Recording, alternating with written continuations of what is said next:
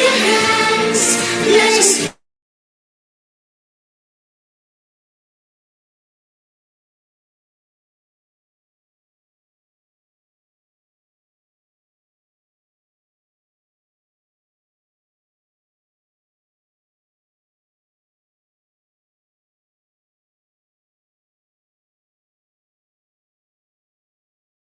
India's 75th Independence Day. Jai Hind.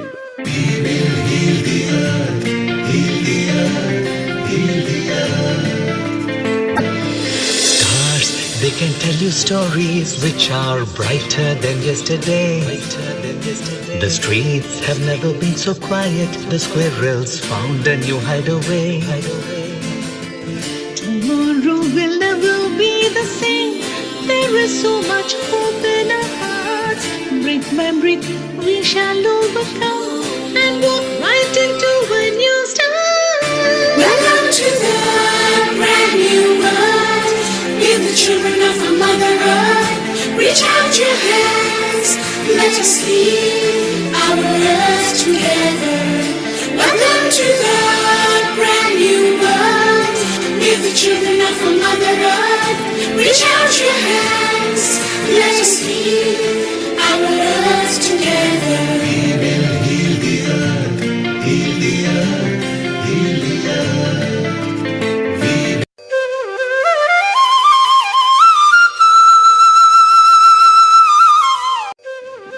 Namaste. Please join us this Sunday on a free global online episode, India's 75th Independence Day. Jai Hind.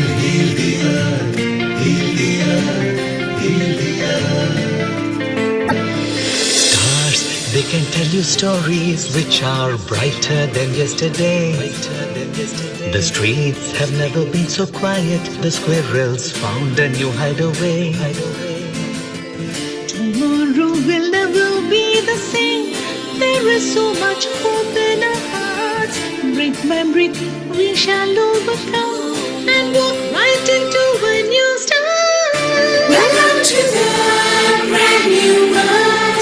Give the children of our Mother Earth. Reach out your hands, let us lead our earth together. Welcome to the brand new world. Give the children of our Mother Earth. Reach out your hands, let us lead our earth together. We will heal the earth, heal the earth, heal the earth.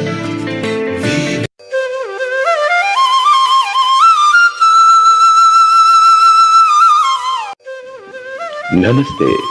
Please join us this Sunday on a free global online episode, India's 75th Independence Day. Jai Hind.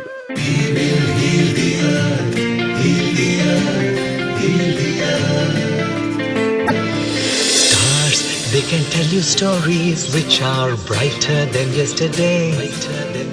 The streets have never been so quiet. The squirrels found a new hideaway. Tomorrow will never be the same. There is so much hope in our hearts. Brick by brick, we shall overcome and walk right into a new start.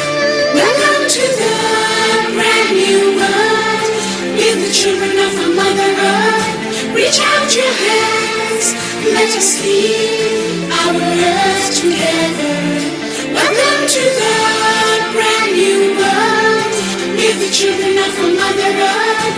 Reach out your hands, let us lead our earth together. We will heal the earth, heal the earth, heal the earth.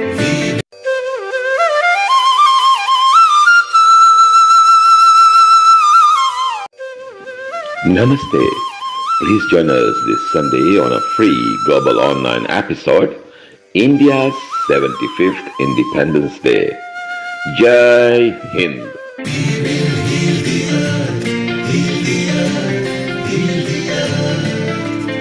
Stars, they can tell you stories which are brighter than yesterday. The streets have never been so quiet. The squirrels found a new hideaway. Tomorrow will never be the same. There is so much hope in our hearts. Brick by brick, we shall overcome and walk right into a new start.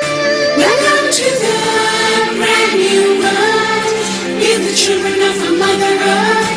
Reach out your hands, let us lead our earth together. Welcome to the brand new world. We're the children of a Mother Earth.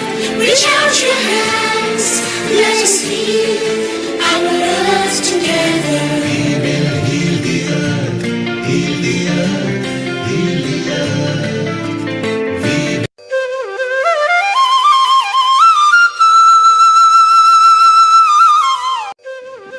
Namaste. Please join us this Sunday on a free global online episode, India's 75th Independence Day. Jai Hind. We will heal the earth, heal the earth, heal the earth. Stars, they can tell you stories which are brighter than yesterday. The streets have never been so quiet. The squirrels found a new hideaway. Tomorrow will never be the same. There is so much hope in our hearts.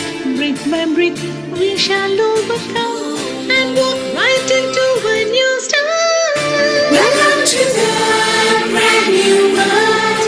We're the children of a Mother Earth. Reach out your hands, let us lead our earth together. Welcome to the brand new world. We're the children of a Mother Earth. Reach out your hands, let us lead our earth together. We will heal the earth, heal the earth, heal the earth.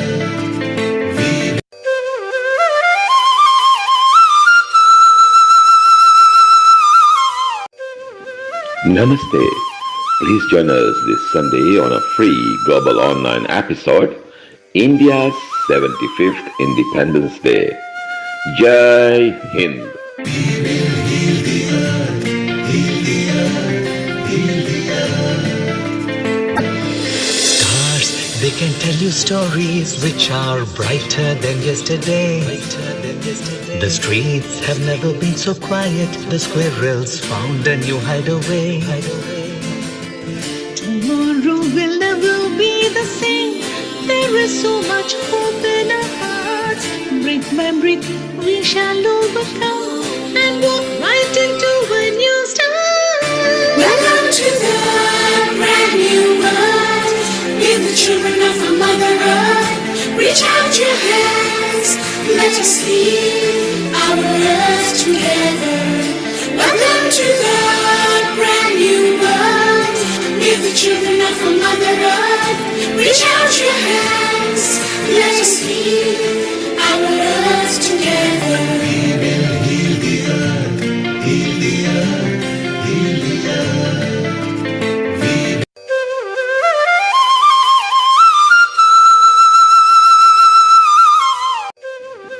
Namaste. Please join us this Sunday on a free global online episode, India's 75th Independence Day. Jai Hind. We will heal the earth, heal the earth, heal the earth. Stars, they can tell you stories which are brighter than yesterday. The streets have never been so quiet. The squirrels found a new hideaway. Tomorrow will never be the same. There is so much hope in our hearts. Brick by brick, we shall overcome and walk right into a new start. Welcome to the brand new world. We're the children of a Mother Earth. Reach out your hands, let us lead our earth together. Welcome to the brand new world. We're the children of a Mother Earth. Reach out your hands, let us lead our earth together. We will heal the earth,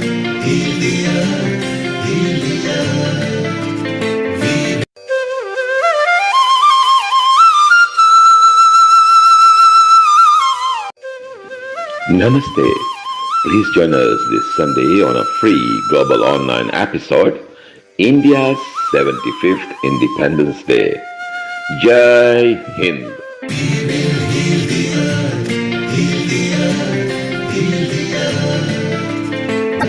Stars, they can tell you stories which are brighter than yesterday. The streets have never been so quiet. The squirrels found a new hideaway. Tomorrow will never be the same.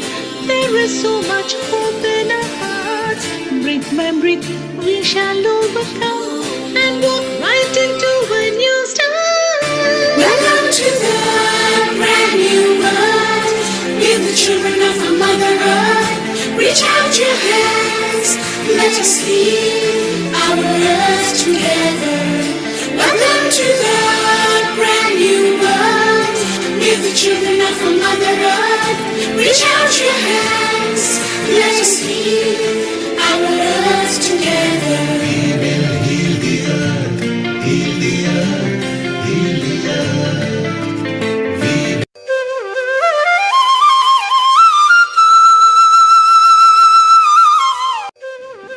Namaste. Please join us this Sunday on a free global online episode, India's 75th Independence Day. Jai Hind.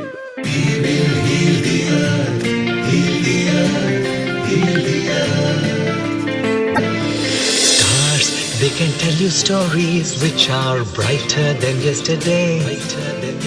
The streets have never been so quiet. The squirrels found a new hideaway. Tomorrow will never be the same. There is so much hope in our hearts.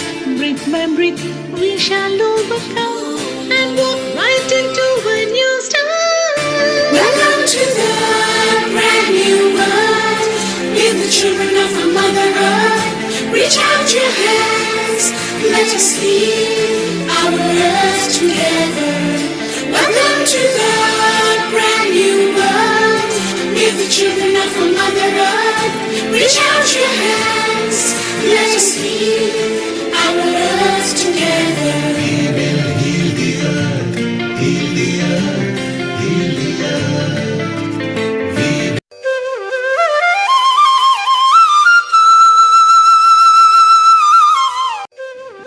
Namaste. Please join us this Sunday on a free global online episode, India's 75th Independence Day. Jai Hind.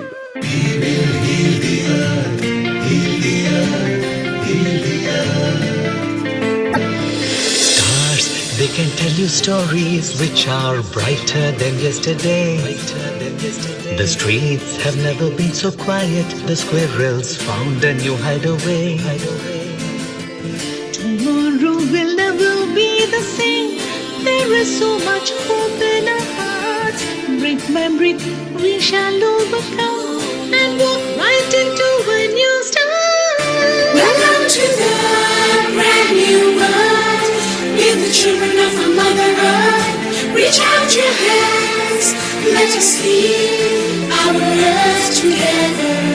Welcome to the brand new world. Give the children of our Mother Earth. Reach out your hands. Let us heal our earth together. We will heal the earth. Heal the earth. Heal the earth.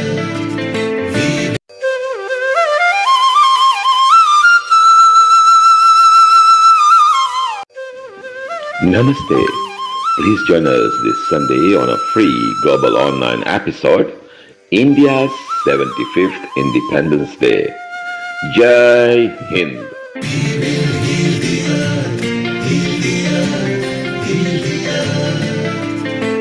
Stars, they can tell you stories which are brighter than yesterday. The streets have never been so quiet. The squirrels found a new hideaway. Tomorrow will never be the same. There is so much hope in our hearts. Brick by brick, we shall overcome and walk right into a new start. Welcome to the brand new world. children of our Mother Earth. Reach out your hands, let us heal our earth together. Welcome to the brand new world. With the children of our Mother Earth. Reach out your hands, let us heal our earth together. We will heal the earth, heal the earth, heal the earth.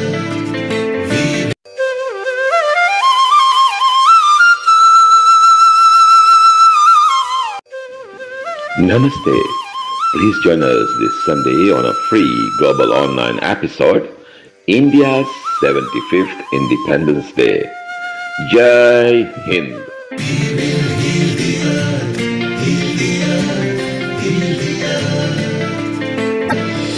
Stars, they can tell you stories which are brighter than yesterday.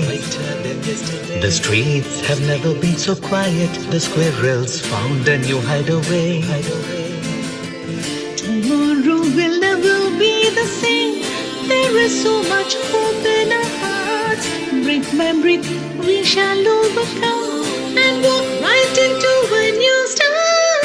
Welcome to the brand new world. With the children of our Mother Earth. Reach out your hands, let us heal our earth together. Welcome to the brand new world. With the children of our Mother Earth.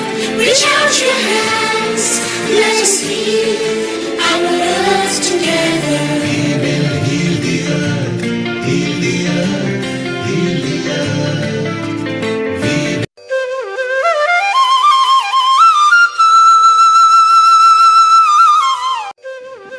Namaste. Please join us this Sunday on a free global online episode, India's 75th Independence Day. Jai Hind. We will heal the earth, heal the earth, heal the earth. Stars, they can tell you stories which are brighter than yesterday. The streets have never been so quiet. The squirrels found a new hideaway. Tomorrow will never be the same. There is so much hope in our hearts. Brick by brick, we shall overcome and walk right into a new start. Welcome to the brand new world. With the children of our Mother Earth. Reach out your hands, let us heal our earth together. Welcome to the brand new world. With the children of our Mother Earth. Reach out your hands, let us heal our earth together. We will heal the earth, heal the earth, heal the earth.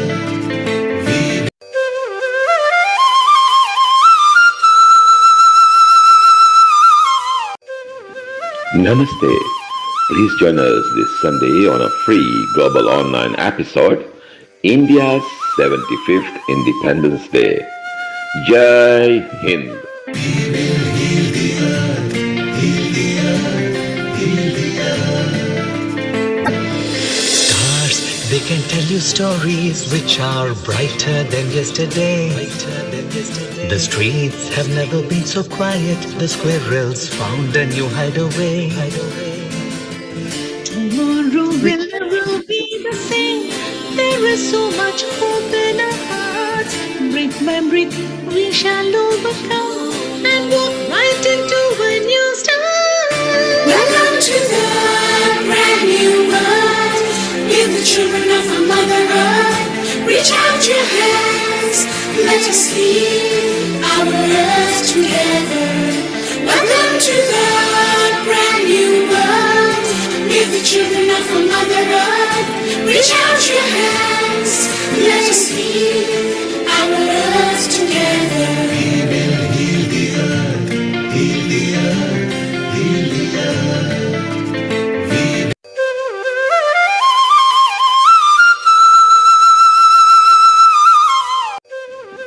Namaste.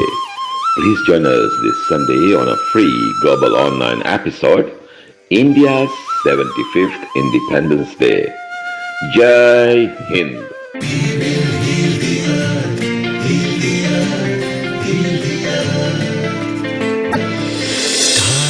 They can tell you stories which are brighter than yesterday.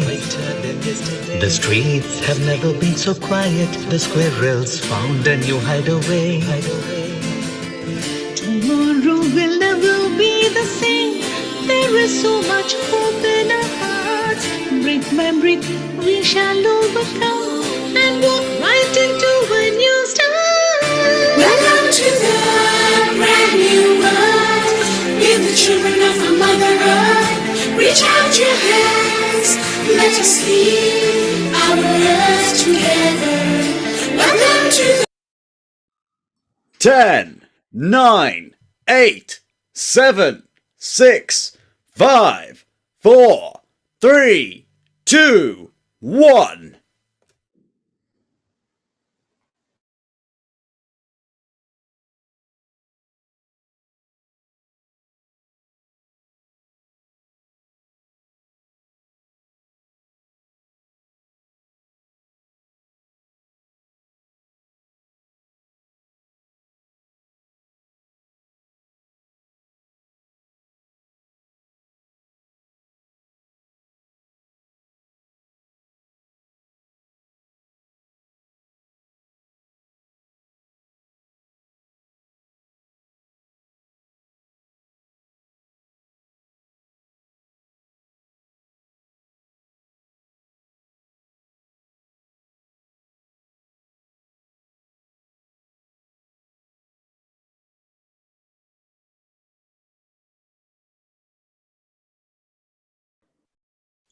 And I also would like to also share, we've got singers, we've got performers, we've got poems, we've got special messages from around the world. And I think you're going to absolutely love it. So if your friends haven't joined in yet, send them a quick little message on your social media, on your WhatsApp, and get them to come in and join us today. Let's celebrate this special, special day together. Now, today we have a first performer who's going to be joining us, who is our one and only, a very, very special, I would say, in-house singer who's going to be joining us. But before we do that, what have you been doing for Indian Independence Day? Have you attended any special events? Have you taken photographs with the Indian flag? Have you done anything special? Do share those photos and join us on our social media, Healing Our Earth. We are on Facebook, we're on YouTube, we're on Twitter, we're on all sorts of different social media platforms. Just find us, Healing Our Earth, and share your wonderful photographs, Indian Independence Day photographs, and share your messages with the world. We would love that. Now, our next guest, I should say, with our new first guest who's going to be joining us is our one and only, I would say, you guessed right. He is our one and only special, oh gosh, where have I gone? A special Girish Jogia, who I'd like to welcome to say a global namaste to him. Girish Ji is actually our in-house singer. He has given joy to people around the world with his beautiful voice. Not just that, he is such a beautiful, wonderful soul. You will see that because when he sings, you hear the feeling, you will hear the emotions, you'll hear that beautiful consciousness that comes through his voice because he sings from his heart, and we all love him for that. So with that, I also wanted to say a happy Raksha Bandhan to all those brothers and sisters out there who've been enjoying this special day on Thursday. Wow, what a special day Raksha Bandhan was. And I also wanted to say thank you to all my brothers who sent me messages, and thank you so much for your blessings. And I pray to God that God will shower you with love, happiness, health, wealth, success, everything that you deserve. So Girish Ji, you're one of those. So I wanted to say, Girish Ji, a global namaste to you. I have a really, really fantastic Indian Independence Day. Did you enjoy your Raksha Bandhan? I did absolutely wonderful. Thank you so much, and thank you for your blessing, sending a very touching message and sending online Rakhi to me. I thank you. I bow down to you for your blessing. You are so kind. But Girishji, before we start, I just wanted to do a quick little introduction for my dear brother here. Girish Jogia is the founder of Sri Ganesh Bhajan Group. With the blessings of Ma Saraswati, as he always says, the group has been performing live for the last 12 years, and the performances include Bhakti Sangeet, bhajans for all occasions, Hanuman Chalisa, golden oldies from Bollywood, mehfils, karaoke, Garba, Sangeet night, and live singing during wedding ceremonies. Now, during this pandemic year, they have featured many times on Healing Our Earth, and here they go again. So Girishji, before we do anything else, I would love you to please bless us with your gorgeous voice.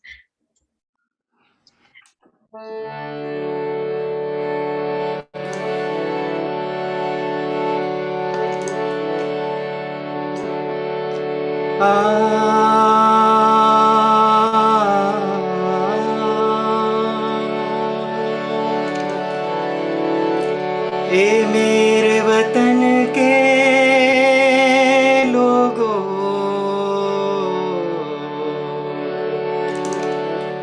तुम खूब लगा लो नारा, ये शुभ दिन है हम सबका,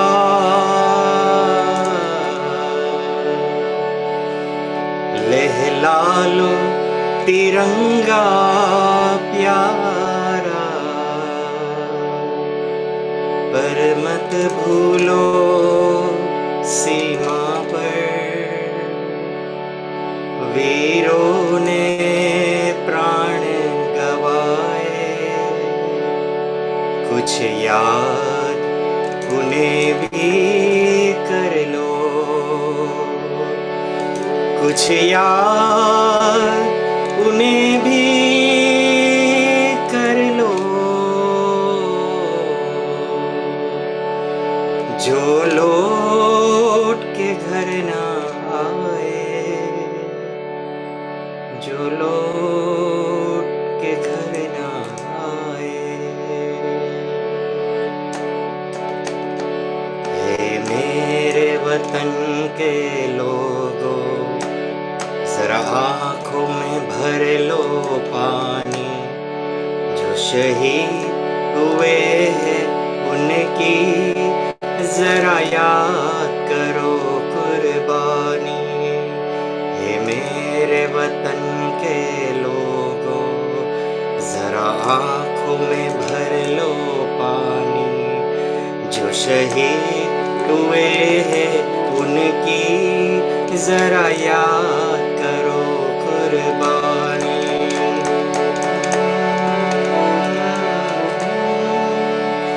जब घायल हुआ हिमालय, खतरे में पड़ी आजादी, जब घायल हुआ हिमालय, खतरे में पड़ी आजादी, जब तक थी सांस लड़े वो, जब तक थी सांस लड़े वो, फिर अपनी लाश बिछा दी, संगीन पे धर पर माता, सो गए अमर बलिदानी, जो शहीद हुए हैं उनकी जरा याद करो कुर्बानी।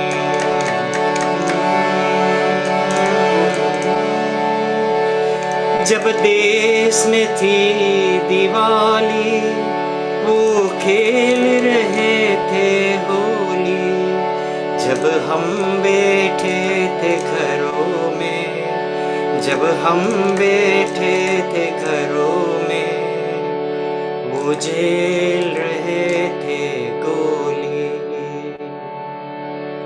था धन्य जवान वो अपने, धन्य वो उनकी जवानी, वो शहीद हुए हैं उनकी जरा याद करो कुर्बानी।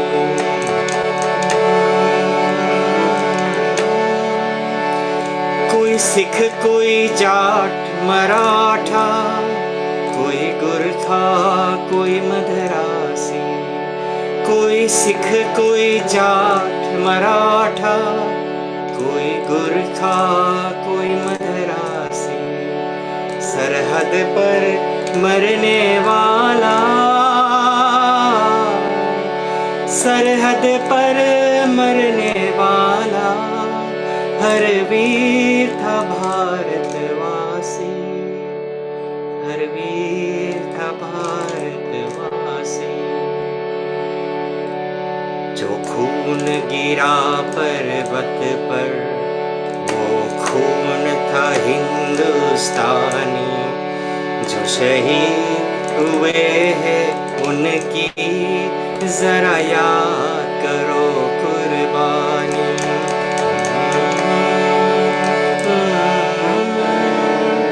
थी खून ते लथपथ काया, फिर भी बंदूक उठा के 10-10 को एक ने मारा, फिर गिर गए होश गवा के। जब अंत समय आया तो,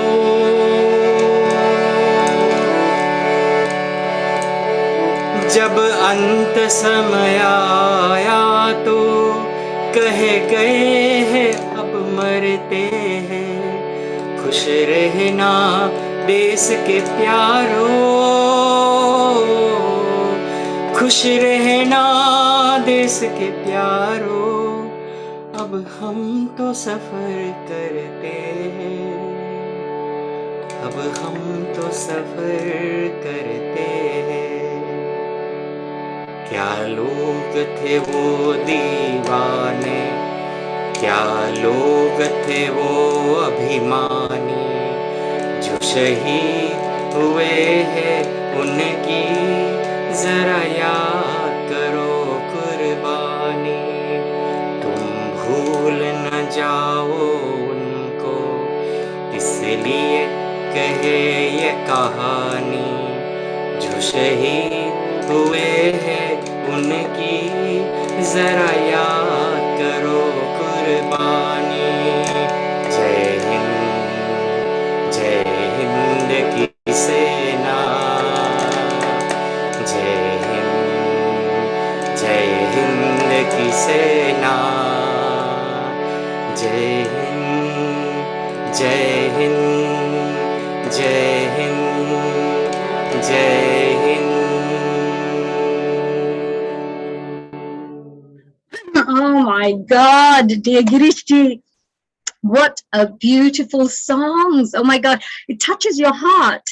I mean, how do you feel when you sing these songs? Because we're actually going back on history with, all our brothers and, our whole family members fighting for, freedom. How does it make you feel today that we're celebrating these 75 years? Well, first of all, I welcome you back from India, safely and sound. Oh, I'm very glad to be back. I'll be sharing some of my Indian journeys later on, but thank you so much, Girishti. I missed you all as well, very much. We missed you too, and so happy to have you back, and may the divine bless you. This brother is always praying for you, for your happiness, and good health, as always, with your divine smile. And Oh, the biggest thank, gift, we have. So once again, thank you for your beautiful Rakhi. I really appreciate and your blessing. And thank you. of Thank you. course, I think there is such a strong bond that we say, between a brother and sister, because even sometimes they don't meet very often, but that love and that care is always there for each other. The good wishes are there always for each other. So, yeah, and we luckily meet each other online every time. So it's so good to see my brother, I would say, progressing in such a beautiful way and spreading love and joy everywhere around the world through his beautiful voice and these lovely bhajans and lovely songs that you sing. So, and of Girish, course, yeah, this song, it's very close to my heart, and it brings so many memories of all the freedom fighter who fought for our beautiful nation, to give us joy and happiness, to live in peace while they were fighting, leaving their family, their children behind, and give us that sense of security to say, we are there, You stay with your family. We look after you. You rejoice and send us your love and your blessings so we can protect our beautiful nation, and keep you all safe and happy, with anything comes against us, we are there for you. So we are very proud of them. So Very beautiful. It's so beautiful. And that's such a lovely message that you're saying, such a wonderful things to think about, because it's mothers who, send their sons away. And this is every country actually nowadays. We're all protecting, every country is protecting themselves. So I'm sure everybody feels the same way around the world, when they're protecting. But we are here for peace, unity, and friendship. And we're here to spread love on Healing Our Earth. And that's what we're here for. And that's why we're celebrating. Tell us, how many more songs are you going to be singing? It's all yours. The platform is yours. We're listening. We want to listen to some more beautiful tunes of yours. Thank you. I've got a short medley as we have a very little short time today, but maybe next time, we can go a bit more, extended, the time. But just to say, today we are very proud of our nation, Bharat Mata, who is really growing fast, moving on, and making our name, around the global, what India is and what Bharat is, So we salute to our Prime Minister, Narendra ji, our humble pranam to him for putting his love, his unconditional, seva for our desh, for Bharat, for us to be proud, to be wherever we are, So Absolutely. We all agree. We all agree. Absolutely. So Gishti, all yours with our medley. We're all ears. thank you. Thank you. So here we go. So first of all, a beautiful song. The words are very touching. होठों पे सच्चाई रहती है, जहाँ दिल में सच्चाई रहती है, हम उस देश के वासी हैं, जिस देश में गंगा बहती है. Beautiful. Thank you. Thank you. होठों पे सच्चाई रहती है, जहाँ दिल में सफाई रहती है, हम उस देश के वासी हैं, हम देश के वासी है, जिस देश में गंगा बहती है. मेहमा जो हमारा होता है, वो जान से प्यारा होता है. मेहमा जो हमारा होता है, वो जान से प्यारा होता है. ज्यादा नहीं लालच हमको, थोड़े में गुजारा होता है, थोड़े में गुजारा होता है. बच्चों के लिए जो धरती माँ सदियों से सब कुछ सहती है, हम उस देश के वासी हैं, हम उस देश के वासी हैं, जिस देश में गंगा बहती है, जिस देश में गंगा बहती है, जिस देश में गंगा बहती है. Thank you, Meena ji. Oh, thank you, Girishji. Thank you so much. I know we're going to be now moving on to, of course, our next guest, which is Ninaji. But Girishji, please do stay with us. Enjoy the rest of the afternoon, evening, night, morning, wherever you are in this part of the world. Of course, on our Healing Our Earth. And Girishji, I hope you're going to be continuously showering us with your lovely voice in the future as well on Healing Our Earth, celebrating all these wonderful occasions. I've got a couple of lines just to close this before I hand over to my beautiful sister, Meena ji. Sure. Thank you. First of all, today we celebrate India's success globally with holding our current inflation at 7%, which is amazing, and our GDP, again, very proudly I can say it's 8.7%, which is incredible. India is the fastest growing economy in the world today, see. So we are truly proud, of Bharat Mata, So beautiful. Just a couple of lines of these two last beautiful patriotic songs that I want to say. मेरे देश की धरती,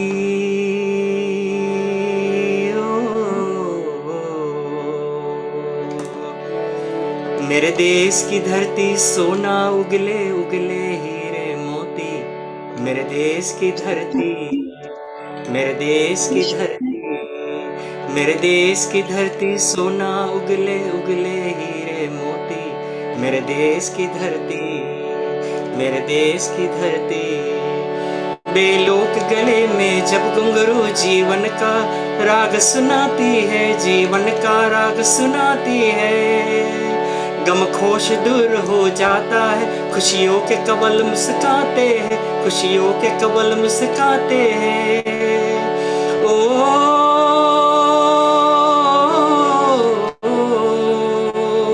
सुन के रहत की आवाज़ें, सुन के रहत की आवाज़ें, यूं लगे कहीं शहनाई बजे, यूं लगे कहीं शहनाई बजे।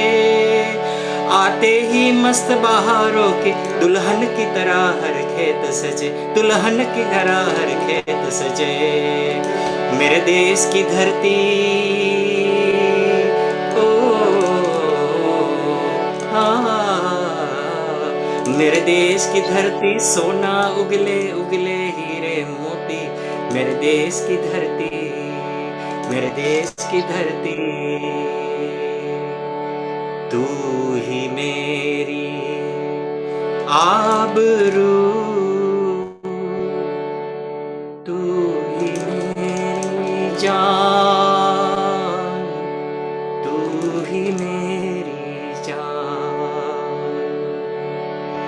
ए मेरे प्यारे वतन, ए मेरे बिछड़े चमन, तुझ पे दिल कुर्बान, तुझ पे दिल कुर्बान।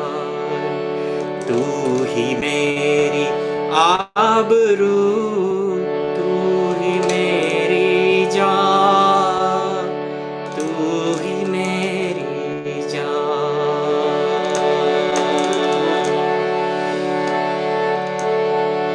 तेरे दामन से जो आज उन हवाओं को सलाम, तेरे दामन से जो आज उन हवाओं को सलाम।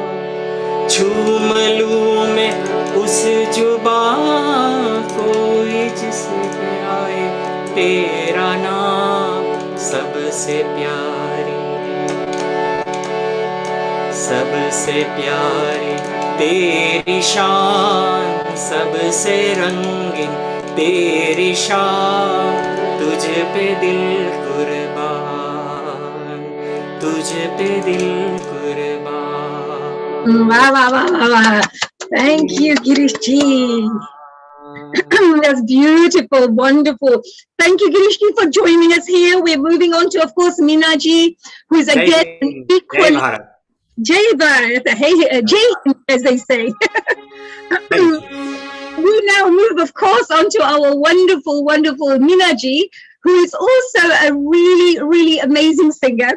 And a global namaste to you, Minaji. Now, Meena is a singer, she's a performer, she's a music teacher, and she's also trained in Indian classical music. She specializes in Bollywood songs, bhajans, ghazals, ras garba, and of course, classical music, as you'll be able to tell by her beautiful voice. Meena has performed in various prestigious events and venues, including Trafalgar Square, which is the one and only Diwali in London event that we always hold every year, minus coronavirus time, of course. So Meenaji, please go ahead with your first song, discussing afterwards.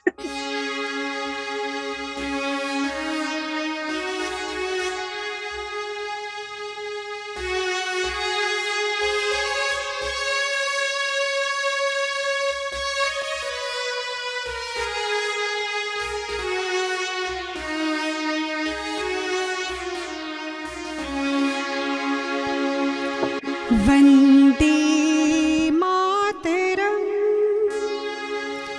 Vande Mataram, सुजला सुफला मलयज शीतला शस्य श्यामला मातरम्, वन्दे मातरम्।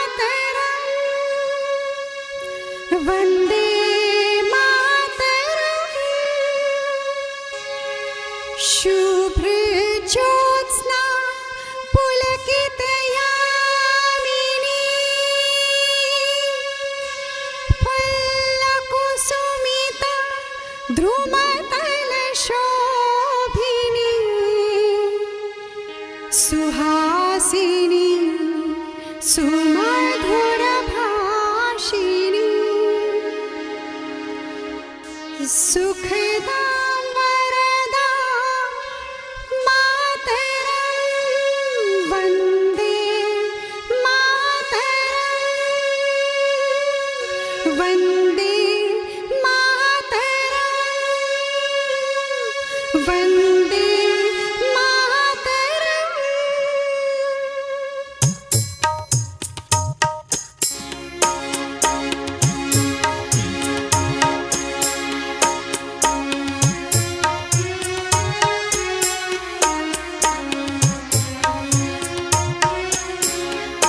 तेरे sir पे नीला गगन है सौंधी माटी है तेरे कांधे हरियाल चूनर सरसराती है ये नदियाँ तेरा गहना है सागर का दर्पण है तेरे दिल में करुणा मेघ है आँखों में सावन है तेरी सांसें बस प्रेम के किस्से सुनाती है तेरे इश्क में डूबे हैं हम तो अपनी माटी है तू अपनी माटी है तू अपनी माटी है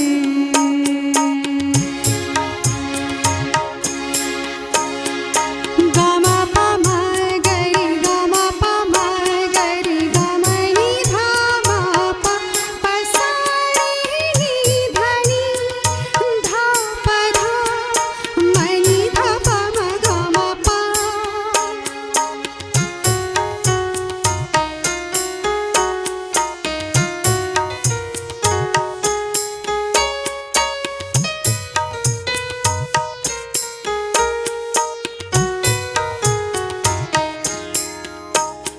अंजुरी में खेत है एक धान का दाना तेरी उंगलियां है कारीगर की खाब बुन जाना तेरे बाजुओं में बलवड़ा जो सरहदें थामे तेरे ज़हन का लोहा भी सारी दुनिया ही माने तेरा जज्बा है जवान का तेरा मर्म है किसान का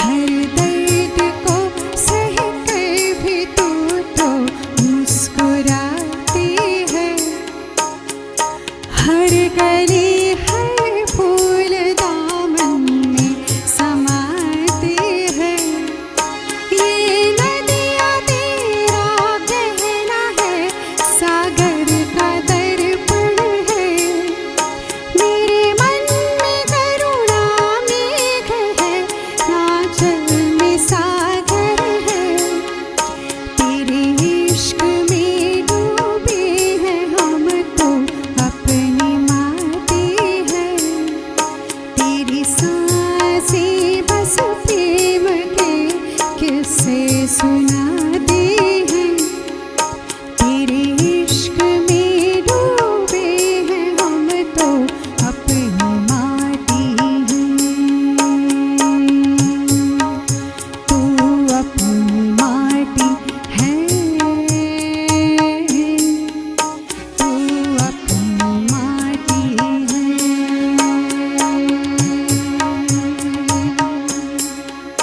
तू अपनी माटी है तू अपनी माटी है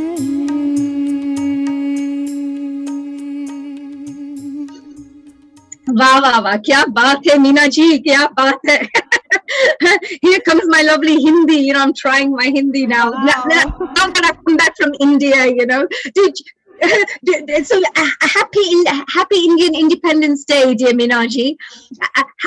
How special is this day for you? How special is it for you? Very, very special. And why not? It's India's Independence Day, and that is 75th year. My goodness. And how can it not be special?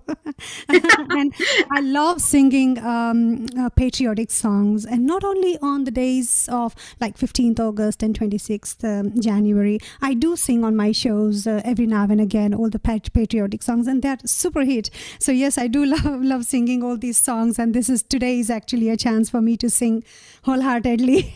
Oh, that's so nice. And it sounds so beautiful because, you know, the words are always so meaningful. They touch your soul. It's like a soul to soul, you know, and all the words, you know, from all the different songs, even Girish sang, yourself just sang. Words are so beautiful. You just can't help but be drawn to listening to those beautiful words and also appreciate what life is about and how our life is at the moment. Because being involved in things that go on. But tell me, Minaji, what have you got lined up for us now? Because I know you have this special medley for us as well. Yes, I do actually. I've got loads of songs. I really don't know how much I can fit in just about 5 minutes. I have. Yeah, we got about 5-6 minutes for you. Please go ahead. I'm not going to say any more. Please go ahead. Thank you so much. I'm just looking forward to singing these for all of you. Please go ahead.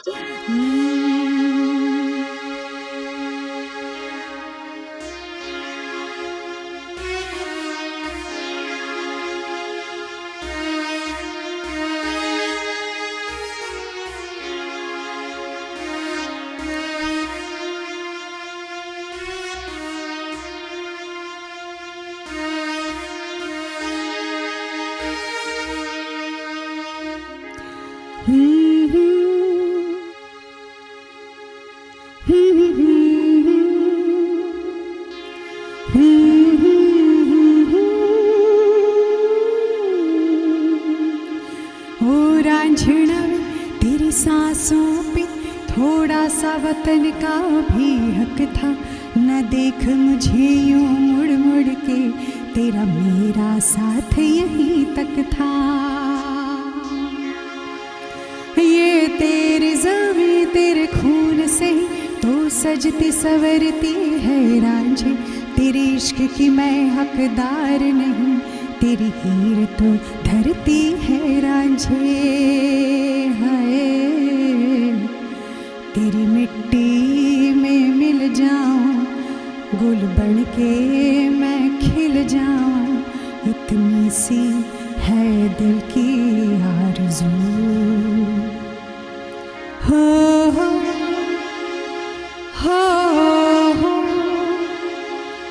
हो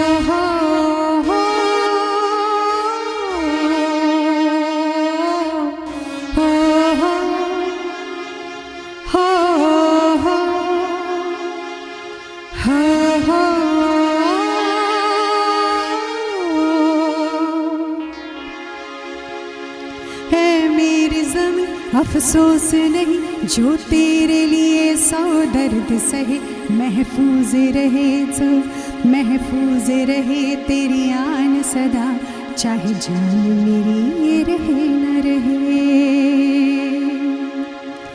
है मेरी ज़मीं महबूब मेरी मेरी नस नस में तेरा इश्क बहे फीका न पड़े कभी रंग तेरा जिस्मों से निकल के खून कहे हाय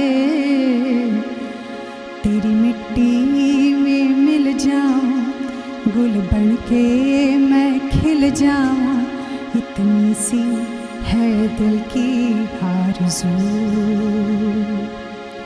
तेरी नदियों में बह जावां तेरे खेतों में लहरावां इतनी सी है दिल की आरज़ू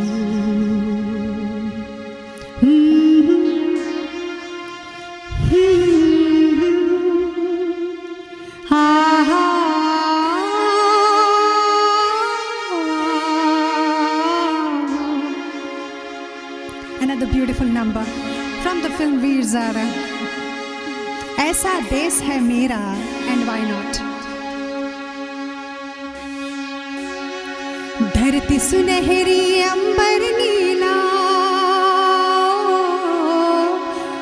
धरती सुनहरी अंबर नीला हर मौसम रंगीला ऐसा देश है मेरा हाँ ऐसा देश है मेरा ऐसा देश है मेरा हाँ ऐसा देश है मेरा बोली पपीहा कोयल गाए ओ बोले पपीहा कोयल गाए सावन घिर घिर आए ऐसा देश है मेरा हाँ ऐसा देश है मेरा ऐसा देश है मेरा हाँ ऐसा देश है मेरा गेहूं के खेतों में कंघी जो करे हवाएं रंग बिरंगी कितनी चुनरिया उड़ उड़ जाए पनघट पर पनहारन जब गगरी भरने आए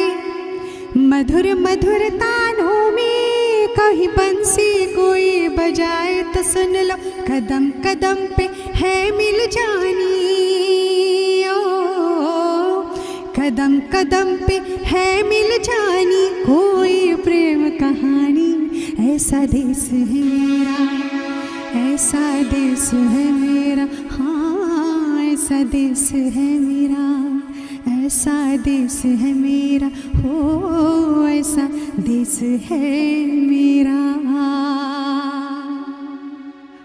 Global Namaste. Wow. Meenaji, you always really bless us with this beautiful nightingale voice of yours. And we always love listening to, we like when I listen to more and more of your songs. I could just listen to this for hours when I'm listening to you. It's brilliant. Yeah, very nice, beautiful. Thank you very much for sharing these wonderful songs with us. And I would like to also wish you a happy Independence Day for today. I'm sure you're doing many other shows. I know very shortly we're going to have our next guest coming in and joining us as well, all the way from Egypt. I think I've also been working with in Egypt. I can't believe that. India and Egypt actually had a lot of cultural similarities in the past, especially with the ancient civilizations. But Meenaji, is there any final messages you would like to share with our audiences before we move on to Diptiji? On this Independence Day, I just wish everybody lots of happiness, lots of peace, lots of calm, lots of health, which is much needed in this time of COVID. COVID still with us, it hasn't gone away. So we still need to be very careful and be safe. So I just hope that everybody is just happy and healthy. Oh, this is such a lovely thing to say. Actually, health is wealth. So that's the best thing you can bless people with is with health. Because without the health, you can't enjoy your wealth, right? Honey, do you have any message for our viewers? Yes, I'd like to, say to everybody, because I believe in peace, unity, and friendship. And I hope that we never have to go through these kinds of terrible, terrible wars and terrible battles and things just for geographical areas, just for, it seems very petty for me because I feel love and, peace and unity is much, much more powerful than all of this. So I hope in the future as well, we never have to go through any of this ever again. No son has to be lost because of all these wars, etc. And I pray that, people continuously pray for peace and unity for the future as well, altogether. So that's my message to everyone. Thank you for asking, dear Meenaji. I love speaking, so I'll just carry on. And I love listening to you, Haniji. Thank you are so well spoken. You are so absolutely amazing. You do your job so well. Oh, Meenaji, thank you. I think I enjoy the energy everybody gives me. So it makes me blossom here on Healing Our Earth. And Healing Our Earth is like a little garden where all these little flowers can just blossom by themselves. What can I say about Healing Our Earth? Oh my God. I owe a lot to Healing Our Earth, honestly. Yeah, I think we all do. But we are so blessed to have such a beautiful platform where we meet such wonderful friends, like family members, and we learn new things. We share wonderful things. We bring just joy and happiness to people around the world. It's such a fantastic place to be. So, Meenaji, please continue staying with our little family here at Healing Our Earth. Continue blessing us with your wonderful songs and lovely music. And we move on actually now to India. And we have our Diptiji who's joined us. A global namaste to you, Diptiji. Namaste, global namaste to you, Haniji, and to everybody joining on this platform. Thank you very much for having me. Thank you. Well, let me do a little bit of an introduction about you, Dipti, because I know you're from India, but I know that you've also worked in Egypt quite a lot. So I'm just going to do a quick little introduction about you so our audiences get to know about this wonderful, lovely lady. Now, Dipti Kataria is an electrical engineering graduate and is the first female president of Indian community of Egypt. Yes, I just thought that was just fascinating. She's a reader of various ancient Indian scriptures, and Dipti is fluent in Hindi, Sanskrit, English, and Arabic. Wow, mashallah. And she used to be the physics head of the department in Cairo. She has been a resident of Egypt for over 20 years, and she's also published her papers on various international platforms, including South Africa and India. Being a mathematician and science enthusiast, she has regularly been invited as a public speaker in universities and on Egyptian national TV. Wow, we are so super proud of you, Dipti. Thank you for coming along and joining us for today. Dipti, what do you have to share with us today? What messages will you be sharing about Indian Independence Day? First of all, I just want to let you know that I'm currently in India, but I'm still living in Egypt. I'm here for my holidays, and I'm doing a simple one project with tribal community, and that's what made me come here for 3 weeks. And about our Independence Day, I think everybody knows about it, and Meena ji sang such a beautiful song, Kinna Sona Des Hai Mera. Really, we are so proud to have Indian origin or Indian citizens or POI or NRIs, whatever we want to call ourselves, but we all have the roots, some kind of roots back in India.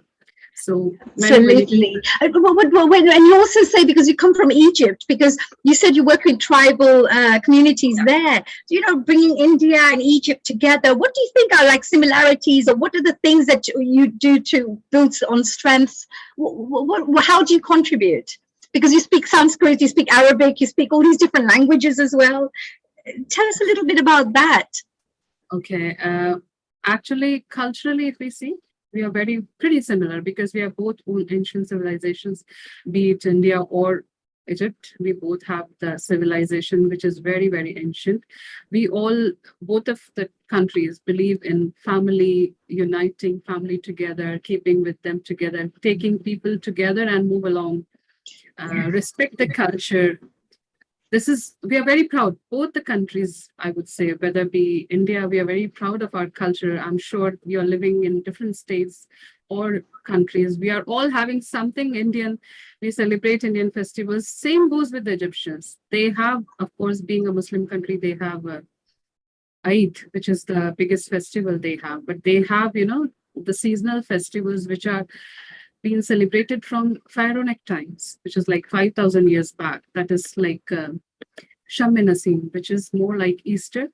But this is not solely on Christianity. Even Muslims celebrate, because they say this is not Muslim or Christian. We are celebrating before we got converted into anything.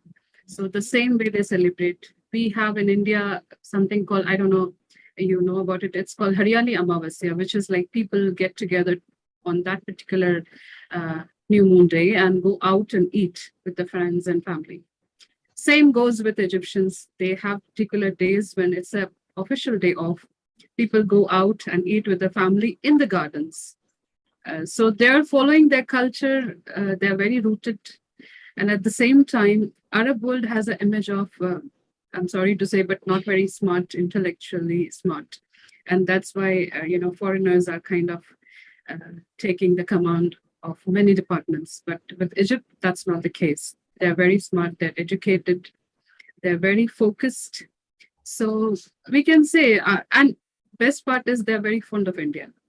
Yes, so that's very beautiful, isn't it? And they also have this wonderful thing about, because in the past, when we watch these Egyptian movies, etc., they always believe in life after death. We also believe in a lot of, like karma, and we believe that the soul will continue, etc. There's some similarities in those spiritual aspects as well. They have temples. They have temples. The pharaonic culture, if you study a little more deeper, they are having the same styles or same worshipping the nature, as you're saying, mentioning about, reincarnation, life after death, respect sun or whatever, the river. They have temples, they have carved temples the way we have it. So there are a lot of spiritual, cultural, quite many similarities. And they're watching Amitabh Bachchan's movie every Thursday from last 40 years. So Oh my they know. God, this is the best. I can't believe it. We're beautiful connection. I know.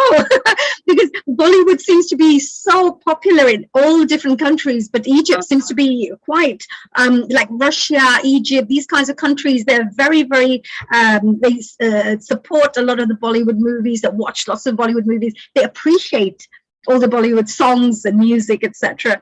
And yourself, your background is mathematician. You're a mathematician. You've got an engineering background.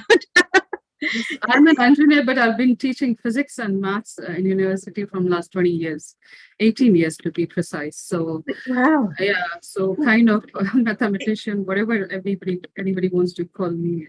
Yeah. In India, they say, that sacred geometry. So, we have like our Lakshmi mantras and yantras and things like that. They're all created out of special mathematical calculations and things. So Yes. they say the whole world is really based on mathematics, and It absolutely is. It absolutely is. Even if you see the dynamics of flowers, they are Fibonacci sequences. I mean, they're also the mathematics is just, this is how I see. Maybe I'm not very, maybe it sounds absurd to somebody, but I feel mathematics is the life. I mean, if you observe things properly, everything is pretty calculative, whether it's solar system or cosmic things happening over us. It's very, very calculative. It's just that we don't know.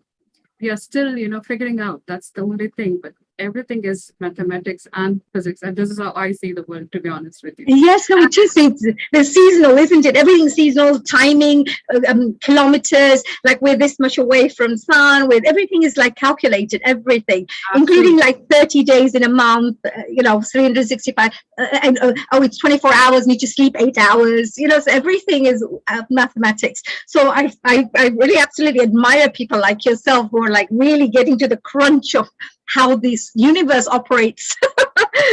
and what with Indian Independence Day, what are your thoughts on the Indian Independence Day, that we've gathered together to celebrate this amazing, wonderful day? Yes, first of all, I want to congratulate everybody for the 75th Independence Day, Azadi Ka Amrit Mahotsav. Independence, we got it from, foreign people, they left our country. But I still feel there are few sectors we still need to be independent. Independence or freedom just doesn't really mean, not just this mean that we are, free from foreign people or colonization or whatever, or other people. It's from us. Are we really free? Are we really independent? This is how I see. And everybody is so much, Haniji, concerned about the rights we get it after the independence. Oh, I will get this because this is my right. Even our own kids say, this is my right, Ma. How can you say no? I'm legally adult. I can do it. This is my right now. But I always believe, and I think most of us believe, that rights comes with responsibility. So do we really follow those responsibilities? Are we really serious about those responsibilities before asking for any kind of right? Yes. Yeah, very true. We kind of ignore what is our job. We are always there to perceive or to have it what we want it from. Okay, you should give me this, my right. If police catches us, you cannot do this because according to law you cannot do it. But how are you driving? How are you doing? Are we misusing this freedom? Freedom in truest sense, I feel it's not just external dependency. There are a lot more aspects to the freedom, to the independence. Are we really having that? Have we achieved that? What are the left part of it? And being NRIs or being foreign nationals having the Indian origin part, what is our responsibility towards it? How are we spreading this freedom or independence or ourselves in a bigger platform of the world? How are we representing ourselves and giving the image of Vishwaguru, which is we are looking forward to? What kind of image we are projecting to the world of India? Right. Wow. What deep understanding you have, and what a deep message you're looking into. And life is all about this as well, because we can look at things on an overview manner, but actually sometimes you have to go to the crunch of everything and go deep, deep, deep into the layers as well. Like each one of us, if we looked at each one of us, are we free? Because we're not even free from our own thoughts. We have these thoughts. Yeah. I mean, we need to, how can a TV channel upset us? We are not even free from that. Have we really received the freedom? It's whether be it spiritually, be our action, whatever. Are we really independent? That's what I need to say. Oh, wow. Well, I would say, Diptiji, thank you so much for your wonderful contribution. I know we are running out of time. We would love to speak to you even more for next time, perhaps. We invite you here to talk a bit more in detail. We're moving on to, of course, our next guest now. So a global namaste to you, dear Diptiji. Enjoy your Independence Day, and thank you for sharing such amazing, deep information and lovely cultural information about Egypt. We now move on to, of course, our wonderful Nilanjana Paul. A global namaste to you, Nilanjana ji. Global namaste to you too, Hani Karyaji, and to everyone here and everyone who's watching. Thank you, Neilji, for having me here today. Oh, very, very well. So you're welcome. We love having you here. But Nilanjana, let me just do a little quick introduction about you, because so that people can understand, just in case they're tuning in for the first time. Nilanjana has been singing since she was 3 years old. She was a little tiny tot. And it all started off with it being her parents' passion. And before she realized, the music had become her identity. Yes, she loves music, which I say is Ma Saraswati's, gift. Now, Nilanjana was born and brought up in Kharagpur, a small town in West Bengal in India. Her guru, Sri Sajal Basu, held her hand and very delicately guided her and took her through the beautiful and extremely scientific art form of Hindustani classical music. And Indra Dhanush Kids is her dream project, a school in the UK that promotes South Asian music, dance, and literature. The school works primarily with children and the youth, and they try to make sure they make a positive difference to the mental and physical health of children who come along to these wonderful schools. So we're very proud of the work that you're doing. And welcome again, like I said. Tell us, what are you going to be doing today for us, and what are you going to be sharing today with you and, of course, your Indra Dhanush students? Thank you once again for this beautiful introduction. Yeah, I'm a very small contributor to healing the earth, and also trying to bring children together, connecting them to their roots globally. So I have got today 3 of students from Indra Dhanush Kids. Little Eon from Canada, Shreya and from UK, and Sneha from UK as well, and myself. I wouldn't take too much of my time. Of your time, I will pass you over straight to Eon. Oh, lovely. Thank you, Eon. What are you going to share with us? You need to unmute yourself, my dear. You have to unmute yourself, Eon. Thank you. And Eon, what do you have to share with us? Guru Brahma, Guru Vishnu, Guru Vesa, Guru Saksata Parabrahma, Tasme Shri Guru Nama, Tasme Shri Guru Nama, Tasme Shri Guru Nama. Choro kar ki baat करारे मेरे जग में लिखे हैं milk नहीं खाए हम हिंदुस्तानी हम हिंदुस्तानी हम हिंदुस्तानी हम हिंदुस्तानी आज पुरानी जंजीरों के टूट से ख्वारे के इत्मीनान से लोग छूट सके हैं ख्वार चांद से दूर से जादू चाहे आंस जुलाना नहीं कैसे हम बिना तक सके हैं नया कुने नई उमंग के अग्रणी कहानी हम हिंदुस्तानी हम हिंदुस्तानी हम हिंदुस्तानी हम हिंदुस्तानी आओ मेलना को अपना ही आंस बनाना अपने हाथ को अपना विमान बनाए लाम चेस को गौरव की भूमि को सपनों से भी प्यारा हिंदुस्तान बनाए नया कुने नई उमंग के अग्नि खान हम हिंदुस्तानी हम हिंदुस्तानी हम हिंदुस्तानी हम हिंदुस्तानी Oh, well done, Ian. That was beautiful. I love the way you said, Hum Hindustani, Hum Hindustani,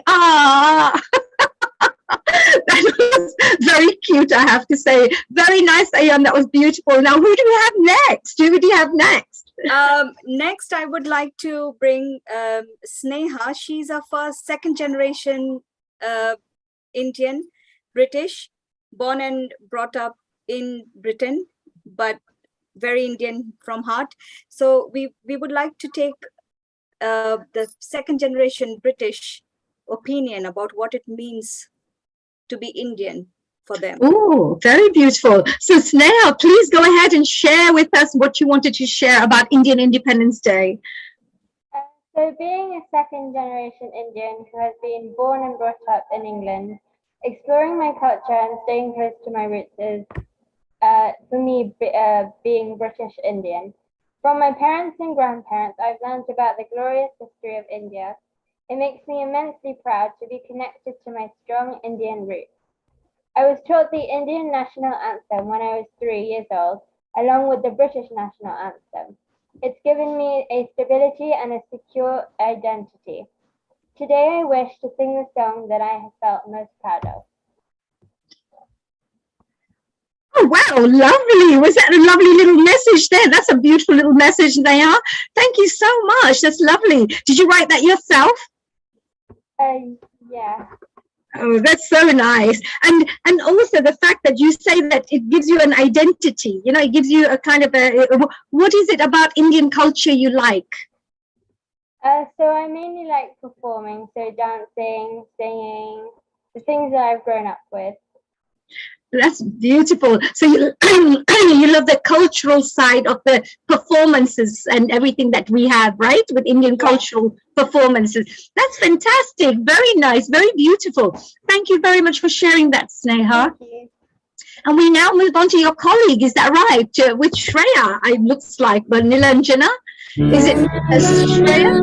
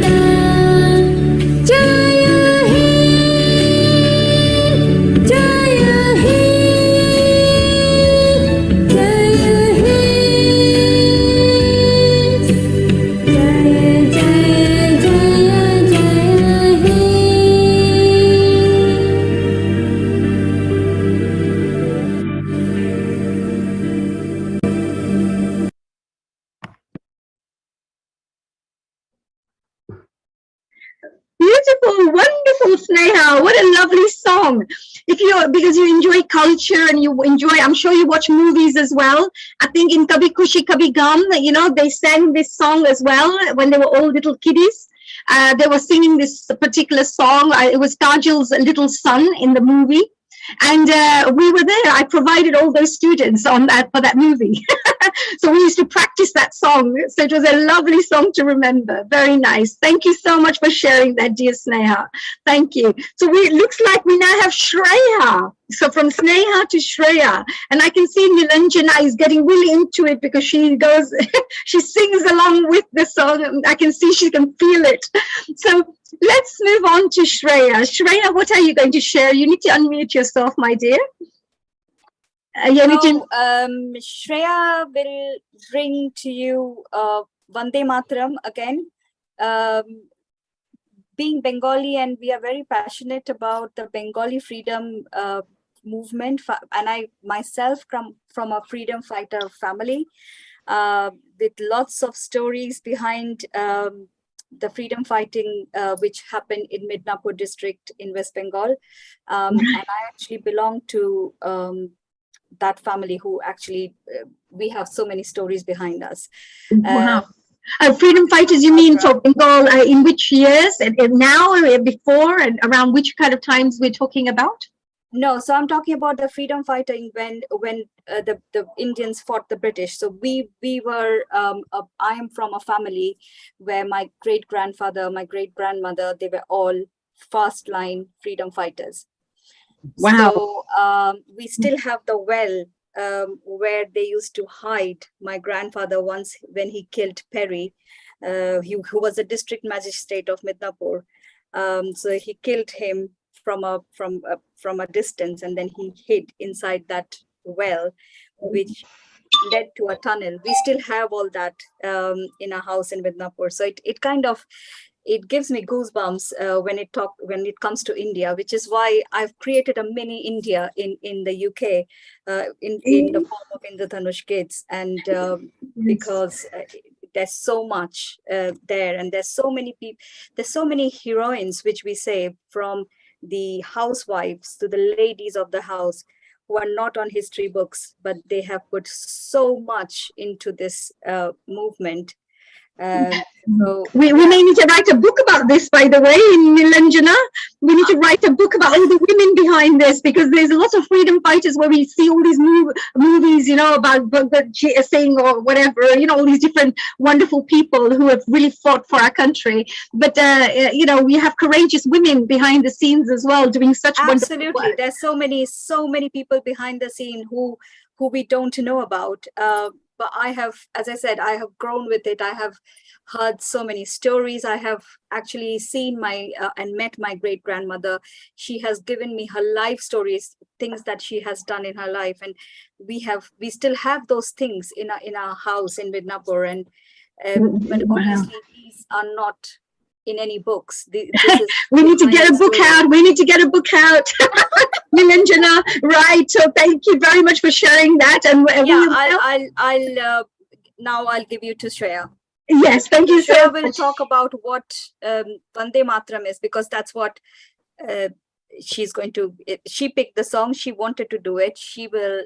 It was written by Bankim Chandra Chattopadhyay, again a Bengali. So yeah. So very nice. Please go ahead, dear Shreya. So please, you have to unmute yourself. Thank you. Hi, I'm Shreya, as you know. So Vande Mataram, the national song of India. So it was composed by, I don't know if I'm pronouncing this correct, but Bankim Chandra Chatterjee, in a mixture of Bengali and Sanskrit. Vande Mataram comes from a poem from Bankim Chandra's 1882 novel Anandama.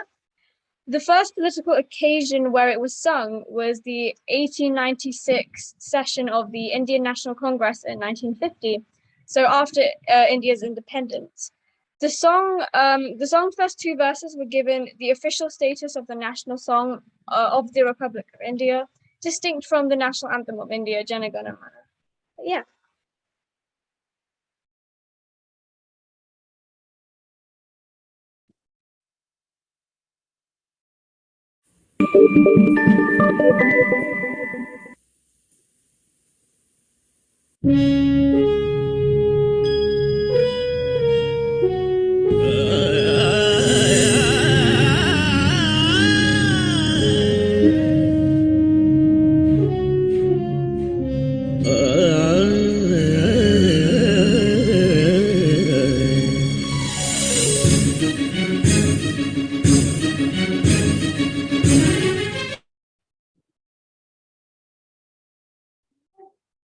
Nilanjana, let's skip the music. You were advised no copyright music. This is pinging a copyright. So Shreya, just mime it out, please. Yeah. Yeah.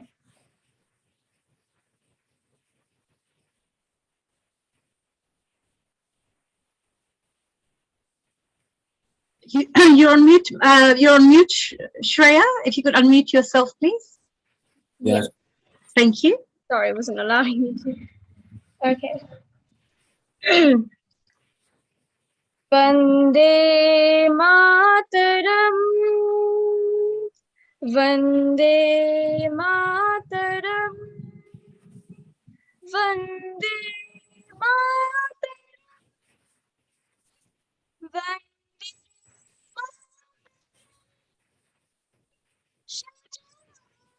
Mataram, Malaya Shitalam, Shashya Shamala Mataram, Vande Mataram, Shitalam,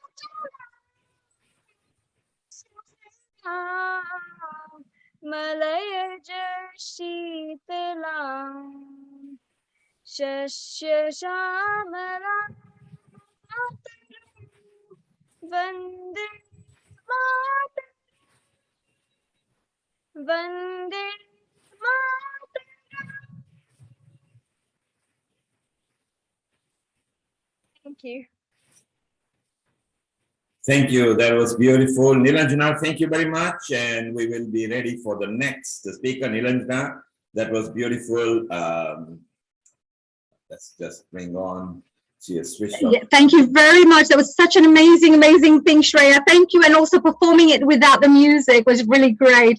Nilanjana, you're doing an amazing job. Very, very nice, supporting these youngsters, teaching them, passing on knowledge, also helping them to stay connected to the roots as well. And I think that's a very beautiful thing. It gives people a sense of identity. It helps them to appreciate their culture, their history, etc.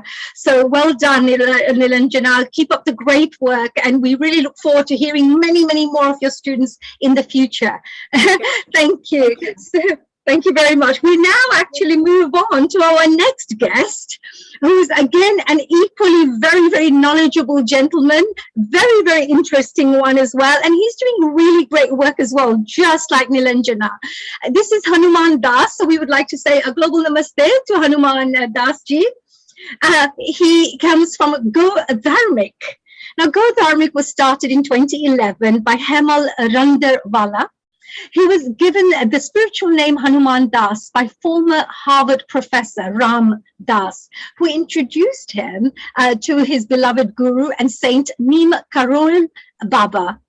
Now, Go Dharmic is a volunteer-driven charitable organization founded in London, UK, with a charity status as well, and with a worldwide community of over 3,000 committed members and a social media reach of over 500,000. Yes, that's 500,000 people.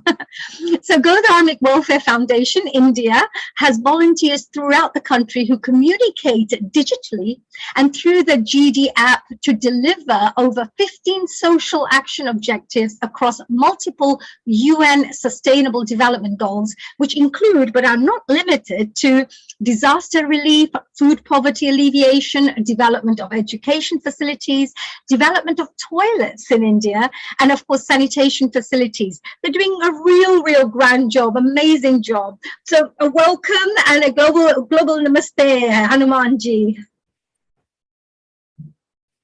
Oh, we can't hear you.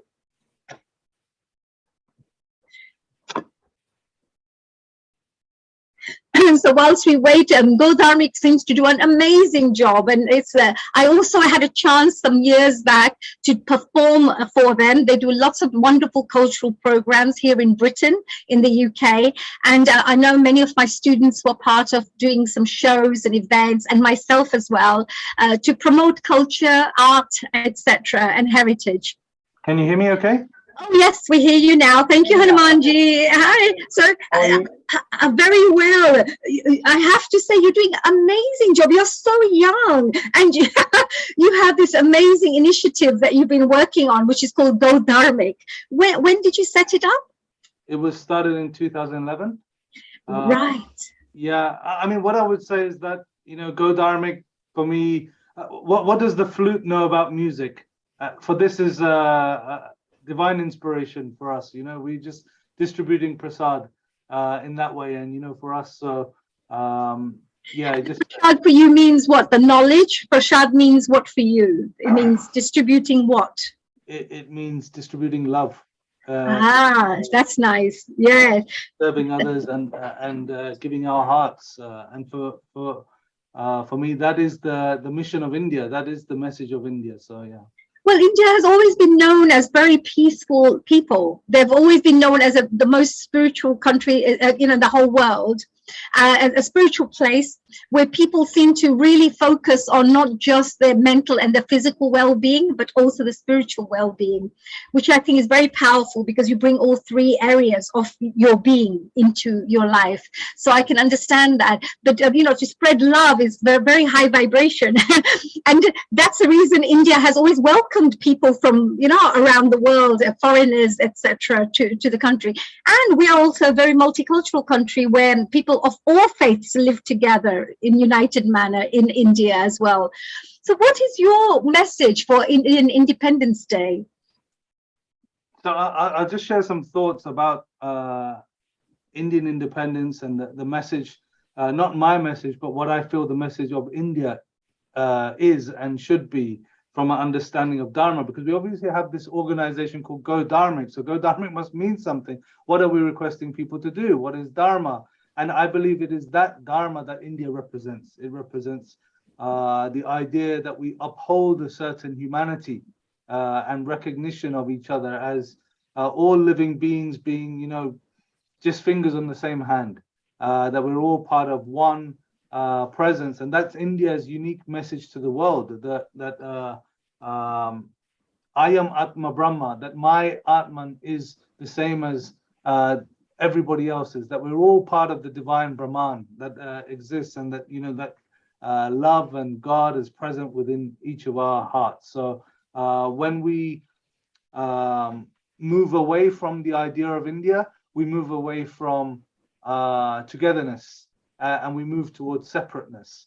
So I think that that's the important message of India, that we have to spread that love between us, that we have to bring people together under like you say, healing the earth, or and the idea of Bharat Varsh. If we think about that idea of Bharat Varsh from the scriptural perspective or text perspective, it's not only what we call the map of India today. It's the whole world. It's all living beings. So all living beings are part of the Bharat Varsh family. Vasudeva Kutumbakam does not define only just one small area. It's every living being, human or non-human. It's all of us together moving in that spirit. And so I think that that's the unique message that we need to remind ourselves of, that it's not just an Independence Day like every other country celebrates, but it's actually an important message of love, of compassion, of service, of friendship with every other living being on the planet, and that unique spiritual mission that India has, that we all have an incumbent responsibility to share with others and to live and breathe. That is just so beautiful. That really is, Hanumanji. It's so brilliant. And, it reminds me of, because Einstein, Tesla, all these wonderful inventors and scientists, they always talk about the law of vibrations and frequencies. And they also say the fact that, love and compassion are of the highest frequencies. So if you can help, like you will know that if you're depressed, you're going to feel like this because it's very low frequency. But as soon as you get happy, blissful, joyful, you uplift yourself. That vibration is much higher. So, we say that by helping people becoming more soul conscious, as you're saying, becoming more like connected to the universe, you find that it uplifts your soul and uplifts you as well in your vibrations.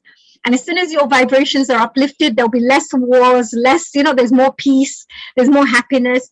And this humanitarian values that you're talking about with Go Dharmic, that I think is a very, very powerful, very important. And I think that if only, the whole world and every single human being perhaps, followed that path of developing more humanitarian qualities.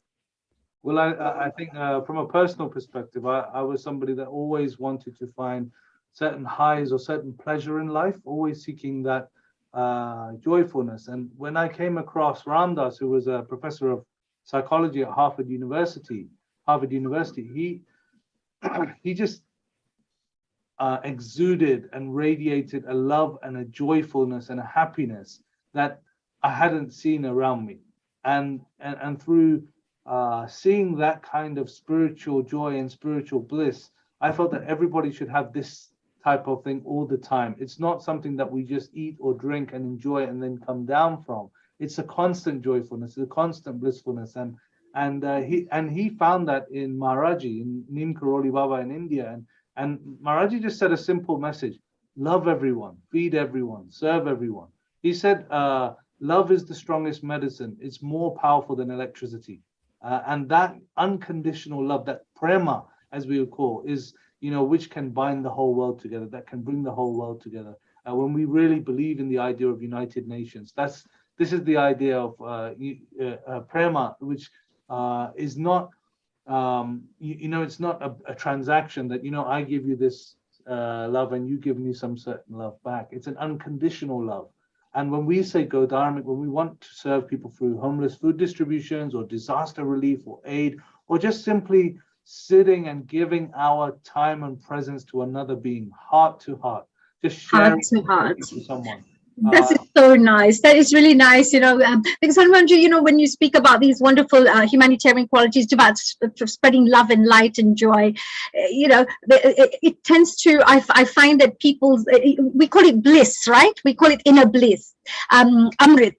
It's an automatic feeling which you do not have to pretend to be happy. It's just an inner joy that comes through. If you have challenges in life, you become very resilient because you have a very positive outlook and everything's more joyful. You always find a positive solution for things.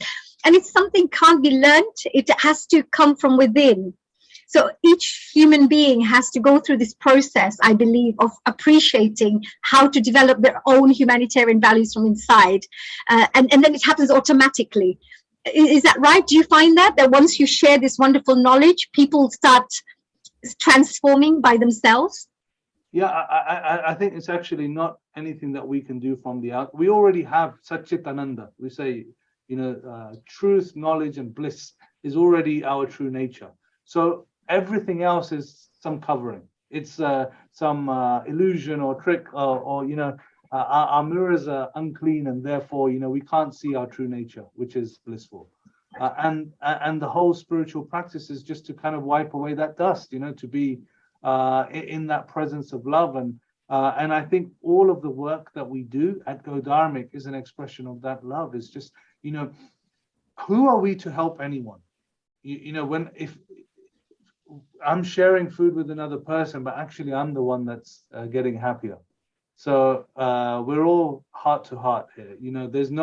It's not the idea of charity that we've learned from in the West, that it's top down, and the rich giving to the poor. It's not like that. This is just us recognizing that we're all one. Sabek, it's all one reality. And that's, again, what I would say is that this is India's message, that when I go to India and I travel anywhere in India, I feel like I've come to a spiritual place, whether even in the cities or whether even in the hills or the mountains. We're in a spiritual land, and just being connected to that place. And it's a yatra for us. It's a spiritual pilgrimage just to be in India and to share that love of India with everyone. So, When I was in Maharaj's ashram in Uttarakhand, the bottom of his tucket, which is like a big chair where he used to sit, I just kissed that bottom of the chair as I was leaving the ashram. And I felt like this electric feeling run through me, and I just burst into tears. That love was just like, uncontrollable. And that love, if we can distribute that love to people, and we get so much energy. So we are not really working. We're not really doing anything. All we're doing is distributing prasad. That's all we can do. And I think the best example is Hanumanji, right? Himself, who just, when Ram asked him, and Sri Ram asks Hanumanji in the Ramcharitmanas, how do you do this? How do you go to Lanka? How do you rescue Sita? How do you go to the mount? How do you carry a mountain? Like you can see on the cover of this book, it shows Hanumanji moving a mountain. And how does he do all of these activities? And he says, Sri Ram, I don't do anything. I just jump from branch to branch like a monkey. It is you who does everything. And that's the Nishkam Karma Yoga of the Bhagavad Gita and the expression of India that we say that, we are just the vehicle for it. And if we can be a vehicle for India's love for the rest of the world, then, we can make this world a better place. Global Namaste, Hanuman. Wonderful to have you here at Healing Our Earth once again. We're ready for your video, so it will kick in a moment, and then we can have a quick chat. So let's commence the video all the way from India. Oh, yes. So we look forward to that. Please go ahead. Thank you.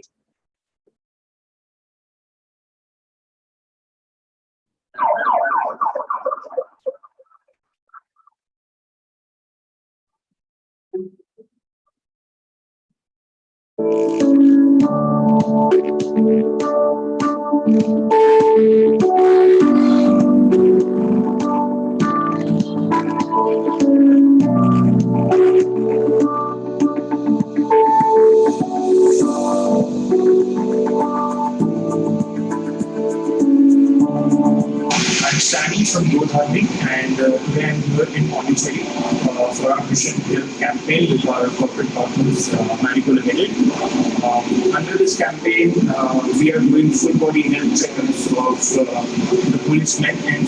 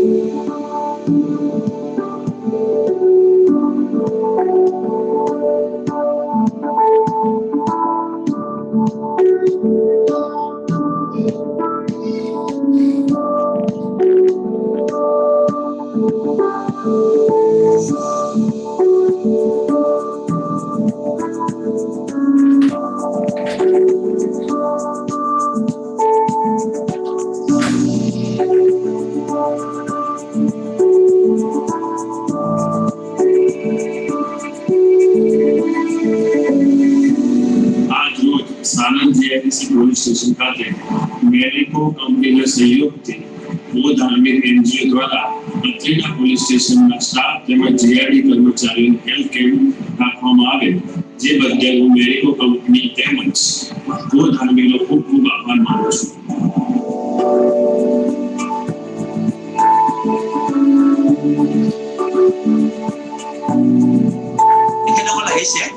এটা খুব ধুনীয়া এটা হেৰি কৰিছে তো all blood test all body গোটেইখিনি free কৰাইছে very good বহুত ভাল এটা হেৰি আমাৰ আমি পুলিচ একেজন হিচাপে গোটেইখিনি বহুত ধুনীয়া এটা হেৰি পাম আৰু থেংক ইউ আপোনালোকক বহুত thank you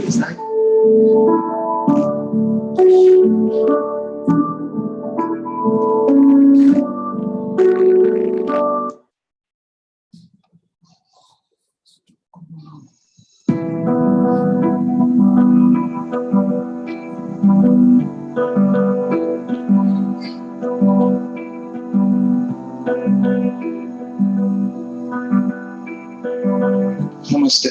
I'm Hanuman Das. I'd like to share that the Go Dharmic team have reached Assam and have started delivering aid to people in need across the region.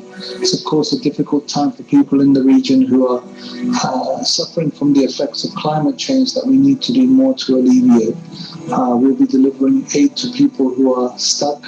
They require food, they require water and medical aid in some cases, and we'll be there to help people stay safe and avoid difficulty and distribute humanitarian aid wherever possible. Thank you to everybody who keeps supporting Go Dharmic. Ram Ram. मैं गोधार्मिक का volunteer हूँ। मैं आप आया है सांसरी village में, यहाँ पे असम का है। तो यहाँ पे इतना पानी भरा हुआ है, यहाँ पे हम लोग काम कर रहे हैं पूरा डिस्ट्रिक्ट के अंदर। तो यहाँ पे लगातार 7 दिन से बारिश हुआ है। बहुत आदमी यहाँ पे पानी के अंदर है। कुछ आदमी अभी तक पानी से निकल नहीं पाया है और उसके लिए कुछ रिलीफ या कुछ भी खाना कुछ भी नहीं मिला है उसको। तो हम लोग आज सब मिल के गोधार्मिक वॉलंटियर की तरफ से हम लोग गोधार्मिक की तरफ से सबको हम लोग रिलीफ और खाना पहुंचाएंगे।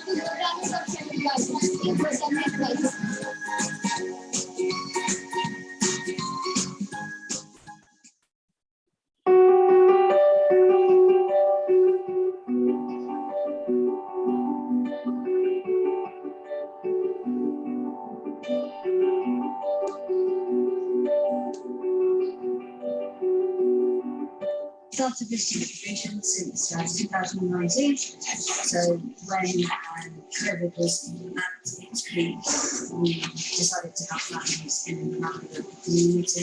So initially we started by giving food kits to families and switched over to fresh fruit and fresh vegetables. We've seen a stark increase in the amount of beneficiaries that are benefiting from this service with the rise of the cost of living. We run this distribution every fortnight. We're really fortunate to have volunteers who actually are beneficiaries, so they wanted to give something back.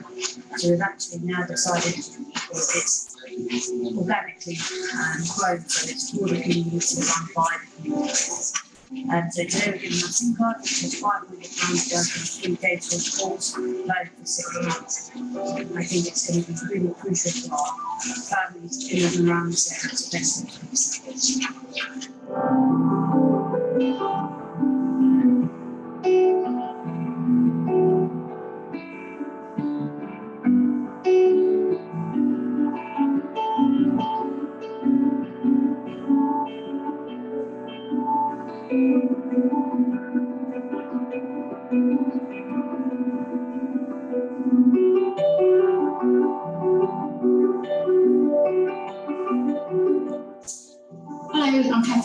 CEO of the Shared Learning Trust.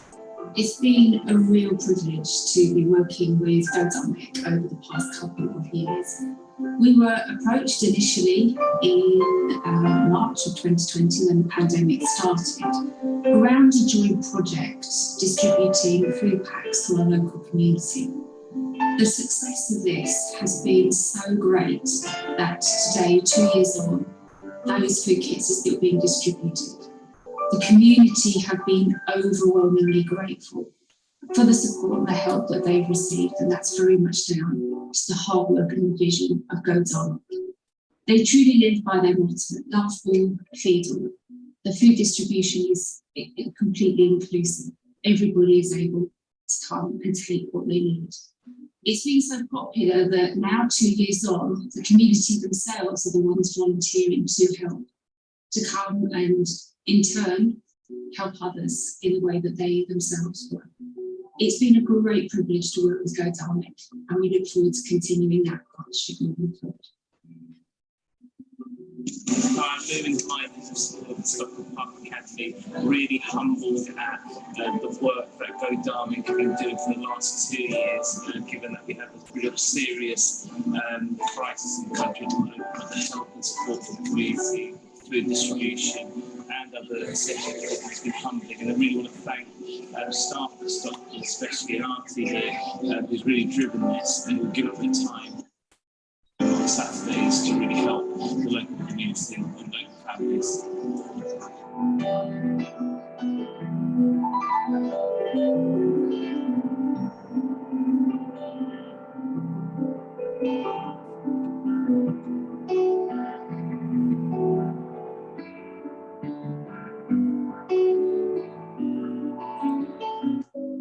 We are a part of nature. Wow, that's so beautiful. You're doing amazing work. What a range of work that you're doing. I think you need to unmute yourself, Hanumanji.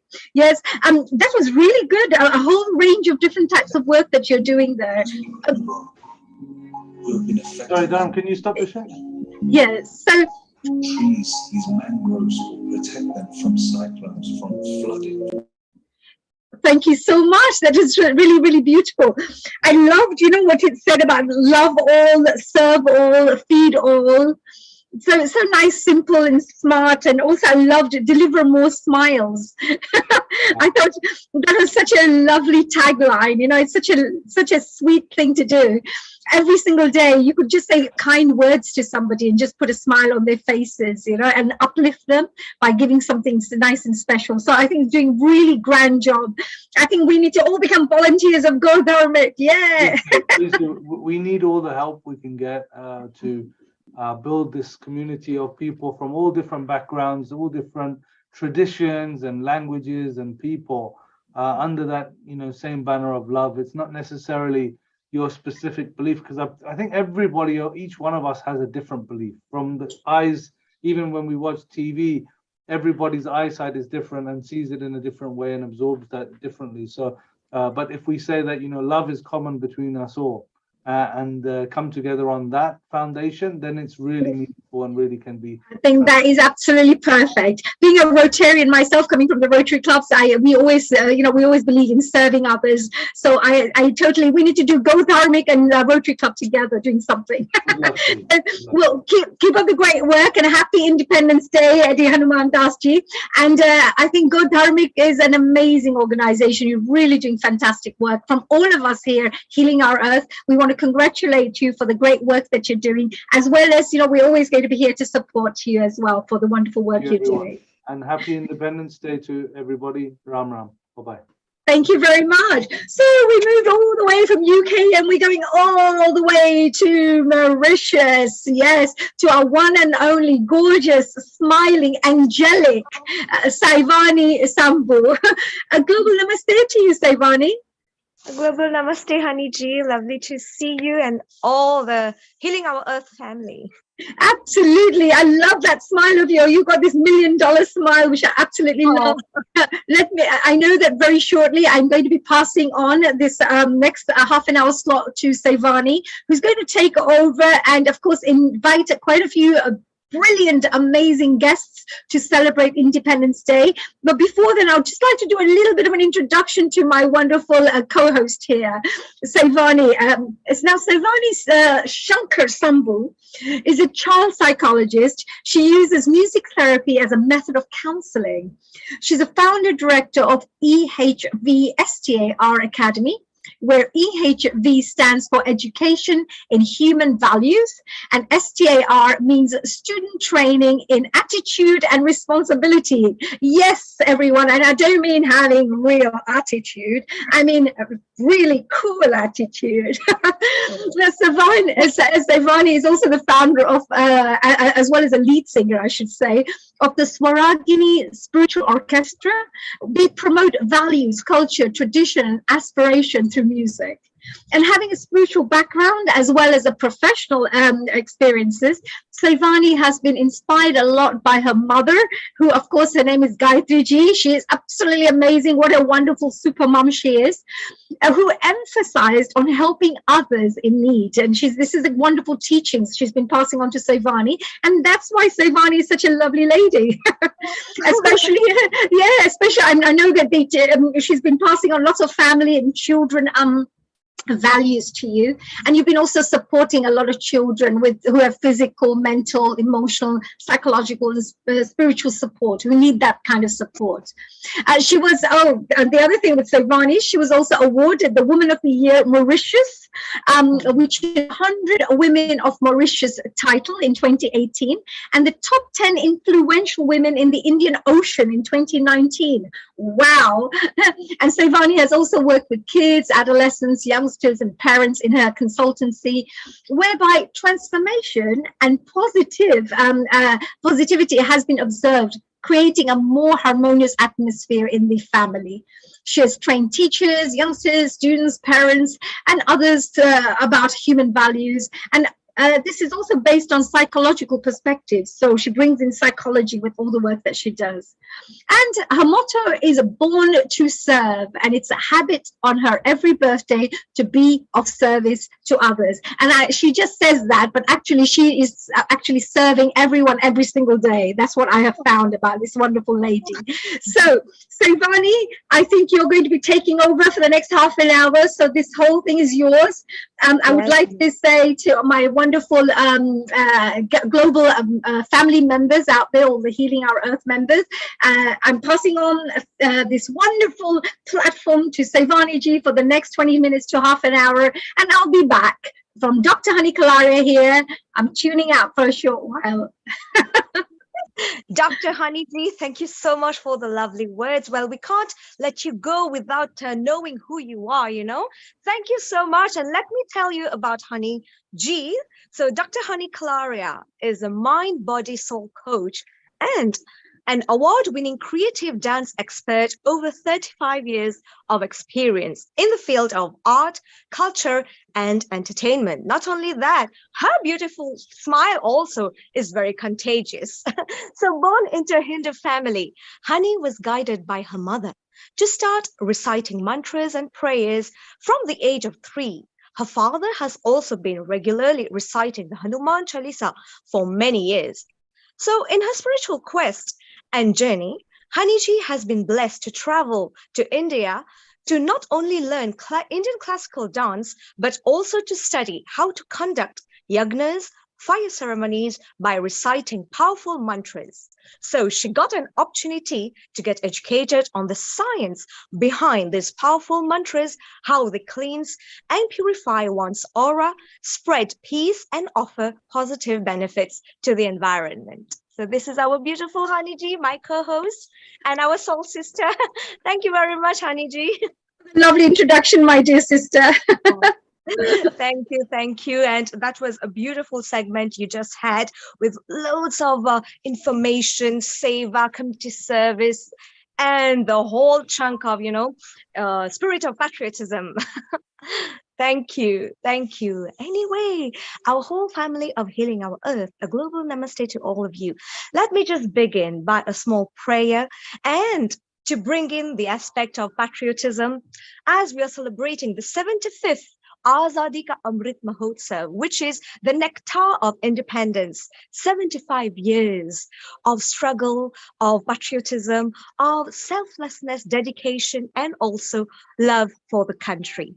So join me together. You can close your eyes or join your hands, or as you wish, just be as you are. Om Bhurbhuvaswah Tatsaviturvarenyam Bhargo Devasya Dhimahi Dhiyo Yona Prachodayat. Om Shanti Shanti Shanti Hari Om Shri Gurubhyo Namaha Hari Om. Of course, celebrating the Independence Day, we can't let the event go without having the national anthem. So if you can stand up or have the right hand on your heart, so we'll be having the beautiful, the best national anthem that has been decreed so long time ago of India. So you can all join us together and sing along. Jana Gana Mana Adhinayak Jaya Hi Bharat Bhagya Vidhata Punjab Sindh Gujarat Maratha Dravid Kalabanga Vindhya Himachal Yamuna Ganga Uchal Jaladi Taranga Tav Shubha Nami Jagi Tav Shubha Ashish Mange Gahe Tav Jaya Gatha Jana Gana Mangala Dayak Jaya He Bharat Bhagya Vidhata Jaya He Jaya He Jaya He Jaya Jaya Jaya Jaya He. Thank you. Thank you very much. And I think we have this lovely girl, Yashvika, who is singing along with me. Thank you, Yashvika. So in a moment, we're going to introduce all of you who are lined up this evening for this Independence Day of India, 75 long years. So let me just call up upon our first guest for my segment.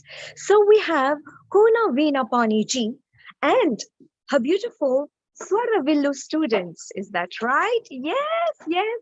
So I think we have Krishnamurti, Siddharth, Yashvika, Trena, and Nainika. So let me just say a global namaste to all of you, lovely children. I'm so happy to see you. Is Konaji here? Saivani, maybe I'll help you. You are in a Mauritius Yes. slot at 3:30. They are at 4 o'clock slot with Honey. All right. Okay. This is a Mauritius slot, so all your guests, and if you could just chit chat. Sure. And Sure. just sing songs. Over to you. Thank you.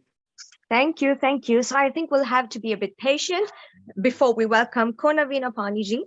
So in the meantime, let me tell you that Independence Day, to be independent in our country, is not an easy job. That requires lots of selflessness, daring, courage, and also the spirit of fighting for our country.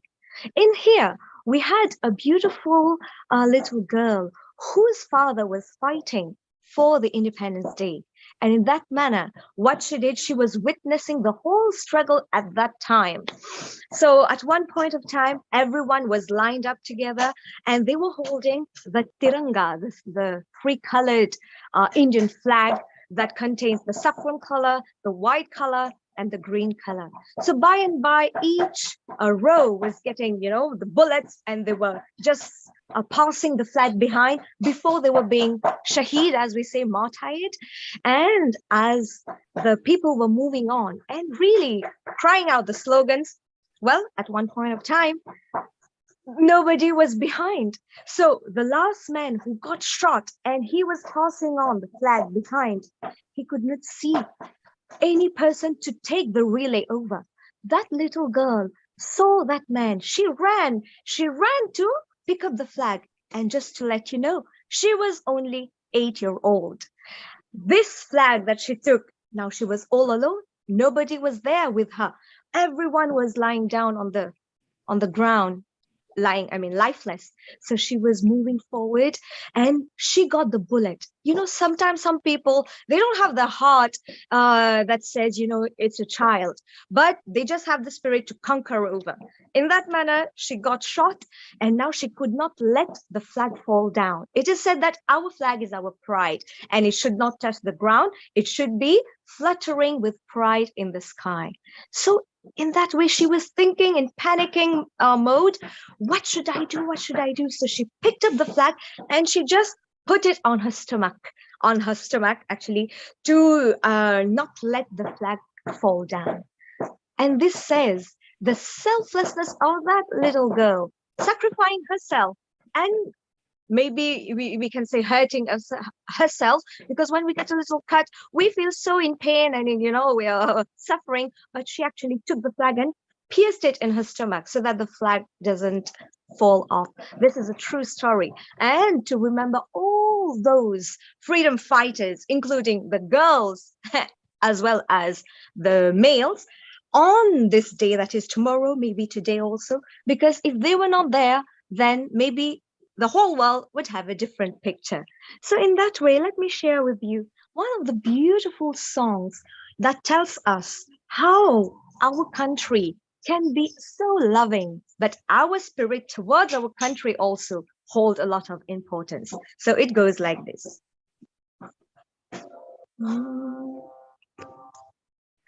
तेरी दामन से जो आए उन हवाओं को सलाम, चूम लूं मैं उस जुबां को जिस पे आई तेरा नाम, सबसे प्यारी सुबह तेरी, सबसे रंगी तेरी शाम, तुझ पे दिल कुर्बान है मेरे प्यारे वतन, है मेरे बिछड़े चमन, तुझ पे दिल कुर्बान, तू ही मेरी आरज़ू, तू ही मेरी आबरू, तू ही मेरी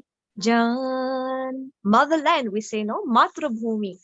माँ का दिल बन के कभी सीने से लग जाता है तू, और कभी नन्ही सी बेटी बन के याद आता है तू, जितना याद आता है मुझको उतना तर पाता है तू, तुझ पे दिल कुर्बान, तू ही मेरी आरज़ू, तू ही मेरी आबरू, तू ही मेरी जान. The Indian diaspora, we are all away from the Matrubhumi, from India actually, but our roots are there.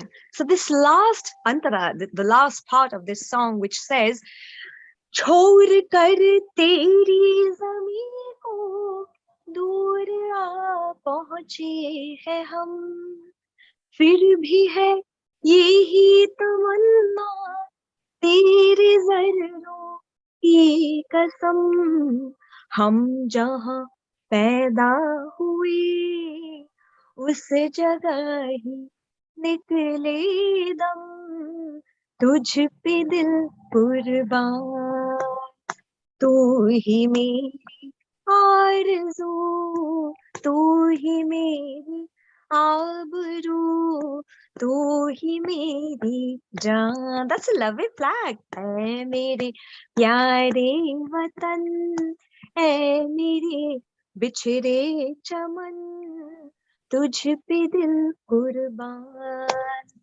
तुझ पे दिल कुर्बान. The sacrifice, dil kurban, to sacrifice ourselves, our heart, our mind, our soul.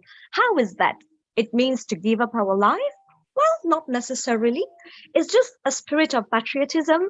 We feel very proud when we hear our country being named either on the news, on the radio, we see it in magazines, newspapers, isn't it? Or maybe in conversations out of the blue. We are far away from our motherland, but suddenly we hear, oh, wow, they're talking about our country. Such a moment of pride, isn't it? And in that way, it's truly said that ask not what your country can do for you, but ask what you can do for your country, isn't it? And what can we do for our country? Maybe give so much of effort so that our country is shown in the whole world.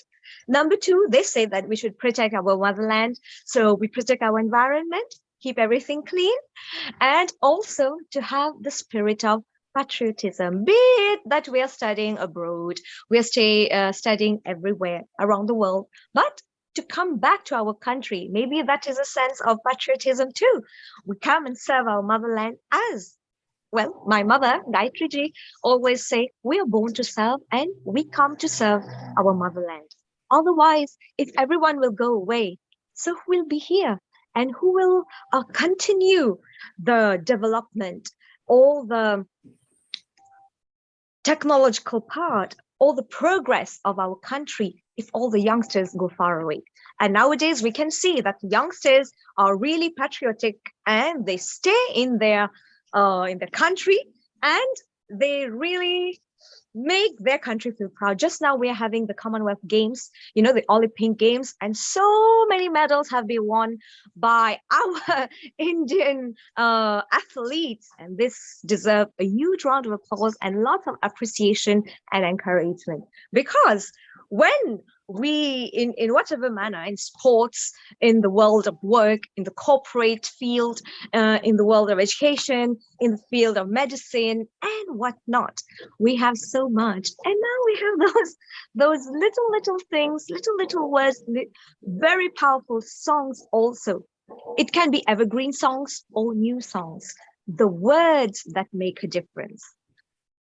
So in that way, well, myself, Saivani from Mauritius, I'd like to mention that in Mauritius also we are celebrating the 75th Azadi Ka Amrit Mahotsav. And how we are doing that? We just had the beautiful event that happened last week, 2 weeks ago, sorry.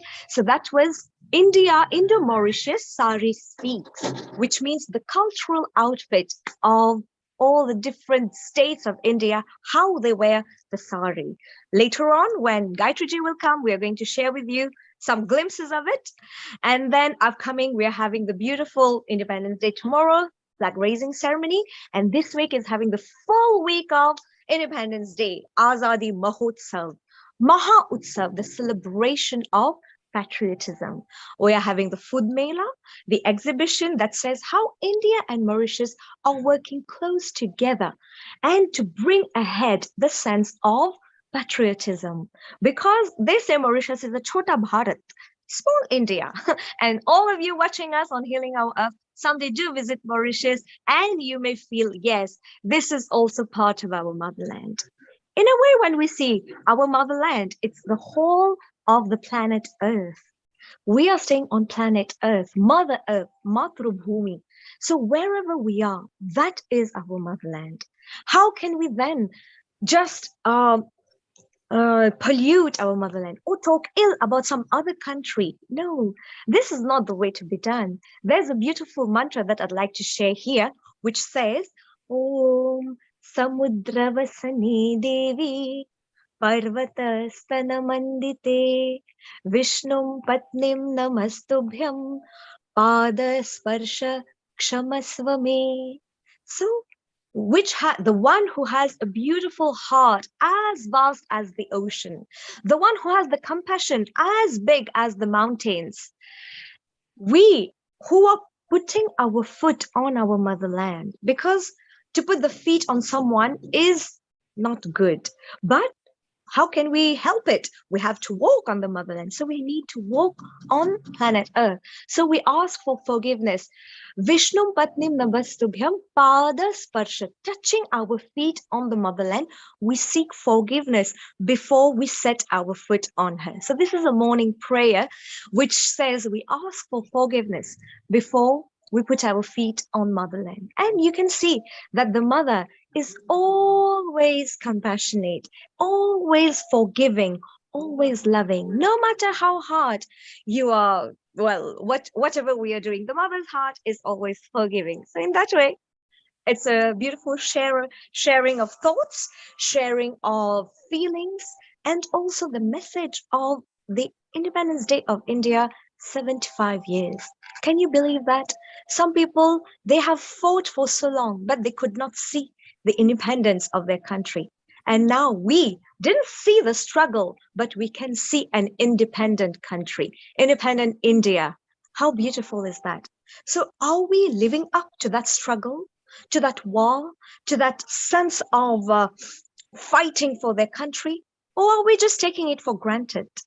Somewhere, food for thought, think about it, how we can help to bring in that sense of Matrubhumi, of Virta, of patriotism. And it's lovely to see all the little children who are here to share with us very shortly, because when these values are instilled at a very young age, they grow up with that sense of belonging.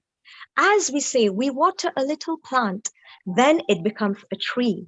The roots are so much engrossed in the soil that even the cyclone, the hurricane, the storm come, the tree won't shake at all, but it will stand up erect. Similarly, if we nurture our roots, our culture, our values, our sanskar, our traditions, our knowledge, our aspirations, so all these, we are nurturing and watering our roots. It goes so deep in the earth. And then whatever happens in the world, bad influence, negativity, with our spirit of positivity, of love, of courage, of daring, nobody can shake us. So this starts at a very young age. And in that manner, well, having the celebrations of the 75 years of Independence Day of India is once in a lifetime. We don't get it again. That happened since last year to this year, and it will keep on going. The 76 years coming, and who knows, 100 years also, yes, coming up. So what are we doing for so long? What can we do today, tomorrow? It's not only one day sense of patriotism, but it should be all throughout the year, from the date till the next date of the year. And that is a sense of a consciousness that we realize, yes, we are enjoying this freedom. We are really inculcating those liberty in our life that sometimes our ancestors didn't get it before. In this way, well, I think almost time to welcome our beautiful lady and her students. Yes, and I can see Haniji is also here with her smile. We have Kona Veena Pani Ji and her beautiful students. Let me just run through their names again. So we have Krishnamurti Ji, we have Siddharth, also Yashvika, Trena, and Nainika. Before I pass on to them, I'd like to share with Haniji. Yes, Haniji? Yes, hello. We have very shortly Veena coming on board. Yes. So we have a few minutes left to share whatever messages you have. I'm really, and you spoke so beautifully. I love what you shared with everybody. Thank you so much. It made me think as well of the areas that you were sharing. It's amazing. So let's listen to the other wonderful students of yours who are going to be sharing, and we have a few minutes left for them. Right. You mean my students? I believe you had some. Global Namaste, Saivani and Honey. It is 4 o'clock now, and as per your schedule, we'll be shifting on to Veena Pani Kona students, where Hani is back again, and Saivani, you can stay around. Vinapani Kona will not be there because it's her students. So I'm going to bring all the students, and one by one, from the Swaravilu smiling students, let's bring them one by one. So just give me a moment, honey, if you can unmute yourself and Yeah, unmute the line sure. for you. So we're going to be, of course, meeting Vinapani's lovely students, Krishnamurti, Siddharth, Yashvika, Trena, Nainika. So they'll be joining us one by one to share some really great messages and, of course, anything else that they would like to present, all relating to our Indian Independence Day. And as they come along and join us, there is our wonderful Yashvika, who's starting off right at the start. Hello, Yashvika. Hello, Global Namaste. Namaste. Hello. And Yashvika, what are you going to do today for Independence Day? What are you going to share with the world? Huh? I'm going to sing a national anthem. Oh, the national anthem. That's beautiful. Can you please share that for us before we move on to your other friends? Yeah. Thank you. Please go ahead. Come on. Jana Gana Mana Adinayaka Jaya He Bharata Bhagya Vidata Punjab Sindhu Gujarat Maratha Dravida Uttara Banga Vindhya Himachala Yamuna Ganga Uchala Jaladi Taranga तब शुभ नामे जागे तब शुभ आशीष मांगे काहे तब जय गाता जन गण मंगलदायक जय हे भारत भाग्य विधाता जय हे जय हे जय हे जय जय जय जय हे Jai Hind. Oh, wow. That's lovely, Yashvika. I love this name. Jaya, Jaya, Jaya, Jaya Hind. I thought that was very nice. It was lovely to add that on. Thank you so much, Yashvika. Very well sung. And of course, just to let our audience members know, these are all students from Vinapani, and these are students of the Swaravilu group. So let's have our wonderful Krishna Chivukula, who's going to be sharing a wonderful performance for us. So all yours, Krishna ji. Thank you very much. So thanks for the opportunity. I just want to wish everyone a happy 76th Independence Day. Azadi ki 75th anniversary. Sorry, I couldn't say it in Hindi. But I think what I'll do is I'll just sing a few lines from a very popular old Hindi movie called Sikandar-e-Azam, sung by Muhammad Rafi ji. So I'll just sing a few lines. The song aptly describes the rich Indian culture, heritage, and the society. So I think that will be very apt, and I can share these feelings. So I'm very happy to share. So I'll just sing a few lines. Oh, that's wonderful. We're looking forward to that. Thank you. जहाँ डाल डाल पर सोने की चिड़िया करती है बसेरा, वो भारत देश है मेरा, वो भारत देश है मेरा।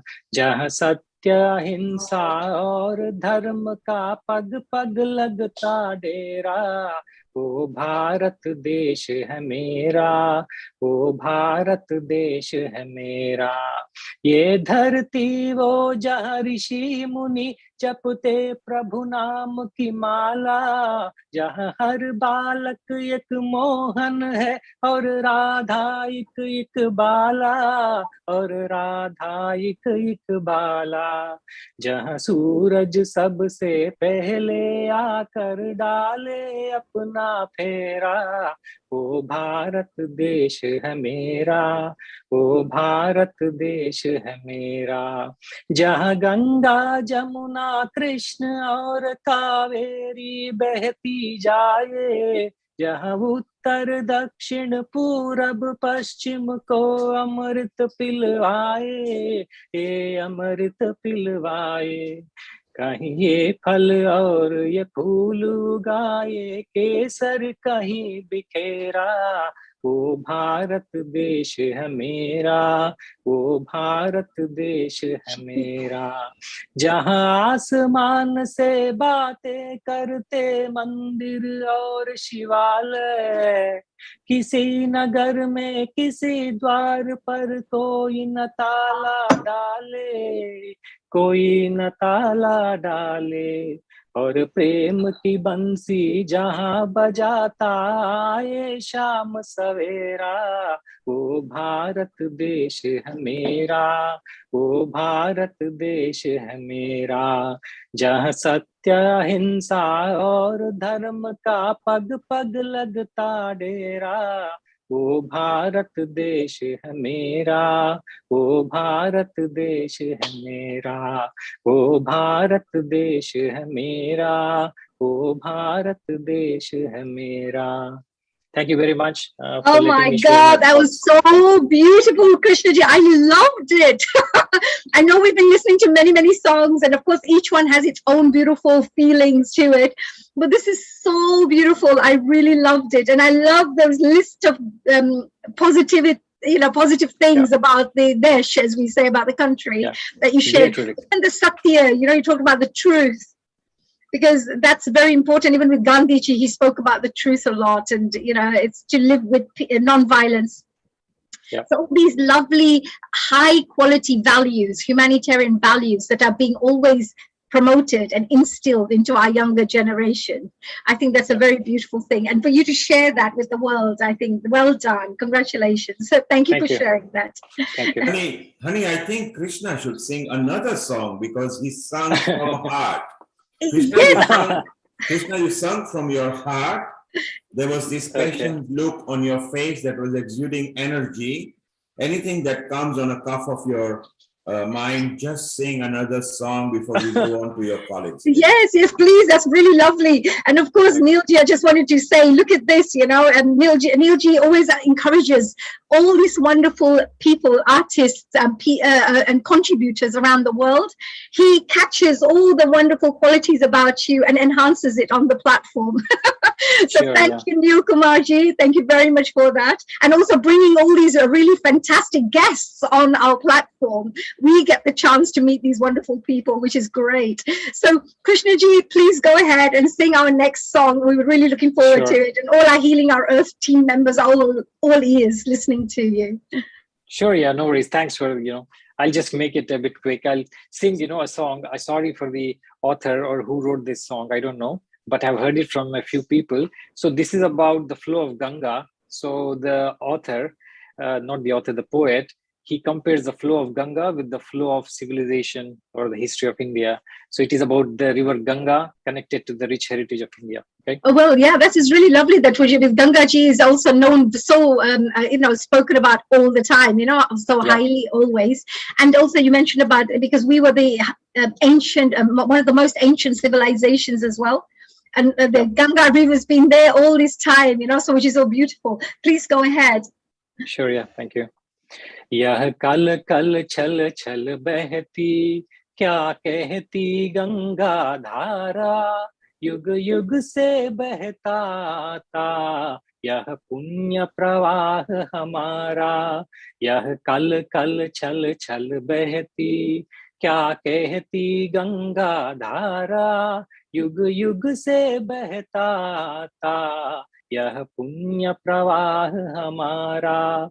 हम इसके लघुतम जल कण, बनते मिटते हैं क्षण क्षण, अपना अस्तित्व मिटाकर तन मन धन करते अर्पण।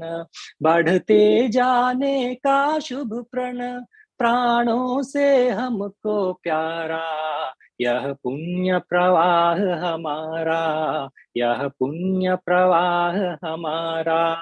इस धारा के झुलमिल कर वीरों की राख बही है, इस धारा में कितने ही ऋषियों ने शरण गही है।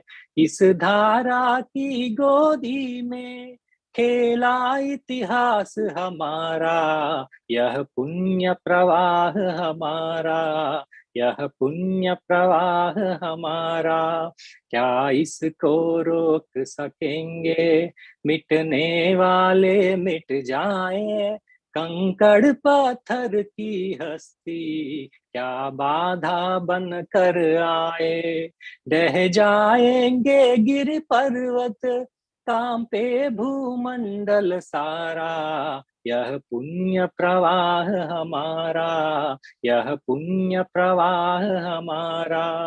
यह कल कल छल छल बहती, क्या कहती गंगा धारा, युग युग से बहता आता, यह पुण्य प्रवाह हमारा, यह पुण्य प्रवाह हमारा। Thank you. Wow, that was a little bit about. Thank you. I was like so absorbed in it. I was like waiting, la la la la. Oh, where is it? It stopped already. We wanted to hear more of that. So beautiful, Krishna ji. So where did you train? Did you sing? Did you practice learning singing with this group, with the Swara Vilu?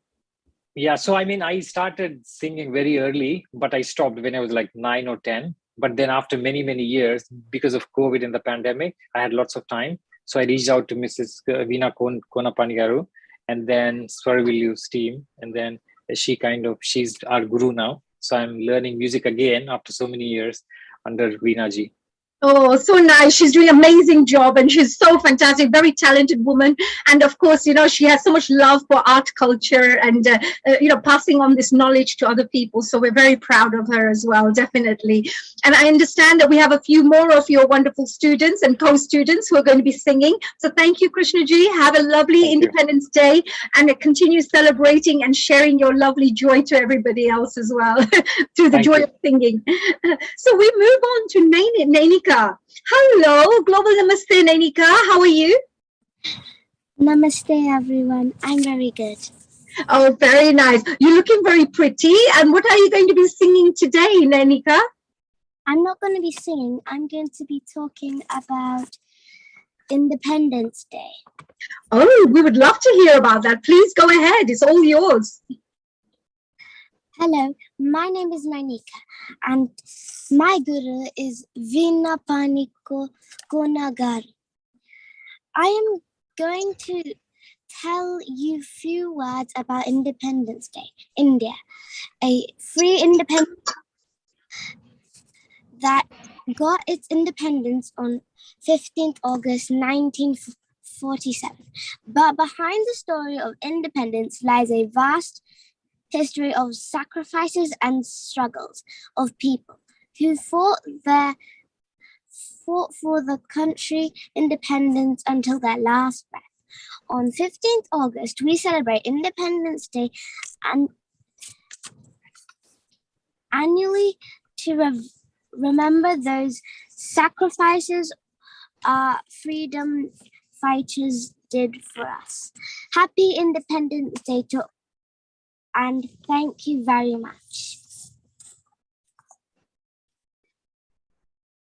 That is absolutely beautiful. That's so nice. Did you write that yourself? No, my mum helped me write it. Oh, your mum has also very nice, lovely thoughts about Independence Day. That's really great. And does she help you with your singing and your other types of activities? Yes. So we'll say thank you to your mommy as well. It's very lovely that you've got lovely parents who are supporting you. Very nice. Well done. And is there anything else you would like to share today? No, thank you. Okay. And have you also been, when you talk about this Independence Day, what does it make you feel like today? You're celebrating Independence Day. Did you move around with the flags, the Indian flags? What did you do today? Tomorrow. Sorry? We're going to do that tomorrow. Oh, wonderful. So we look forward to that. So enjoy, take some photographs and share them on the Healing Our Earth social media platform, okay? We have our Healing Our Earth Instagram, we have Facebook, we have our YouTube, we have Twitter. So you can go and share anything you like on our social media, okay? And celebrate just with your messages. So thank you so much for that, Nainika. Enjoy your day. We move on to our next friend and the next lovely student, Seva. Honey, before we move on to the next person, which is Siddharth, he has been here before on Healing Our Earth, and he's very good at singing. Saivani, what are your thoughts and what can you sing for Honey to make it feel special for Honey, Nainika, and Siddharth before Siddharth sings? Oh, well, it's been lovely hearing all the little ones, yes, Haniji, all the purity and the innocence and that mindset that says one of our compositions in the EHV Star Academy that my mother and myself, we composed about the sense of patriotism and born to serve, which goes like this. We are born to serve. We are born to love. Love all. Serve all. Help ever, hurt never. I will love my nation. I will serve my nation.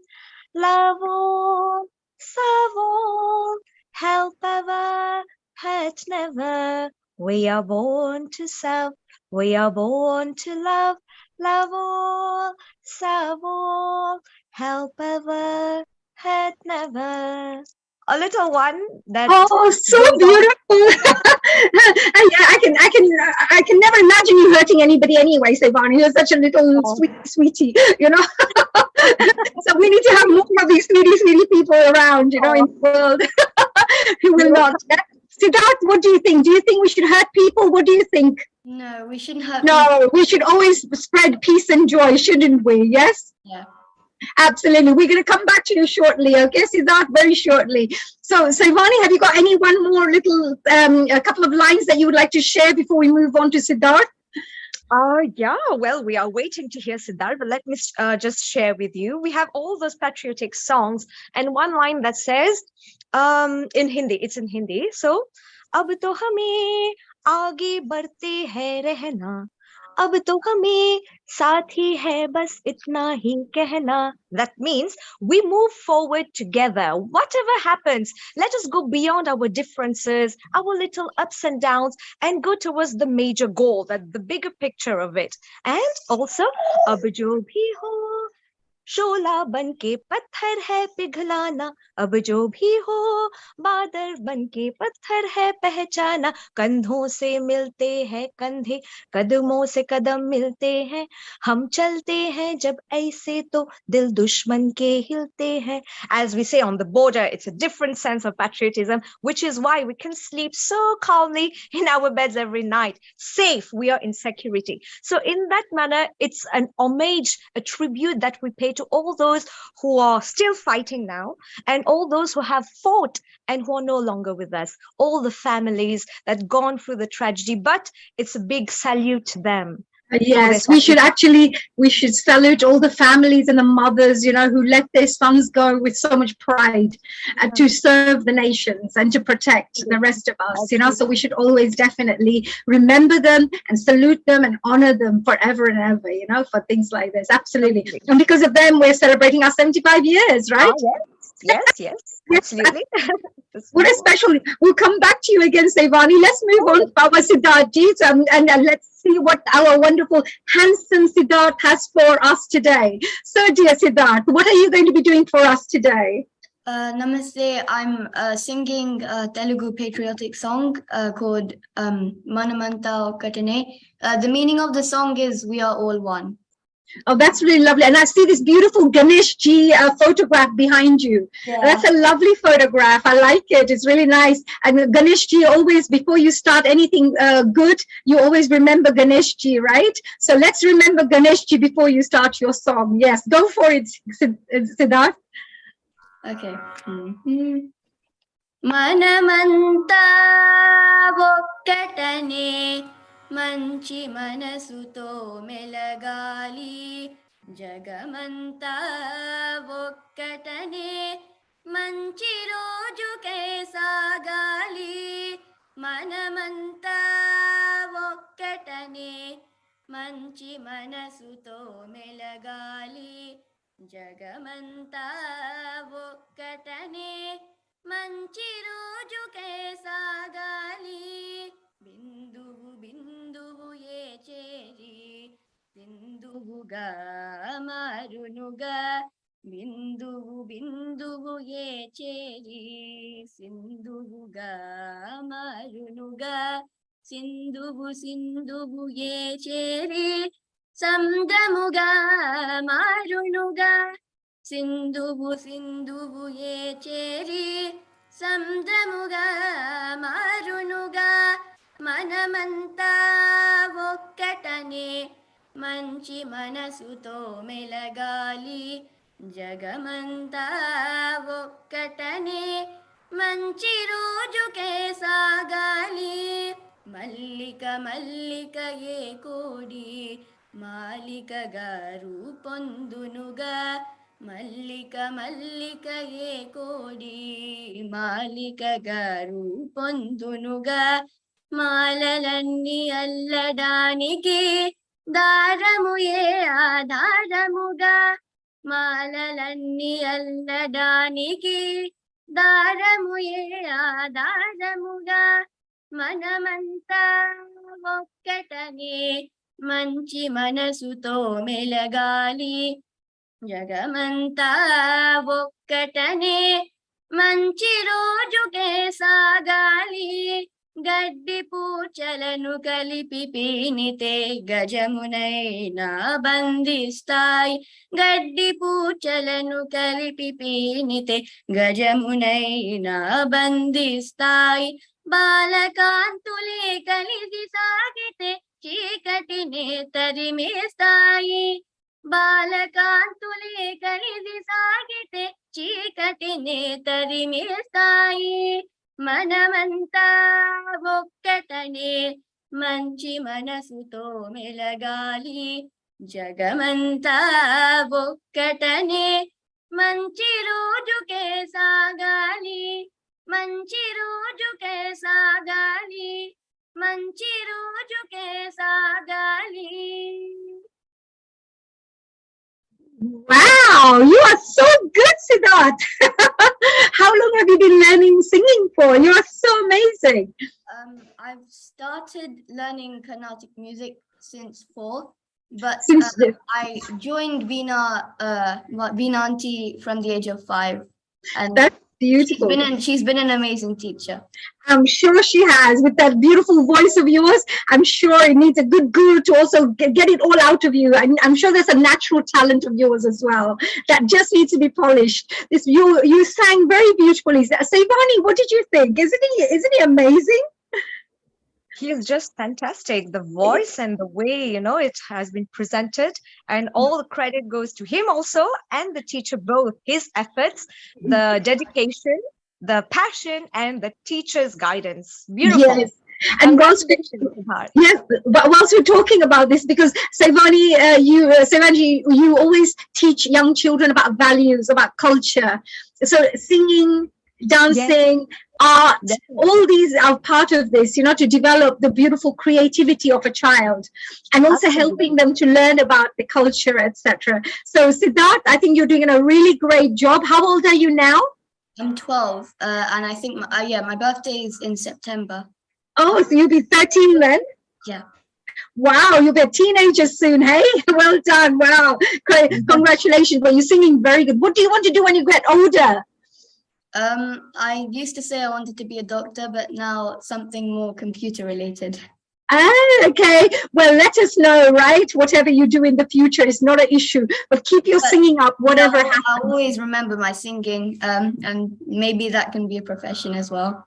Very good idea. So Ivani ji, this is a good thing, isn't it? Like for me as well, I did my accounts and finance, I did public relations, I also had a doctorate from arts, but I still continue with my dancing. I do all other work and I do my dancing still, so, which is great. So keep up the great work. Thank you for joining us here. And when you meet your wonderful teacher, make sure you let our Veena ji know, that we are very proud of her for doing such great work.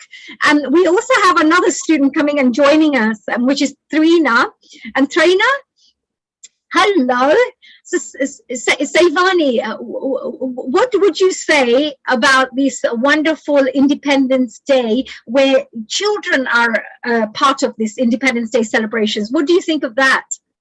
It's really good that children are participating, and also we congratulate the parents who encourage their children. As I was mentioning earlier, that all those values, any value that we pick up, it starts at a very younger, a younger age, since childhood. So seeing all of them who are the future of the country, we are, moving ahead. So they are following the footsteps of their elders and carrying forward that sense of goodness, patriotism. And it's lovely to see all of them maybe encourage more, inspire all other children watching us on Healing Our Earth. Isn't it, Haniji? Yes, absolutely, Saivani. And of course, there is this is two different things. Patriotism is just feeling pride for your country.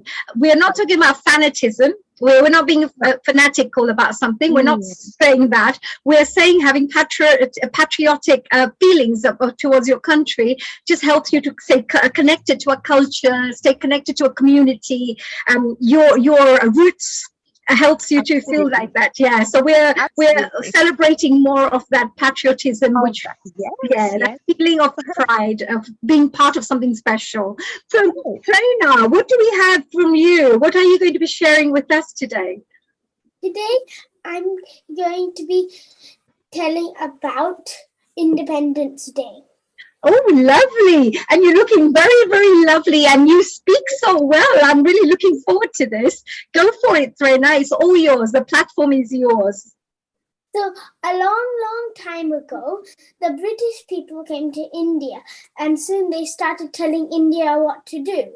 And then India got fed up because they were sobbing and crying. So M.K. Gandhi, he said, let's have a silent war. So they had a silent war, and then the British people said, okay, we'll leave your country in peace. And then they went away to their own country, and India was happy. So that's when Independence Day was made. And to remember, you should always have your own space and independence.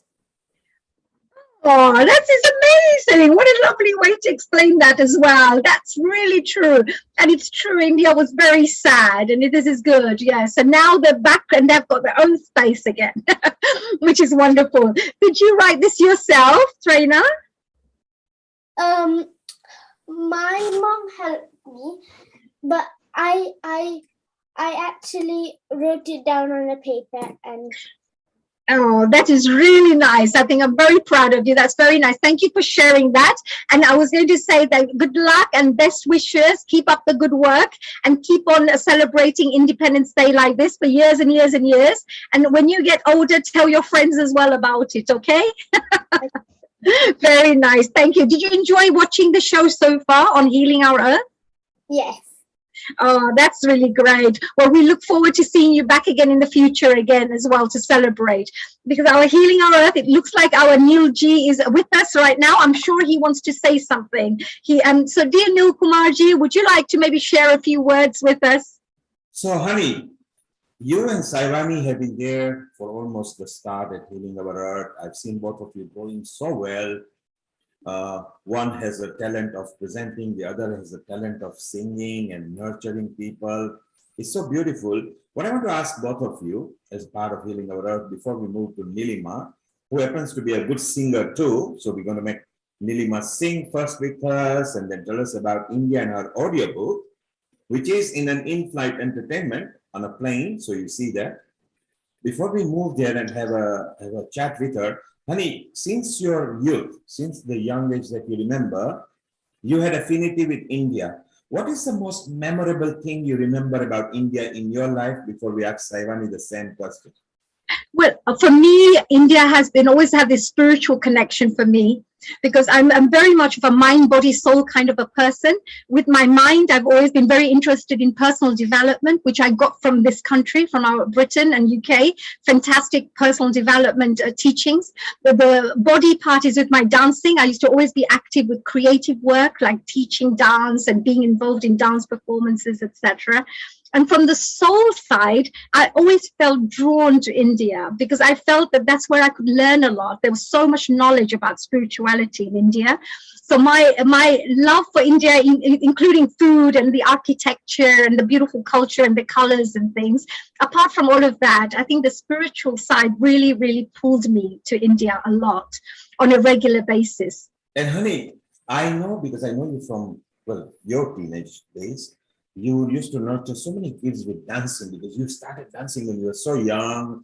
As you grow, you found that you got a talent to teach others, and you embarked on that training, and you concentrated very well on Bollywood and the Indian style of dancing. So do we take it that you feel pride being an Indian? Oh, definitely. Because being a British Asian, you're so lucky you have the best of both worlds, because you have the beautiful, things about Britain as well that we can enjoy and celebrate, of course. Being part of this is our home where we're living right now here at this moment. But the Indian culture is your roots. It's who you are. It's where your motherland is. It's where your language, your food, and everything that you believe in, that you've been taught from a young age, is there. So combining the two means you have the best of both worlds. You can celebrate both together and really enjoy your journey, evolve as a human being in a vaster way, in a more open way. So I think this is gorgeous. I did used to go to India a lot for learning Indian classical dancing. So my connection with India was also about my creative development, my dance development. I learned Kathak, folk dances, Garba, Bharatnatyam, all that I studied when I went to India. And honey, let's remind the viewers, and we'll come back about it later. Your connection still is, because you just came back from India 3 weeks back. So we're going to touch on that a bit later. Yes. You also enjoy the flood of India. And now let's move to Saivani. Saivani is of a different generation. She's not British, she's not Indian, but she's Indian by origin. But she was born in Indian Ocean, the beautiful country of Mauritius, where they are so culturally attuned with India, maybe even more than us British Asians or East African ones. Saivani, as you grew and you take part in so many mandirs and so many festivals, and you saw today that we are globally connected, healing our earth. As a child and now being part of Mauritius, what is the affinity of India means to you and the pride of India? The India is like the mother and Mauritius is like the child. So we have been nurtured by the Indian philosophy in all aspects, be it physically, emotionally, spiritually, academically, in all the fields. That has been our upbringing, and being born in such a family where our tradition, religion, aspiration, culture, and knowledge has been so much imbibed into us. And traveling to India also.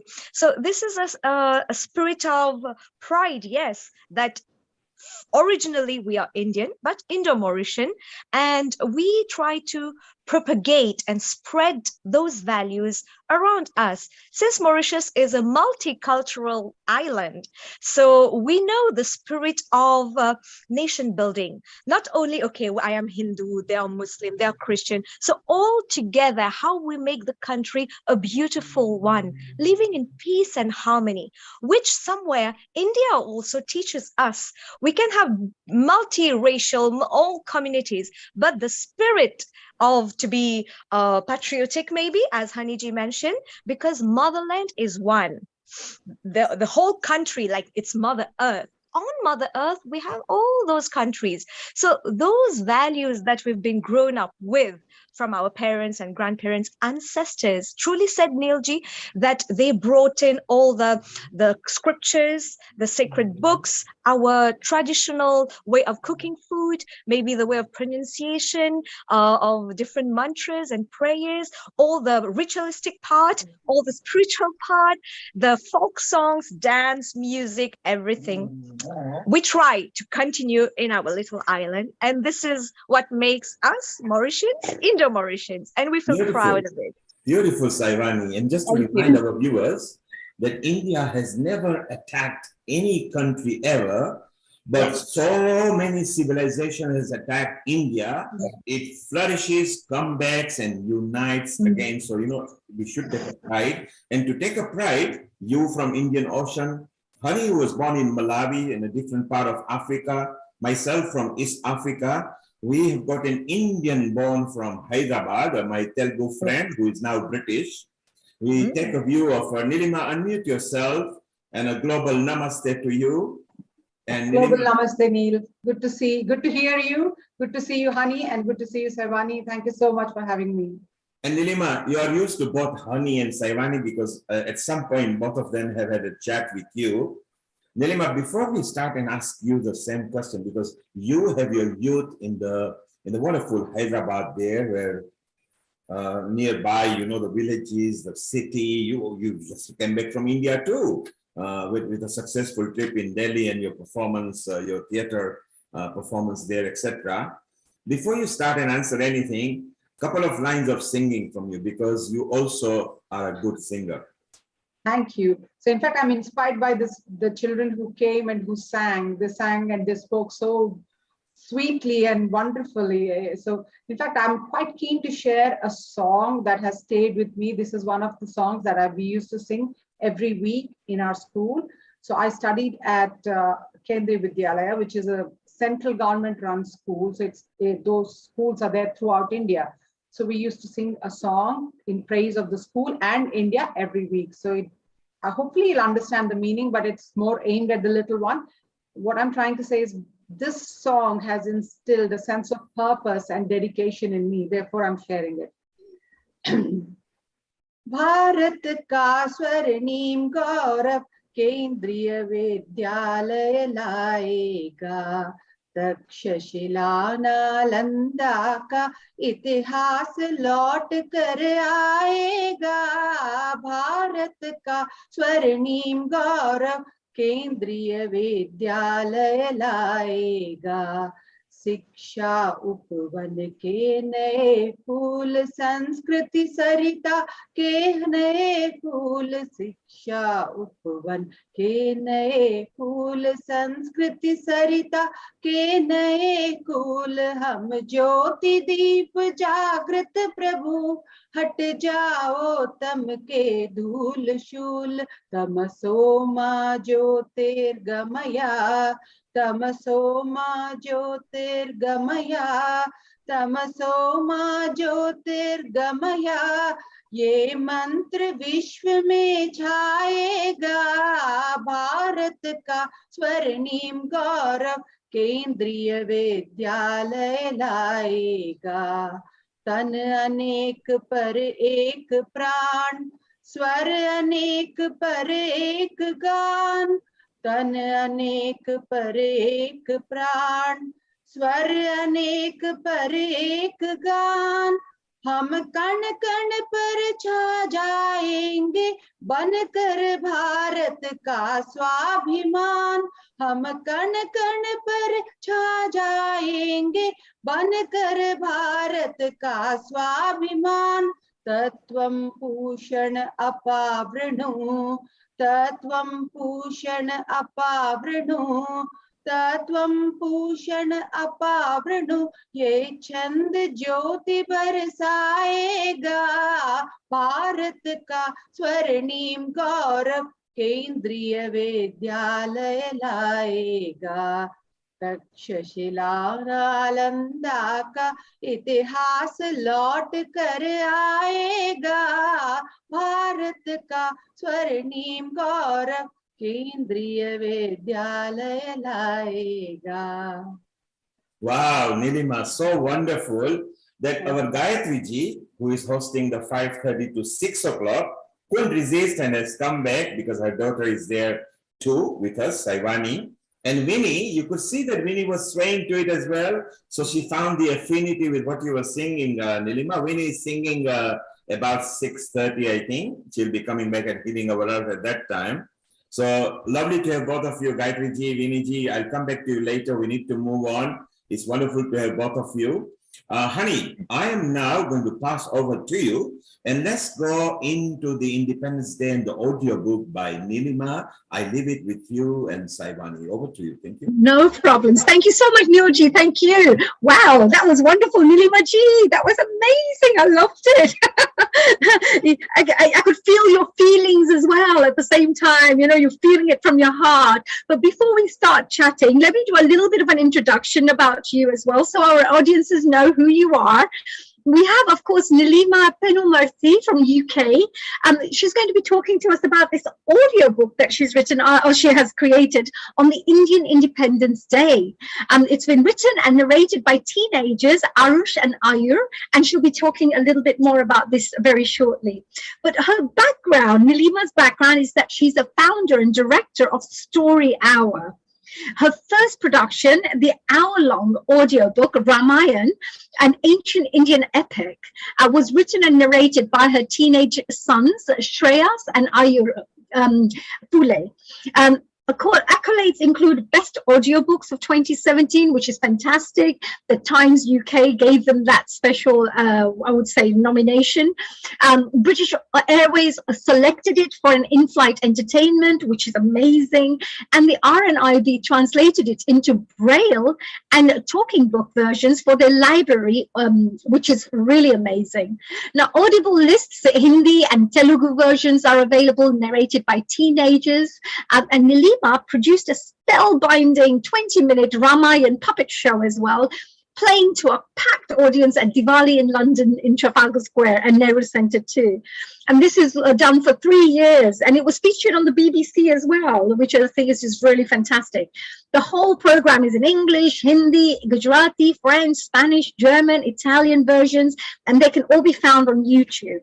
The Indian Embassy cultural centres in Berlin, Paris and London also featured it in their Diwali celebrations in 2020. So I just wanted to congratulate you, dear Nilima ji, that you've done such amazing work with this.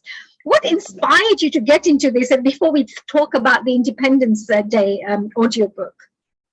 Thank you so much for sharing my work.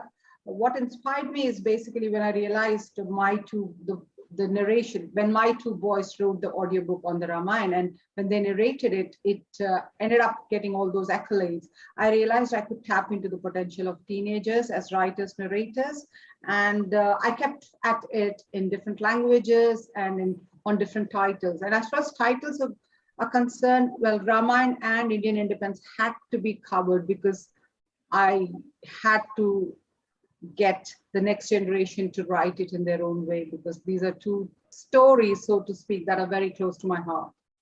Right, that's amazing. And also, you know, because the Independence, because you did the Ramayana, which I'm aware of, with a beautiful puppet show, which was a hit show. and you know, after then, now you've come up with this Independence Day audiobook.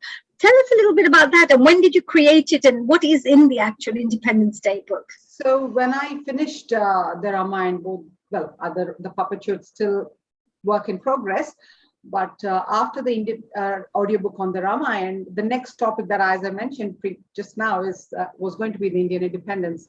And as I mentioned again, I only work with teenagers as my writers and narrators. So I had reached out to my younger son, Ayur, who's an avid reader, and he has taken history as one of his A-level subjects. So just about when he was finishing his GCSEs, I asked him if he was interested in writing a script for my third audiobook title on the Indian independence. And he did say that he was fine with it, was fine. And then I reached out to another boy from Hyderabad, which is my home city in India, and he had agreed as well. So during lockdown, when both of them were 16, Ayur and Arush, they wrote different drafts, several drafts. And I, as a producer, produce audiobooks on world stories, which are only an hour long when narrated. So I keep my narration to an hour long through my audiobooks and give an insight, a brief insight into big stories from across the world, starting with India. Hopefully that'll give a chance for the audience or the listener to explore deeper or more longer versions of those stories, whether it's the Ramayana or the Indian independence. So that they both got on very well, Ayur and Arush. And in 2021, last year, I took Ayur to Hyderabad, my home city, where Arush is based, and they narrated it in a studio. And yeah, so therefore the hour-long audiobook, it is genuinely commendable, as Dr. Shashi Tharoor, who is a historian and an acclaimed author himself, has said about the Voice audiobook, that they have condensed such vast history of India's independence struggle into an hour-long audiobook. What I told them was, I wanted it, as a producer, I told them I wanted it from the time East India Company entered India until India won its independence. So therefore, they had a lot of challenges, but yeah. Yeah, I'm sure they were, because for me, I think to myself that history, I mean, it's so vast, years and years and years of history that needs to be, put together and summarized, and facts to have to be double checked as well, and all these things that go through, so it's not about, just wanted to let the audience members know that it's not just a 1 hour Independence Day audiobook. I'm sure there's a lot of work that goes behind the scenes, and then you create the 1 hour, which people can really enjoy and learn from and be educated from as well. So yeah, so how is, are you going to be sharing some of the extracts from this? So what I can do is I can share the prologue and the epilogue. So where you can hear both the voices. Ayur has narrated the prologue, Arush has narrated the epilogue. But having said that, both the boys have worked together on the entire script. So they shared, they debated, they kind of edited each other's work. So it was a wonderful experience for the boys. And the boys are actually extremely mature, as you will figure out when you listen to they're both 18 now, both waiting to join university. Oh, they're so good. Congratulations to the two young guys as well, both of them, because, to be involved in such a beautiful, impactful project like this, which can help to educate and inspire other teenagers around the world. I think, Arush and Ayur has done an amazing job. So congratulations to both of you. So I'm going to be playing the prologue and the epilogue. So for 4 minutes, sit back and relax, because enjoy the prologue and the epilogue.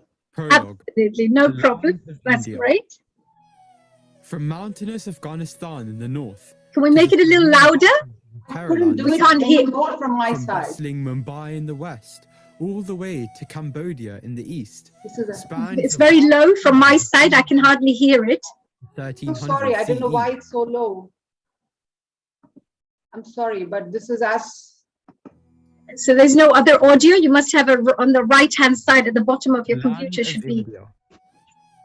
From mountainous Afghanistan in the north to the serene backwaters of Kerala in the south. I'm sorry, this is from the bustling Mumbai in the west, all the way to Cambodia in the east, spanned the vast kingdoms of Hindu rulers up to 1300 CE. Thousands of people from all over the world still visit the two grandest temples built by those ancient Hindu kings, the Angkor Wat in Cambodia and the Chola temples in South India. The kingdoms were fabulously rich. They made up more than 1/3 of the world's economy. Over time, they splintered into smaller and smaller kingdoms. From around 900 CE, Islamic armies from the Middle East conquered parts of these ancient kingdoms, and their new empires reached all the way to Delhi in North India. Built around 1100 CE in Delhi, the Qutub Minar still stands tall today, an emblem of those changing times. Over the next few centuries, clans and kingdoms rose and fell across the land, until the time came for the great Mughals.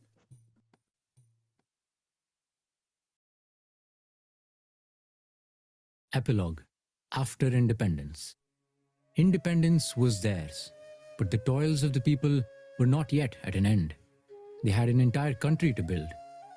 Many great men and women were involved in the creation of modern India, but perhaps none so great as Sardar Vallabhbhai Patel. A titan of the freedom struggle, he was the first Home Minister of India, but his greatest accomplishments would come after independence. Some equate him to Germany's Otto von Bismarck, and others call him the Iron Man of India, for in the span of 2 years, he masterminded the integration of over 550 princely states into the new country of India. The first large country to peacefully wrest its freedom from Imperial Britain, India became an example for other British colonies. In the early days, many doubted whether India would succeed as a democracy and as a nation. Today, a statue of Mahatma Gandhi stands in Parliament Square, London.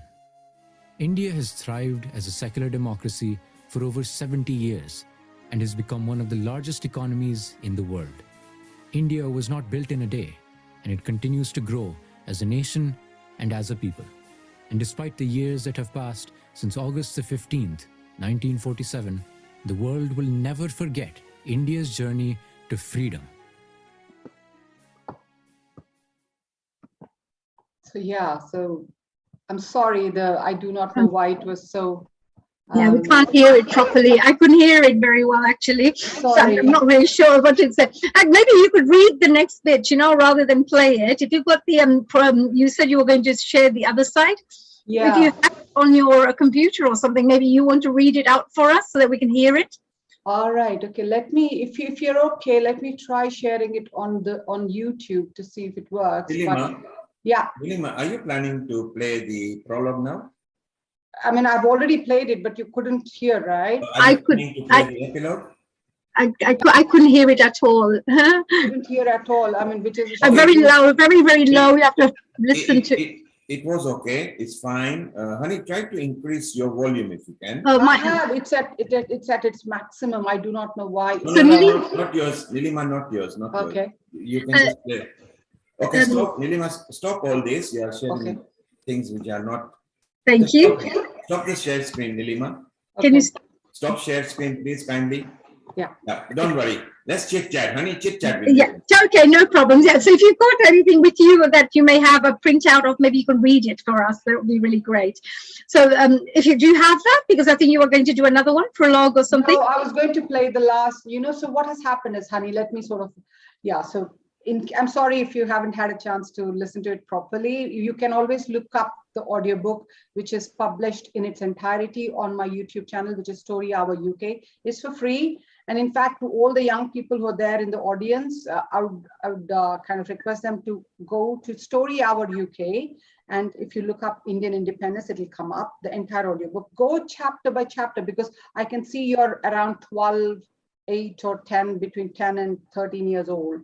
So you need to sort of take in one chapter at a time. And the aim of my audiobooks, on top of it communicating a story, is also to communicate a language. So I think for the kids that came on the show today, it's multifaceted. They will understand a story, and they will probably understand new words and new phraseology, as well as they spend time listening to the audiobook. Oh, wonderful. That's really lovely. I'm sure it's very good, and I'm sure it's going to be very interesting to listen to. So you have to go to the Story Hours. Story Hour UK on YouTube. So if you can use Story Hour UK to come up. Yeah, so for all our listeners and viewers and people who are watching right now, that will be wonderful. You can literally go there and listen to it in your own time, in your own way. And Story Hour UK is very easy to remember as well. Such a nice word as well, Story Hour UK. So it's a really great word to remember.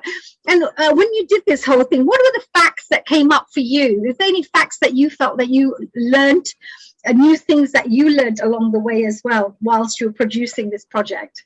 See, I grew up in India. I did my undergrad and even my first master's in India. So I'm kind of familiar with the Indian independence struggle, but it's been a while since I studied history as history, right? So you forget different episodes.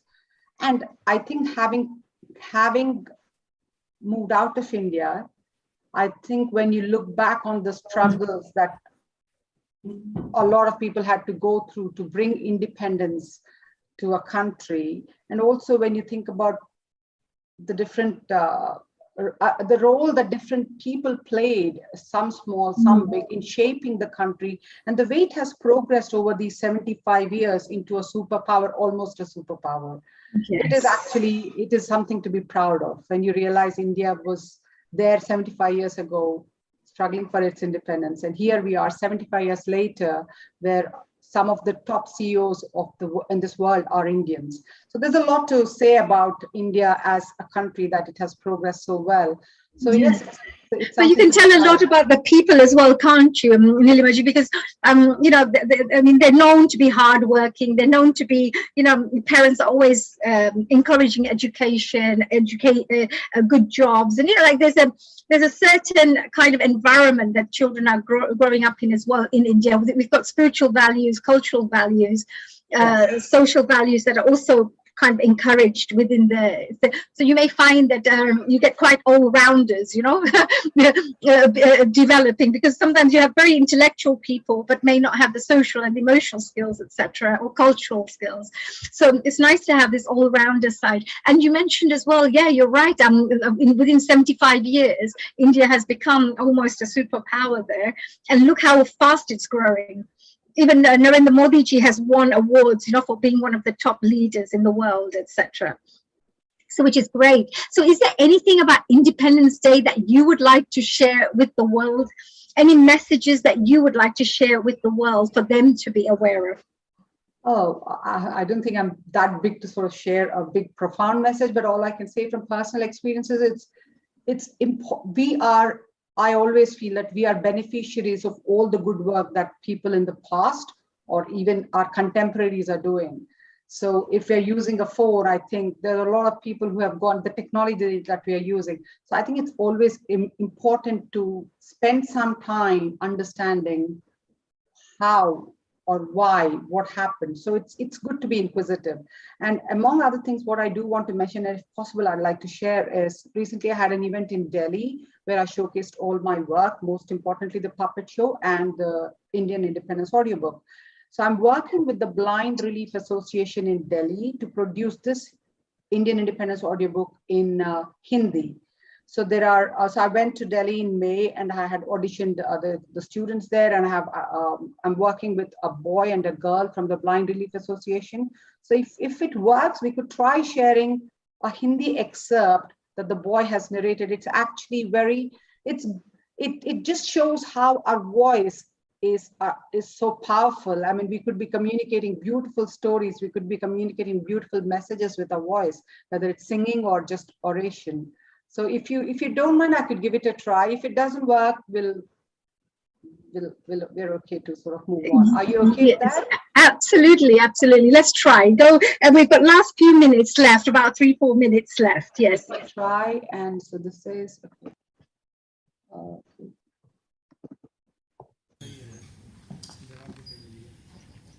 आजादी दुखद परिस्थितियों के बावजूद भारतीयों के लिए आजादी अपने आप में एक आशा और एक अलग प्रकार की प्रतिज्ञा थी।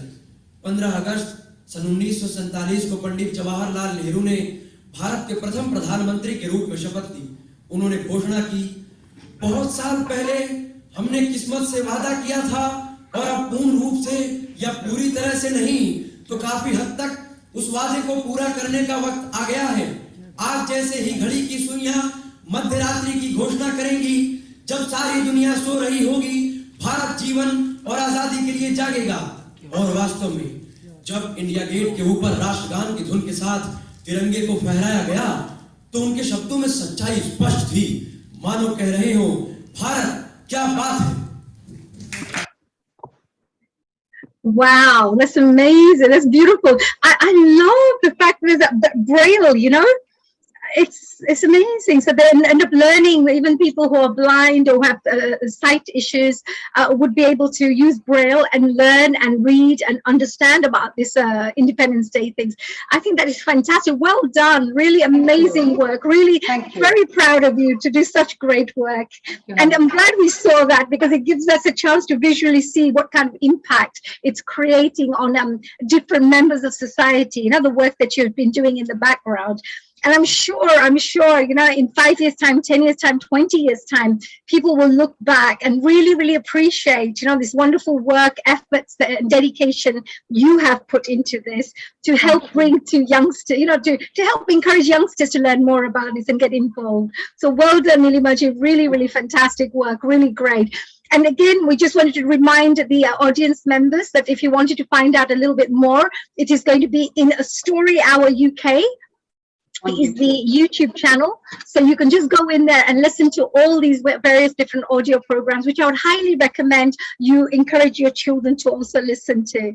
Fervour ji, whilst you're here, is there anything that you may wish to ask Nilima ji whilst we've got her here? Are you on mute?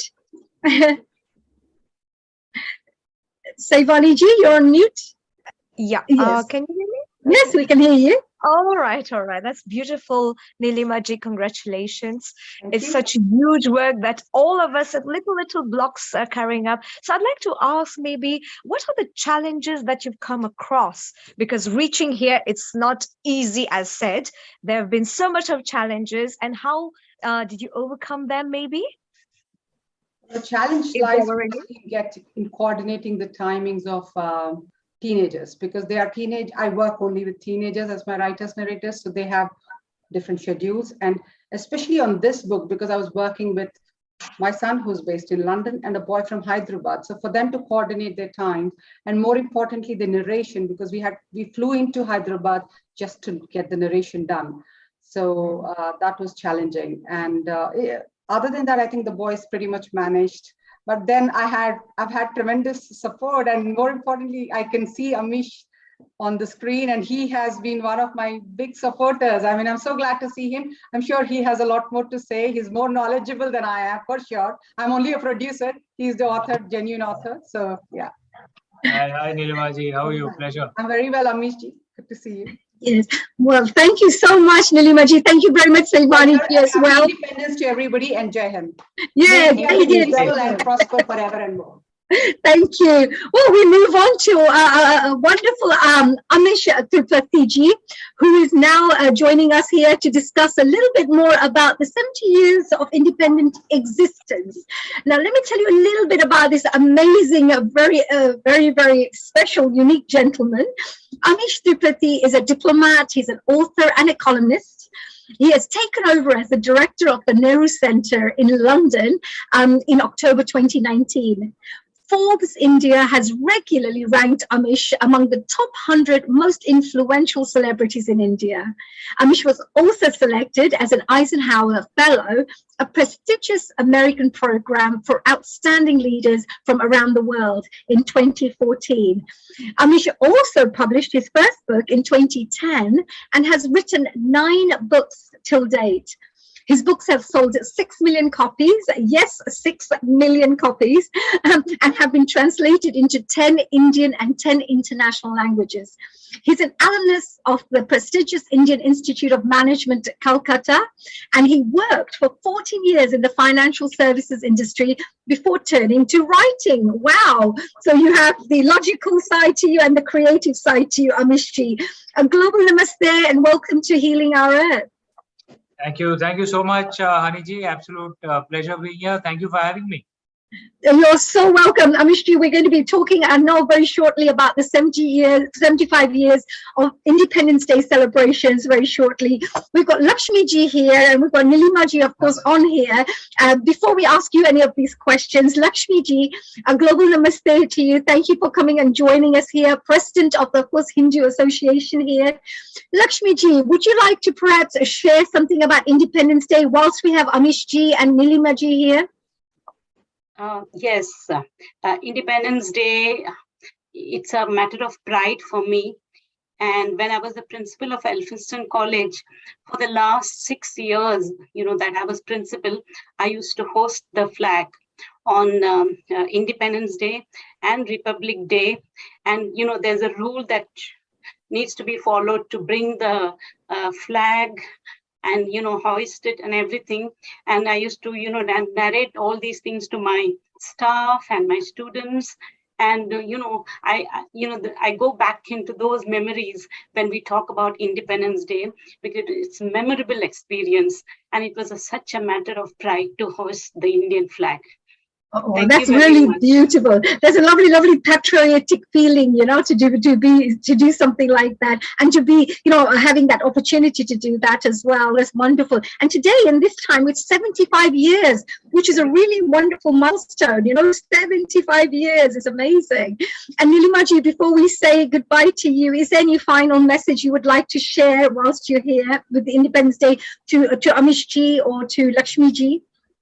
I'm not the right person to share anything more profound than what I've already shared, but I wish everybody a very happy Independence Day. I genuinely want to see India thrive and prosper, because it deserves to be up there.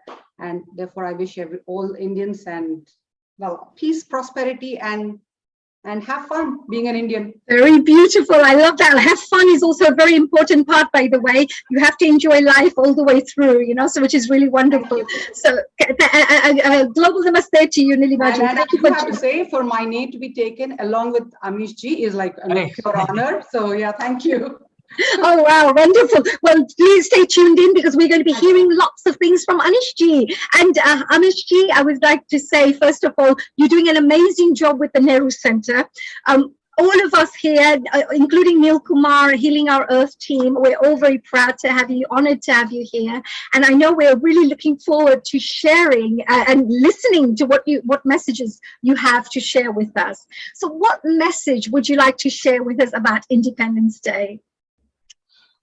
What I was asked to do by Neil ji and Lakshmi ji was evaluate the last 75 years, think about what we've achieved, and what are the things that we should look at for the next, say, 25 years when we reach 100 years of independence. This year, we are sitting in the UK right now. This year, India's GDP will cross that of the UK, of our former colonial master, the UK.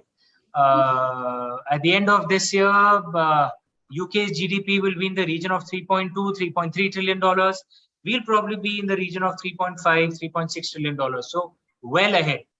The last time that India's GDP was greater than that of the UK was approximately 150 years ago.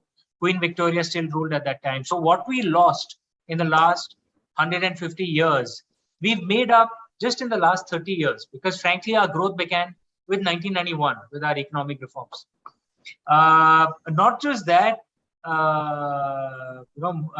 many economists, including among the top ones at World Bank, IMF, etc., they say that our per capita income, which is every individual Indian's income on a purchasing power parity basis, will cross that of every single European over the next 25 years, okay, on a purchasing power parity basis. Our per capita income, every Indian individual's income.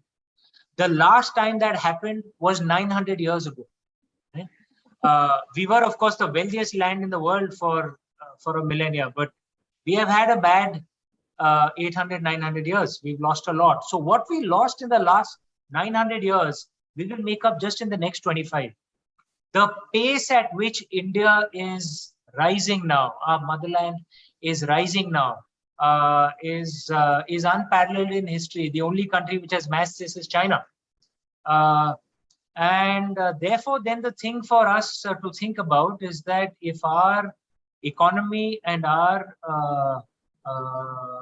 heft expands at this pace, we will clearly be a superpower. So what kind of superpower will we be? The first thing we must do is we should not take this growth for granted. Let's just not assume that what we've achieved till now will continue achieving for the next 25 years. अगर हम हाथ पे हाथ धरे रहे और बैठे रहे और काम करना हमने बंद कर दिया, then we'll actually collapse. So we have to keep working hard to get ahead. The next 25 years is a very likely scenario, but it's not a guarantee. We have to work hard and we have to work unitedly. All of us Indians have to work together. We're on the same ship. If we start fighting with each other on silly reasons of language, religion, caste, we will make the same mistake that our ancestors made at times. The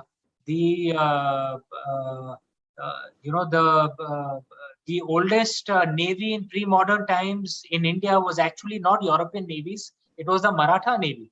led by Kanoji Angre. How did Kanoji Angre's navy get destroyed? Because he was fighting the British at one end, but behind him, his own fellow Indians were attacking him, right? Our internal divisions destroyed us. At the Battle of Palashi, where the British conquered us, it was because our own fellow Indians turned against us. At Jallianwala Bagh,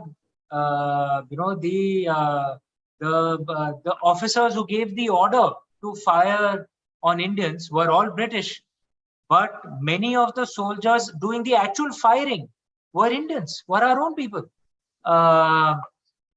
In 41-42, when Winston Churchill ordered a famine which killed some 3-4 million Indians. Most of us Indians don't know about it. It's been airbrushed out of our history books. Winston Churchill ordered a famine. 3-4 million of our fellow Indians died. It's called the Great Bengal Famine. Yes, it may have been ordered by Winston Churchill. Notably, there were a few British officers who opposed the policy at that time, but many of the officers who implemented that policy were Indian, right? So therefore, if we turn against ourselves, then yes, foreigners can defeat us easily. So that is a key lesson that we have to learn. We have achieved a lot in the last 30 years. We have to achieve even more in the next 25. And most important lesson that we can learn from our ancestors, don't give in to these internal divisions. Very often, foreigners have not had to defeat us. We have defeated ourselves. And if we are united, koi maika lal hame hara nahi sakta. When we are united, we can beat back anyone. That is a key lesson that we need to learn, because our success over the next 25 years is not a given. And then if we do become a superpower, what kind of country should we be? What kind of superpower will we be? Will we be as selfish and hypocritical as some of the other powers have been? Or will we be a better power? Will we be like how our ancestors were in the first millennium of the Common Era, when we were the global superpower at that time? We don't research enough of our own ancestors. We don't know enough of the stories of our own ancestors. The way our history is taught to us, we learn more about the invaders who attacked us rather than our own ancestors who fought those invaders. So we need to learn the great stories of our ancestors so that we can be inspired to be a better superpower than many of the other previous superpowers have been. Yeah, Amishji, I think you've spoken about some really, really amazing things. I've just made a few notes of these things, which I think are really, really important. One thing you did mention, which I think is very important, is that we've defeated ourselves, really, because in the background, if don't stay united, then there is issues because we ourselves are doing things which are preventing our growth. Second thing is, I know we're very peaceful. Ani, as a very small thing, if I can just say, even within the UK, let's see our community here. I'm here just for a few years. I'm going back to India. But even within the UK, we have so many associations, which is nice. But we all should be united as well. There are 1.5 million of us. If all of us Indians are united, we're a very powerful community. But are we as united as we should be in the UK? Let's think about it. Absolutely. And I think that all the people watching right now as well, there's a very powerful message coming through here, because also with Lakshmi ji here as well, I'm sure that she looks after many, many organizations, is connected to many organizations. They're all doing their own work, etc. If we combine together and have a stronger vision together, unity creates amazing strength, and energy. It's like a snowball effect. It creates its own energy. And we've never been people who want to destroy. Again, one more person had mentioned this. We've never gone to fight any other countries. We have always had people coming to our country. So we are quite peaceful people. We just want to prosper and share spiritual knowledge and share good things and good values with the world. May I add one thing to that, Hari? Yes, we are peaceful people. Very rarely has an Indian army gone outside the Indian subcontinent to try to conquer another land. Very rarely. It's happened a few times. Rajen Chola led an expedition to see, conquered much of Southeast Asia. Emperor Rajen Chola, one of the greatest Indian emperors. It has happened a few times. Emperor Lalitaditya, the Kashmiri emperor, had conquered much of Central Asia. Very, very rarely. more often than not, invaders have come to India. But there's one lesson again we can learn from our ancestors. We have an impression that we are peace-loving, which we are. We have among the greatest pacifist traditions in the world, right? But we are not the kind who will turn the other cheek. If someone hits us, if someone slaps us, we will box back, and we'll box back hard. That's why we are still alive. Every other ancient pagan culture has been wiped out. The same invaders who came to India, the Turks and the Europeans, they went to other parts of the world as well. Every ancient pagan culture has been wiped out. Greco-Romans, ancient Egyptians, the Chems, Celts from UK, they've all been wiped out, their cultures. We are the only pre-Bronze Age culture that is still alive. Why? Because when invaders came, we kept fighting and fighting and fighting and fighting. Even in the last 1,000 years, we kept fighting. So we are peaceful people, but we certainly believe in defensive violence. That if you hit us, we will hit back hard. And yes. I have said that some of our neighboring countries need to learn that about us. We will not attack you, but you attack us, buddy, we will hit back hard. But I've also seen that a lot of our soldiers, let's call them, you know, they have something very special about them, because they have a combination of this attitude, because there's this patriotic side, but there's inner strength, some kind of inner strength that they have. There's also this spiritual strength that they tend to have, which is part of our culture. And of course, that the community spirits that they have as well to protect, you know, whatever happens. Completely spot on. In fact, we are a moral army, I say, our army. Do you know that a thing that had just come out in Shiv Arur's book? It had happened 2 years ago when we'd been attacked by our northern neighbor, by China. An Indian doctor saved Chinese soldiers who had been injured. The doctor was kidnapped by the Chinese army to save other soldiers who were within their own, Chinese soldiers in their own camp. The doctor worked with them, and then the Chinese army killed that Indian doctor. That is their morality, right? Whereas look at the Indian army in the Kargil war.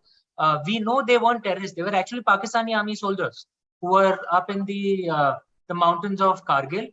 The Pakistani government had refused to accept their bodies back because they didn't want to accept that they were Pakistani soldiers. They were saying that they are terrorists. They had no control over them. They're saying they were non-state actors.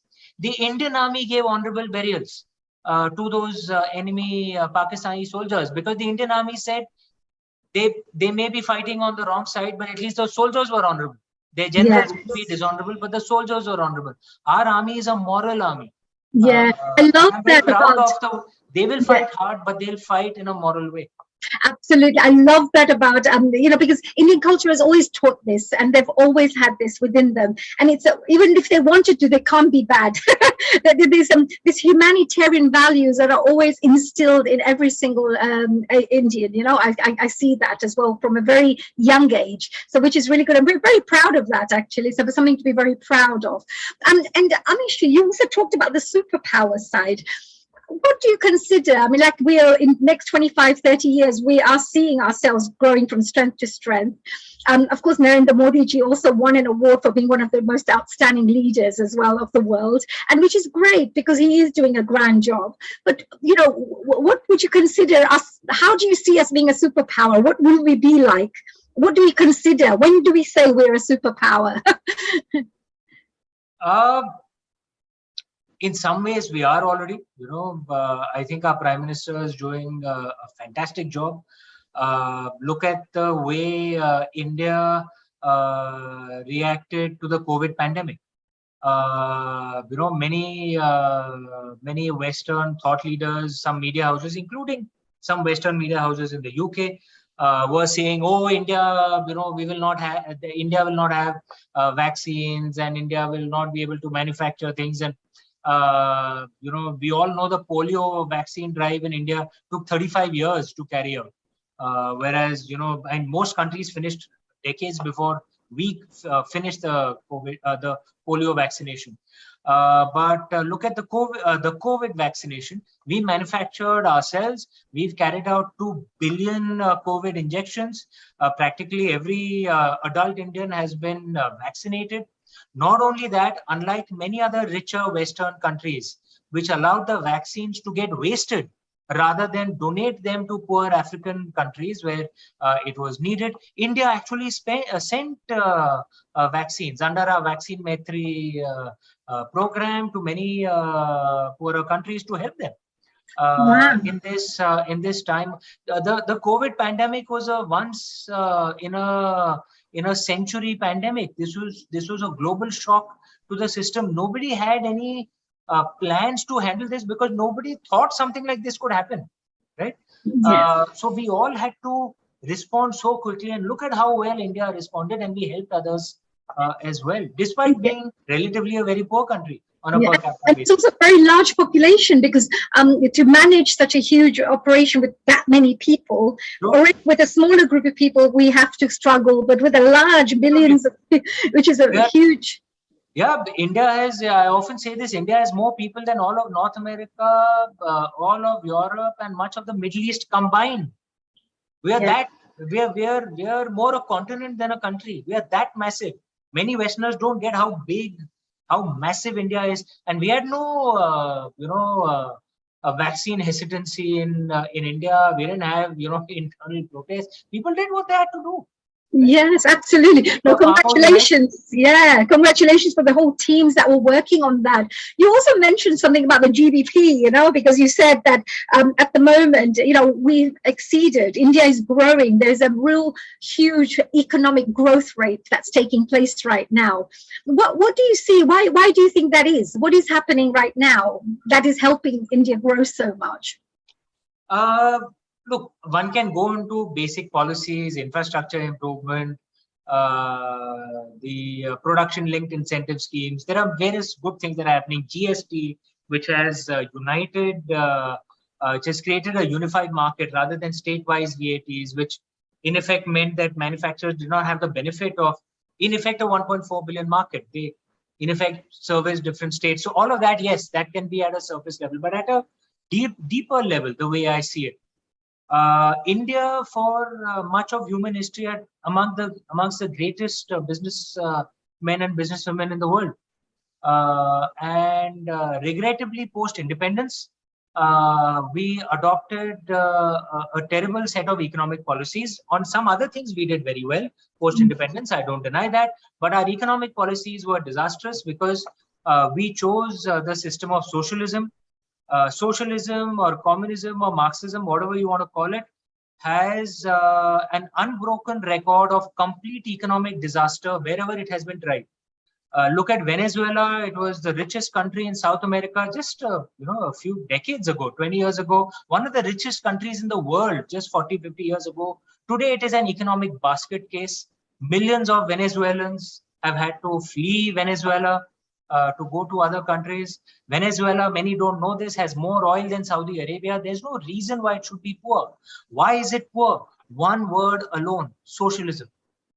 Socialism causes disaster, economic disaster, wherever it is tried. It's an unbroken, unparalleled record. We unfortunately chose socialism as an economic policy till 1991. In 1991, we changed and we reformed. And what that did was gave our businessmen and women the freedom to achieve.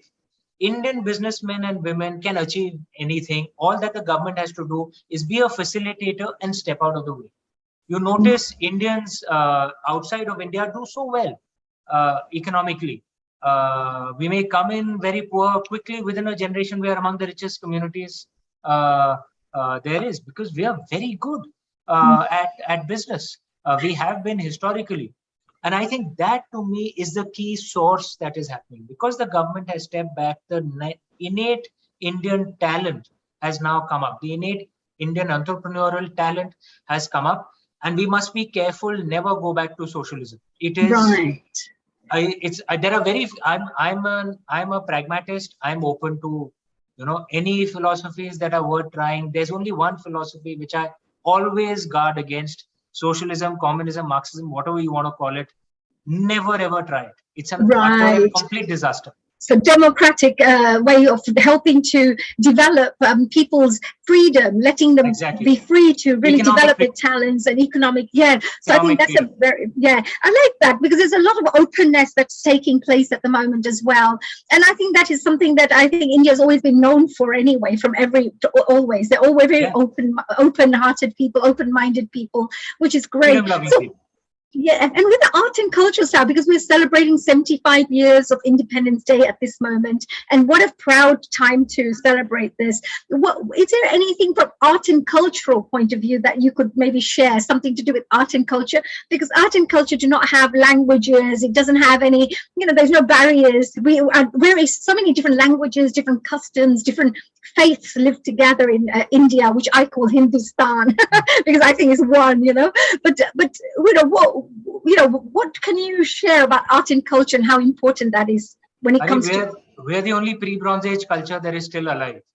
Even today, we chant hymns that were composed maybe 8,000, 10,000 years ago. I chant the Shri Rudram. Many of the Vaishnavas would chant Vishnu Sahasranam. These were composed 8,000, 10,000 years ago. We are a culture that is the oldest in the world. The only pre-Bronze Age culture that is still alive. We have so much to offer. China is not a pre-Bronze Age culture.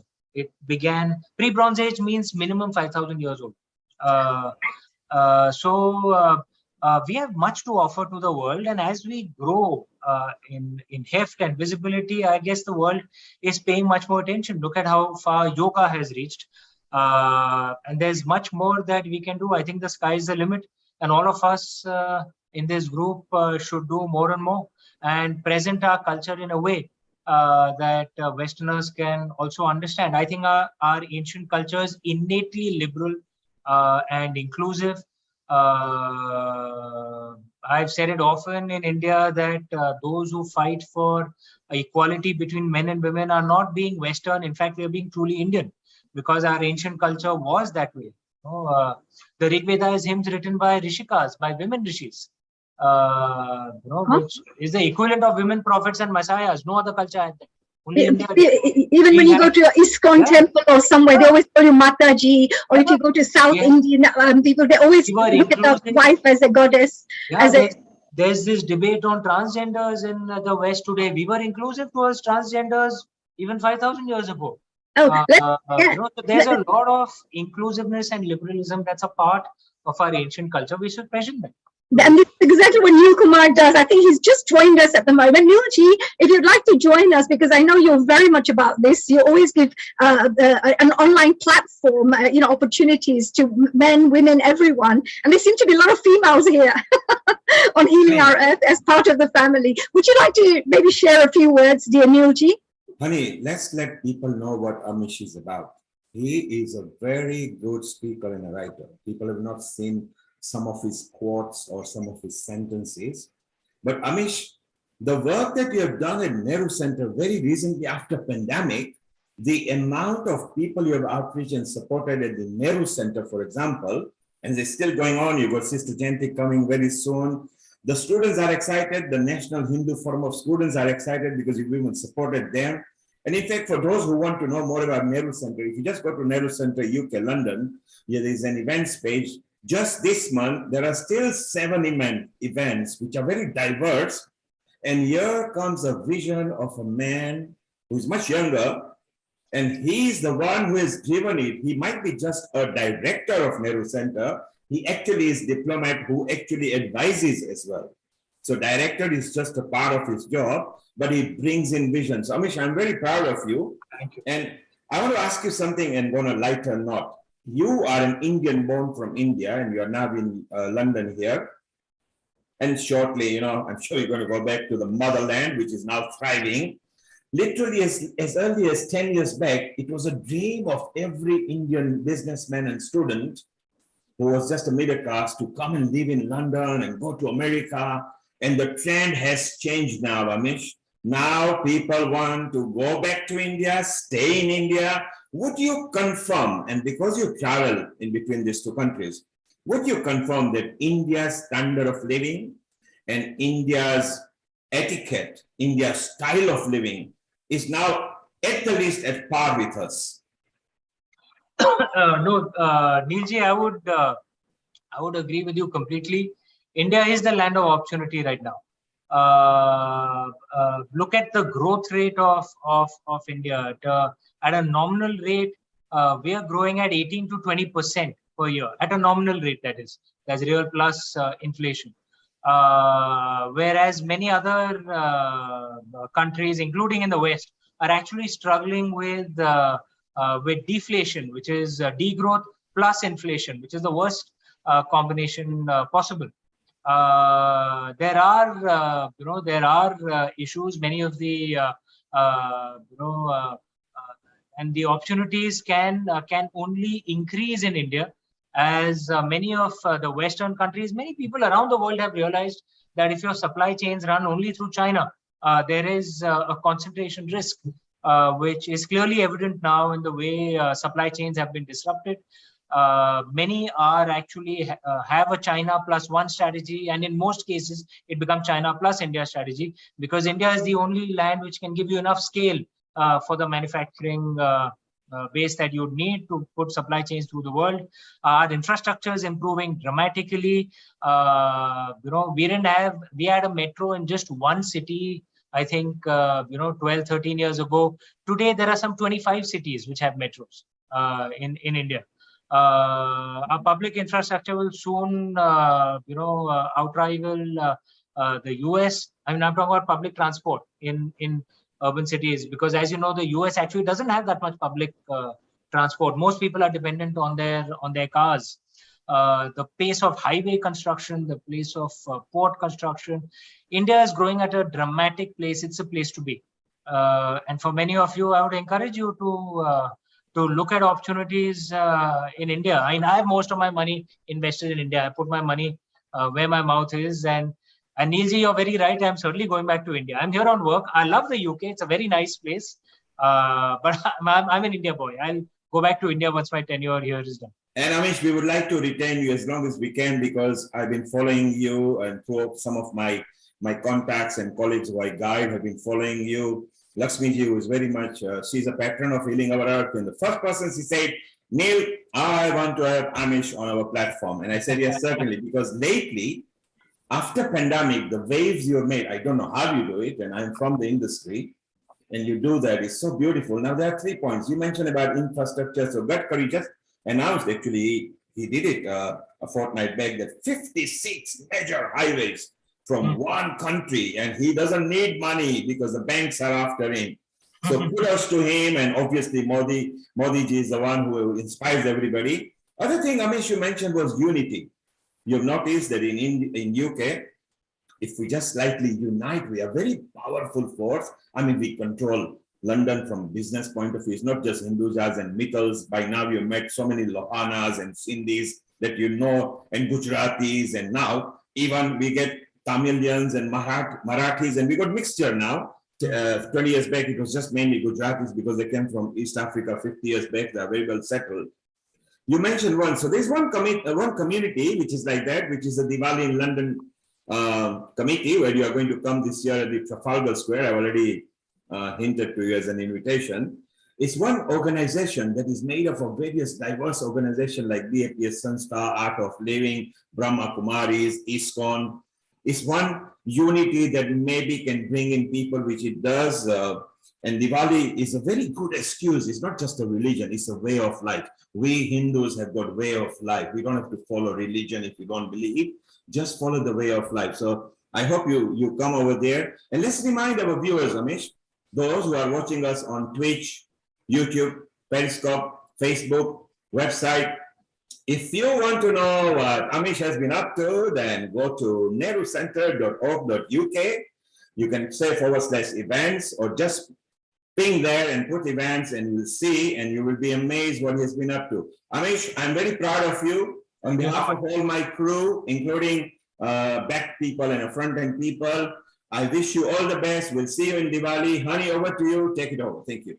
Thank you, Neelji. Thank you so much. What a lovely discussion we've had today. I would like to keep you for 10 hours and listen and listen and listen to more. Such wonderful, interesting things. And of course, I also work as a global president for art and culture for the Commonwealth Business Entrepreneurs Club. So if there's anything from our side and Healing Our Earth and myself that we could contribute for the Nehru Center in any way, any shape or form, for being part of, supporting any of the work that you're doing, we are there, to support you all the way. Thank you. Thank you so much, Hani. Neelji and Lakshmiji both have my number. Let's, we will, we could get it from them and we'll connect. And thank you so much. Yes, and Lakshmiji, whilst you're here, thank you very much for bringing Amishji here. Was there any final, any comment that you would like to share with Amishji or Saivaniji before we move on to our next host, which is Gayatriji? So would you like to ask any? My pleasure to have talked to Amishji and bring him on this platform. And I would also, I've been attending some of the programs that takes place in the Nehru Center. There's next week one for which I will be going. And thank you very much. And really, really appreciate that you joined us, Amishji. See you next week. And Gayatriji and Shaivani, both of you from Mauritius, welcome here, and so nice to see both of you. And as always, you have been an ardent supporter of Healing Our Earth, and you've been doing a wonderful job too, and I appreciate it. Thank you. Oh, thank you, Lakshmiji. And I hope from your side, and of course Amitji's side, what he's talked about unity, I hope, Lakshmiji, from your organization, being a president of the Hindu Cultural Associations, I hope all the organizations come together, unite, and focus towards building India to the best it can be. Thank you so much, Hari. Namaste, Gayatri ji. Namaste, Saivani ji. Thank you. Global namaste to you, Amishji. Pleasure. Bye. Thank you, Lakshmiji. Well, we now move on, and I'm going to now be introducing to you to my next host, who is really, really the most beautiful soul that I know, one of the most beautiful souls that I know. Her name is Gayatri ji, who's taught so many lovely values and passed them on to her daughter, Saivani ji. As you can tell, with a lovely soft-spoken voice, her multi-talents that she has. And of course, we're going to be also speaking to Dimps, I call her. she's a really a most beautiful, gorgeous lady that we'll be talking to very shortly. But let me pass it on to our dear Gayatri ji, and let me do a little bit of an introduction to my next host, who is actually Gayatri Shankar Sambhu.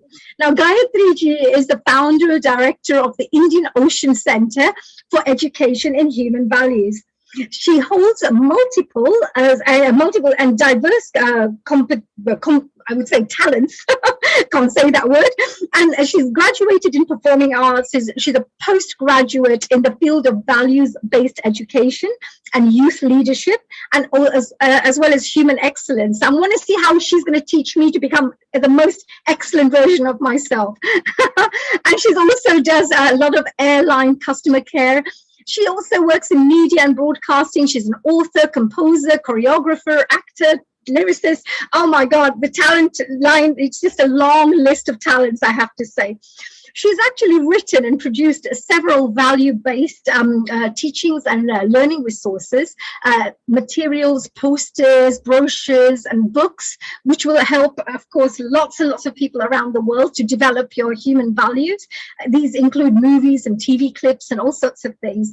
Gayatri ji has also been actively coordinating something called the UN Habitat Training Workshops during the various conferences in 2005 in Mauritius, and she's a recipient of the national and international awards, including Ambassador of Peace by the International Interreligious Federation. And I'm very, very proud of that.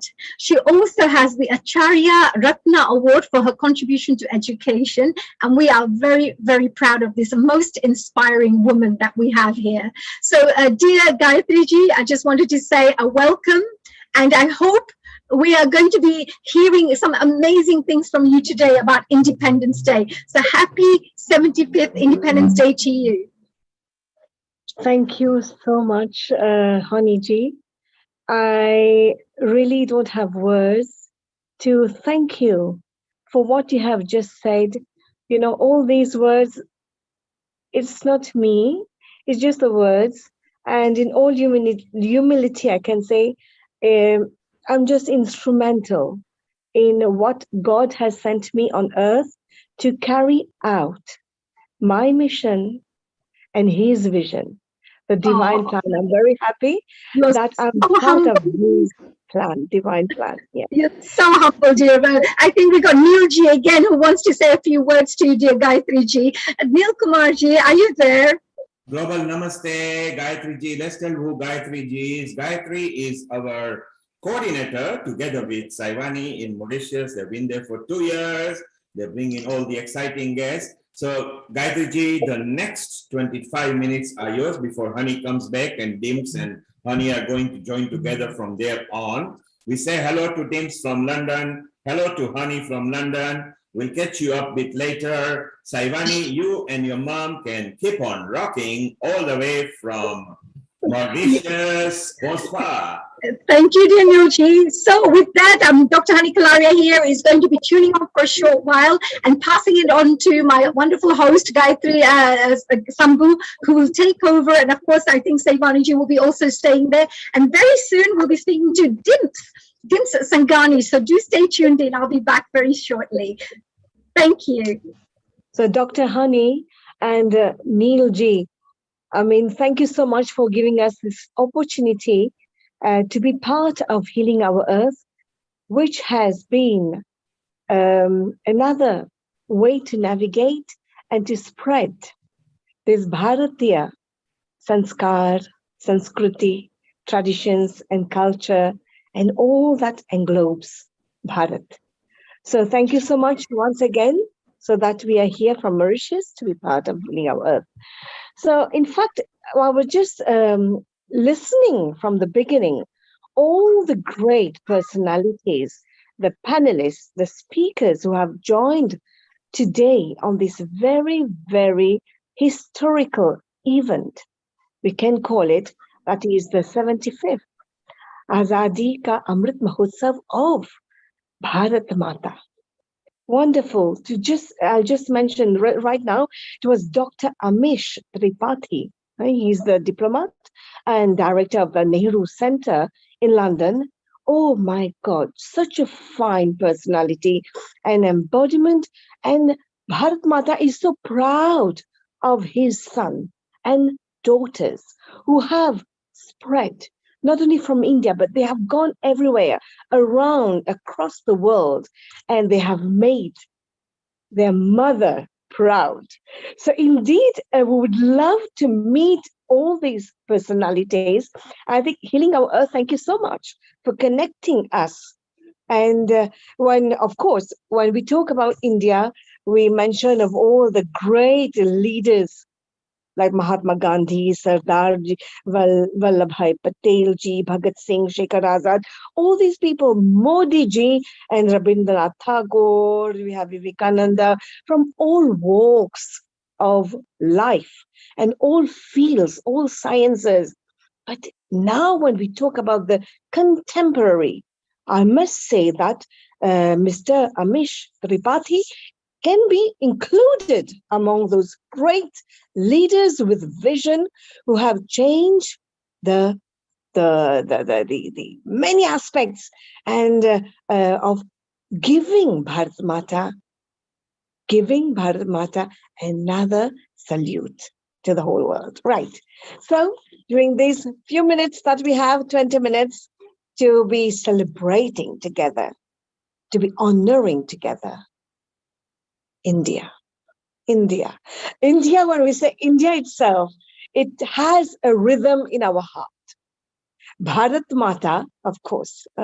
So today, as we are navigating, sailing across this great ocean, Mother India, who has given us, when we think of India, we think like Dr. Hani just mentioned, even Saivani mentioned, Lakshmi Vyasji mentioned, we talk about thousands and thousands of years back history, mystery, legends like Shringar. We talk about Shringar. Of course, ladies, when we're talking, we talk about Shringar, jewelry, costumes, saris. We talk about our cuisine, kitchen, the flavors of cuisine. We know the richness that India has given to the whole world. We talk about Sanskriti. We talk about spirituality. We talk about art and culture, tradition, Ayurveda, Swasth. So many S's and so many all have come from the Vatvriksh, that is from our Mother India. And Mother India can be said like a lamp, a light, a candle. The more she is sharing to others, not even an ounce of dim, she will never be dim. In fact, she will be more and more brighter and brighter and giving light to the whole world. In fact, I would like to mention just now, like personality development, like from IT, technology to the Ayurveda, in every way, Bharat Mata has been phenomenal. Okay, and also we talk about going to the Mission Mangal. When we talk about Mission Mangal, the science. So all these, like just Neilji just mentioned about the temples in all over the world, it all comes, the genius, the ideas, the brain is Mother India. So in Mauritius, we are the diaspora, we are from, of course, the generations we have come from India, but we are very closely linked. And Neilji just mentioned, I remember he was talking about to Saivani just now, that Mauritius has preserved in such a way that sometimes our Indian friends, when they come to Mauritius, they say we have so much to learn from Mauritius about our Indian culture, about our Indian traditions, because we have, in a way, really tried to preserve it. And thanks to our Indian High Commission of India, about Indian, we have the Indira Gandhi Center for Indian Culture, we have Mahatma Gandhi Institute, we have, and all the prime ministers, all the great personalities from the government of India who are helping, collaborating to develop our Mauritius. So Mauritius, as a Chota Bharat,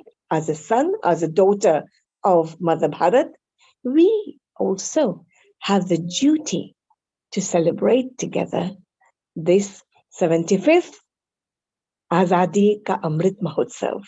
And this has already started a few weeks ago. In fact, since last year, we are still, dhol bajao, like we are thundering this celebration.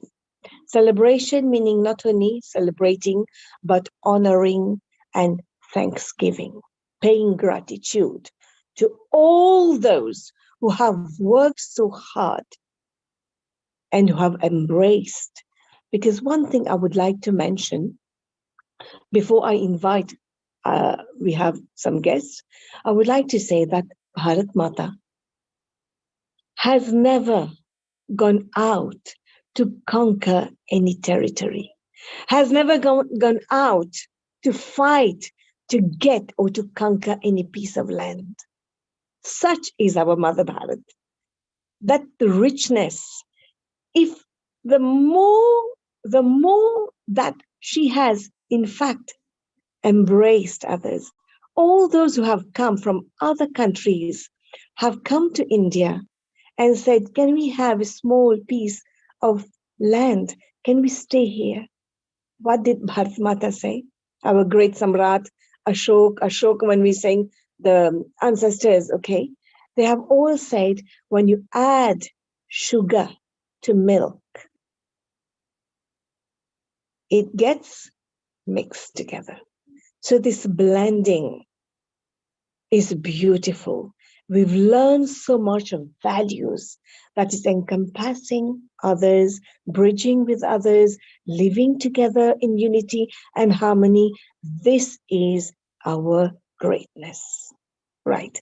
So in Mauritius, following the steps of Bharat Mata, we would like to thank Modi ji and all the people, all the personalities around the world. We thank all of you to give Mauritius a chance to continue to follow our religion, aspiration, and culture. Right. So now we have in our midst, we would like to invite our two special guests.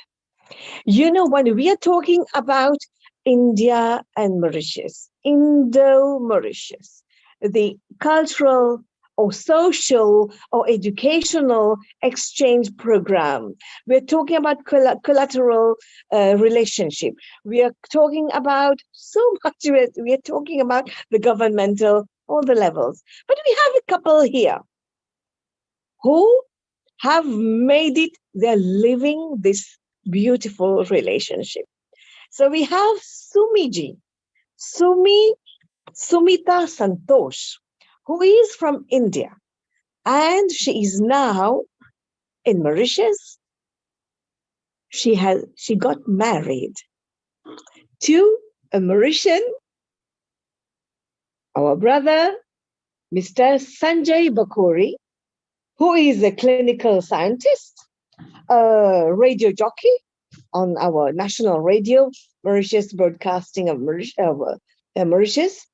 And he is also a university lecturer. He is a keynote speaker at religious functions and many, many more. When you speak to him, you will see how profound he is and how he is following and continuing our parampara. Okay, but what he did, I don't know what he did.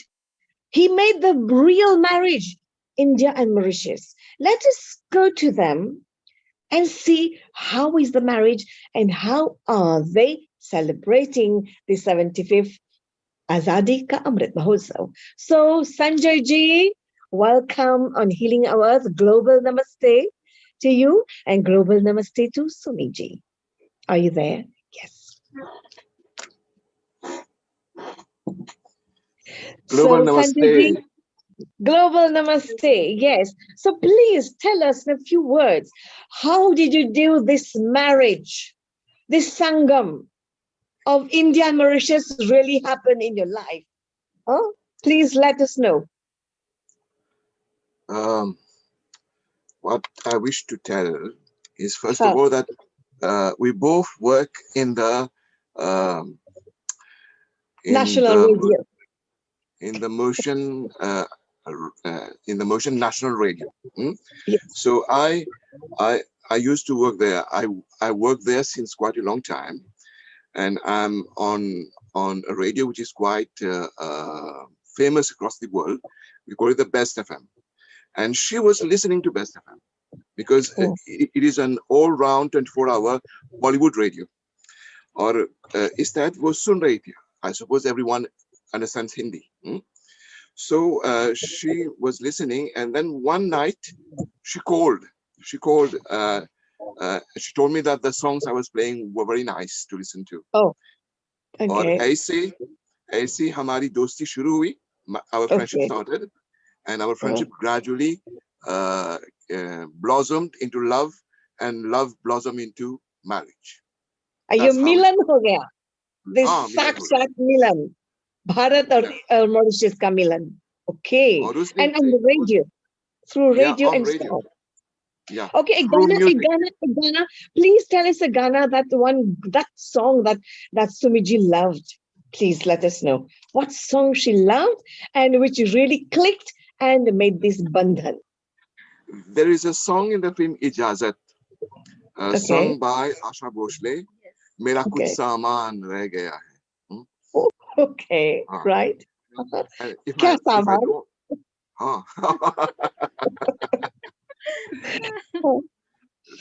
पर ये परम, I mean, this relationship, it has allowed both of us to grow, to enrich ourselves. मुझे बहुत कुछ सीखने को मिला भारत के बारे में. I learned a lot about it. और she and we had a parkour together, each helping each other, each enriching each other. पर मैं चाहता हूँ, I would like you to listen to her. Of course, of course. You know, I would have loved to introduce her first, but every time they will say ladies first. So today we try to introduce you first because you brought the Bharat here, isn't it? Okay. Now, Sumiji, please tell us global namaste to you on healing our earth. Yes. And I know there's so much from your side you would like to share with us. How, of course, we know already that you met through the national radio and through the Bollywood songs. Again, through the India, Bharat Mata. So now, please tell us about how, from India coming to Mauritius, what have you seen in Mauritius? Are you seeing that you have come to another country, or how do you feel being in Mauritius? And at the same time, I would like to also ask you, how are you celebrating the 75th Azadi Ka Amrit Mahotsav? And are you missing India? Global namaste to all. Yes, Savaji, please tell us. As Sanjay has already told how we have met and how India and Mauritius are living together under one roof. So we are celebrating the Indian culture and Mauritian culture on daily basis. We learn from each other. We have good experience, and apart from this, we are now celebrating this. How to say? When I came here, like away from my own country, but then I have come to a country which is similar to my country. The culture is similar, the tradition is similar, the people are so sweet. So when I have come over here, I didn't even feel that I'm away from my own country. You see, I have my in-laws who are same as my parents. I have my sister-in-law, my brother-in-law, all are like my own siblings with whom I have grown. So the same love, the affection that I used to get in my country, the same respect, the love I get here also. So I'm very happy and feel very, how to say? Elated. Emotional. We can feel that emotion as well, no? Isn't it? Your feeling hota hai. Right? That pass wo abhi hai. And one more thing, like, you know, many people, we can say that we are part of India, we are Indians, or, you know, Bharat Mata, but living the values, living the philosophy, living the culture, living it in honor, you know, that is very important. One point I wanted to ask you, because sometimes we do have people who, you know, they feel maybe they don't, not humble, you know, sometimes they feel to say that we are Indians, that we wear the sari and so on, sometimes you can feel a bit low. How do you find people who do not respect the traditions and culture of India? That's why, because I'm coming to the great celebrations that the saris speak. Why it happened? Why is it so? And you were one of the founder, like not only collaborator, organizers. Please tell us more about it. Yeah, in fact, this Azadi Ka Amrit Mahotsav is giving us the opportunity to celebrate the Indian culture. You see, that also in a grand way. Being in Mauritius, the way we are celebrating this independence of India, maybe in this past years, we have never done that. And through this Azadi Ka Amrit Mahotsav, we are able to go back to our culture and show it to our generation, like our children and all, so that they can stay in touch with our culture and tradition. Because if we won't follow our culture and tradition, how our kids will do it? Absolutely. Exactly. And yeah. So what was it exactly you organized just now? Yeah, it was Azadi Ka, under the context of Azadi Ka Amrit Mahotsav, Indo-Maurice Sari Speaks, as I'm also the member of Indo-Maurice Sari Speaks. It is an NGO, we can say, where we promote the culture of sari. Like wherever we go in a program or we organize program, all the members, all the participants are wearing the Indian traditional outfit, that is sari. So it was a grand event that was celebrated 2 weeks ago in the Indira Gandhi Center for Indian Culture. And this program was in collaboration with High Commission of India in Mauritius.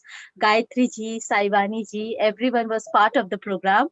And we really had a good experience. Like we were more than 60 participants, starting from age group of 16 to 65 plus, professional, non-professional, homemakers, who are working, I mean, have their professional lives also. Everybody have come together on one platform, and we got this great opportunity to promote our Indian culture. We represented every traditional outfit of each and every state of India, starting from north to south, east to west. Apart from traditional outfit, we got the opportunity to showcase the traditional dance also, like bhangra from the north. Then The from the east, we Garbas. had the Dhunuchi dance. Garba. South, we had the Kolatam and Kuchipudi dance. From the west, we had the Garba, the Rajasthani dance, the Bharat.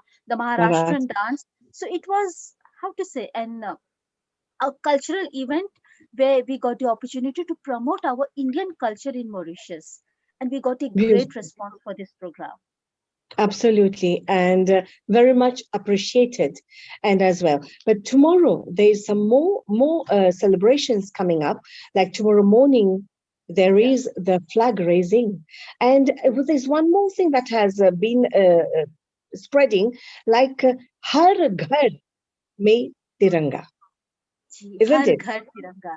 Like Har Azadi Ka Ghar Amrit Tiranga. Mahotsav, it was an Yes. initiative of Indian government. The same way, Har Ghar Tiranga. Like in every house, there should be Tiranga. You see? So that Har Ghar Tiranga, this concept is being followed in Mauritius also with the same enthusiasm that is being followed in India. Over here, we can see how people are like how to say, raising flag in their house. Like it is from, I think, 13th till 15th of August Yeah. that they are doing. And Indian High Commission is providing the flags to them, Together. those who are Yes. requesting. High, Yes. IGCIC, Indira Gandhi Cultural Center for Indian Culture. Those who want Indian flag, they can go and take Indian flag from there and uh, do hoist the flag in their home. And it is a very good, Beautiful. we can see, like while we are traveling, we can see that every house has the Indian flag. Exactly. Beautiful. Beautiful. Yeah. And the food mela is coming as a food mela from the coming up next week for 3 days. This is also And another one initiative under the context of the Azadi Ka Amrit Mahotsav itself.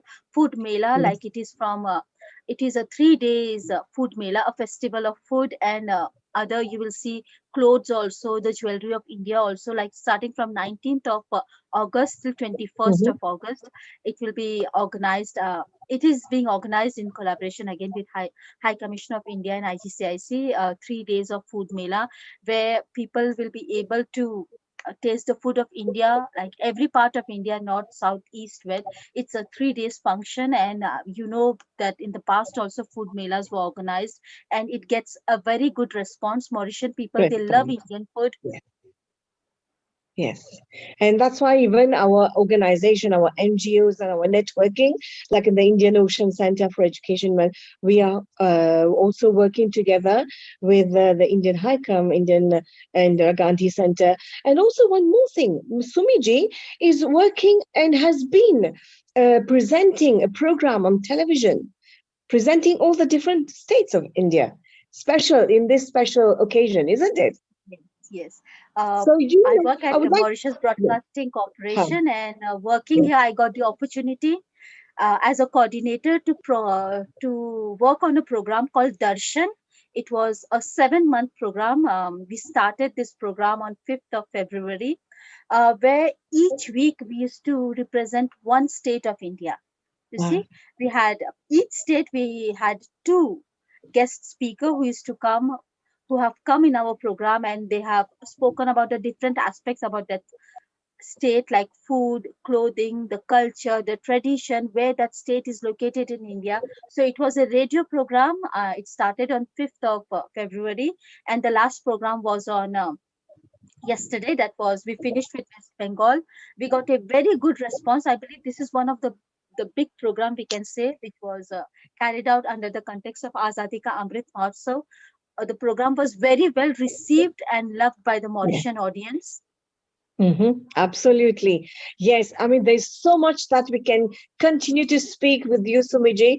Such nice. And I feel that those little clips that you have been presenting, maybe you can share it with us on Healing Our Earth, because we have on the Facebook, we have on Instagram, we have on the website. I'm sure that Neilji will appreciate that what we are doing in Mauritius, we can also share to the whole world. And one more thing, I would like to add, I must thank you so much for sharing so much, but our time today, I think in about a few minutes, I will have to close down. But before leaving our platform today, I would love to mention and to say to give a big tribute to all the people who are still working so hard to preserve our tradition and culture around the world, across the world. And one thing it is in my heart, which Mr. Amish Tripathi mentioned, like Neilji said to him, to stay back a bit longer. But even now, I'm feeling there's so much in India that we want to give back to our Bharat Mata. I also mentioned to the family, like, I would love, I would wait for 10 years. But personally, I would love to go back to India and serve and do something. And I would love to thank our Narendra Modi ji, who has given to Mauritians and to others also the OCI card, Overseas Citizens of India. So this is one of the greatest gifts that he has given to us, that we can go back to India and feel this Bharat, to feel that. And when we say we are Bharat, we are from Bharat, it doesn't mean that we are separate from others. Being Bharat means we englobe, we encompass everybody. So that is Gayatri ji, yes. What lovely discussions you've been having, you're enlightening each one of us with such amazing information, and Sumiji and Sanjay ji as well, all the way from Mauritius, sharing such lovely information. I would like to mention here, yes, Haniji, that I think Sumiji and Sanjay ji are at the Mauritius Broadcasting Corporation, isn't it? They're at the place of work where they met, actually. So because I recognize this. Wow, that's fantastic. I just wanted to say thank you. You're doing an amazing job bringing, so many viewers, education, information, entertainment, and of course, promoting our culture along the way with it, So we are very, very grateful, and congratulations and best wishes. I think Neil Kumarji also wanted to say a few words about this. So Neilji, would you like to come and join us and maybe share a few words of wisdom? Gayatri, Saivani, thank you very much for bringing the news and update from Mauritius. Sumi and Sanjay, what a lovely couple you are. This time we're letting you go without singing. Next time you're going to come and sing and dance with us. Thank you very much from Mauritius. Bonsoir, merci beaucoup. Bonsoir. And now, honey, it's time to move with Dims. Dims is going to join you. And we have got 3 dynamic spiritual speakers who are regular at Healing Our Earth, and it's wonderful that we'll be connecting London with America, with a very, very high-end, wonderful soul, David Frawley, a Padma Bhushan, and what a knowledgeable soul he is. Dhruv will tell us more about it. So, honey, if you could introduce Dims, and then from there on, Dims, you and honey move over with Eve, Dhruv, and our wonderful soul, David Frawley, all the way from USA. Over to you, honey. Thank you, dear. Thank you, Neilji. Thank you so much. So, hello, Dims, and a global namaste on a happy Independence Day. Hello, global namaste, honey. Global namaste to everybody. You are such a gorgeous woman. You look, every time I see you, look more and more beautiful. What's going on with you? So let me just do a little bit of an introduction, Dims, because I know you'll be co-hosting with me now. So I'm really looking forward to having you on board with me. But let me just tell our audience members and our family, Healing Our Earth family, who Dims Sangani is. Now, Dims is a celebrity hairstylist, as you can tell by her beautiful hair.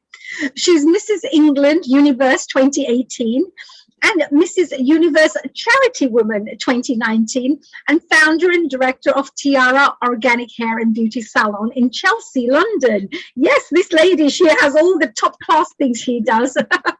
Now, apart from all this, she is a heartfelt mother and people's person, and she strongly believes in giving back to society, which she continuously does so as well.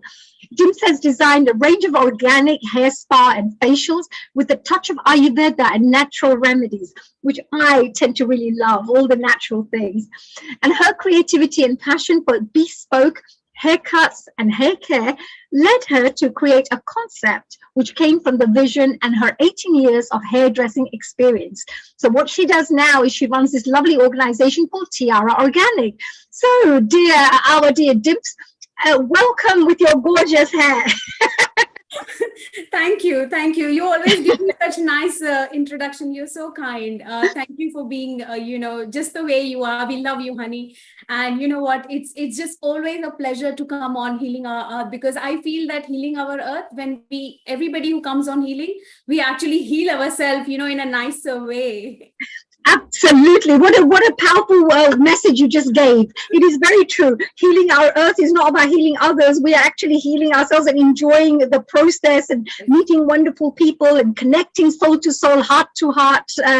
Just so many wonderful topics, from Ayurveda to Hinduism to yoga to meditation. And today, like such a great occasion of celebrating Amrit Mahotsav 75 years. And I remember one point that my great-grandfather told my grandfather, and my grandfather told me, that do not forget how hard we all have worked and how many people have sacrificed their lives, and also staying in hunger, having sleepless nights, seeing all those things. So apart from, also along with the soldiers, we also have to thank our ancestors as well, who have seen those hard times. And because of that, we are into this freedom movement now. That's why we're enjoying this freedom, and we're enjoying enjoying our lives thanks to them. Absolutely, Dims. What a wonderful thing to say there. If you allow me, can I say just one nice shairi?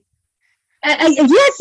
May I, whilst you're there, don't worry, stay there. I'm just doing a quick little introduction to our wonderful friends who are there on our screen, and then please share the lovely shairi with us as well.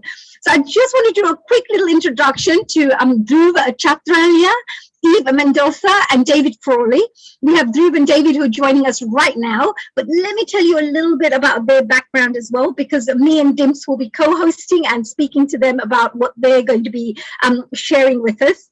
So David Frawley is a Padma Bhushan Indian National Award recipient. He's a doctor, actually, Dr. David Frawley, and he's an author of over 20 books and a renowned speaker on Hinduism. Wow, what an interesting combination.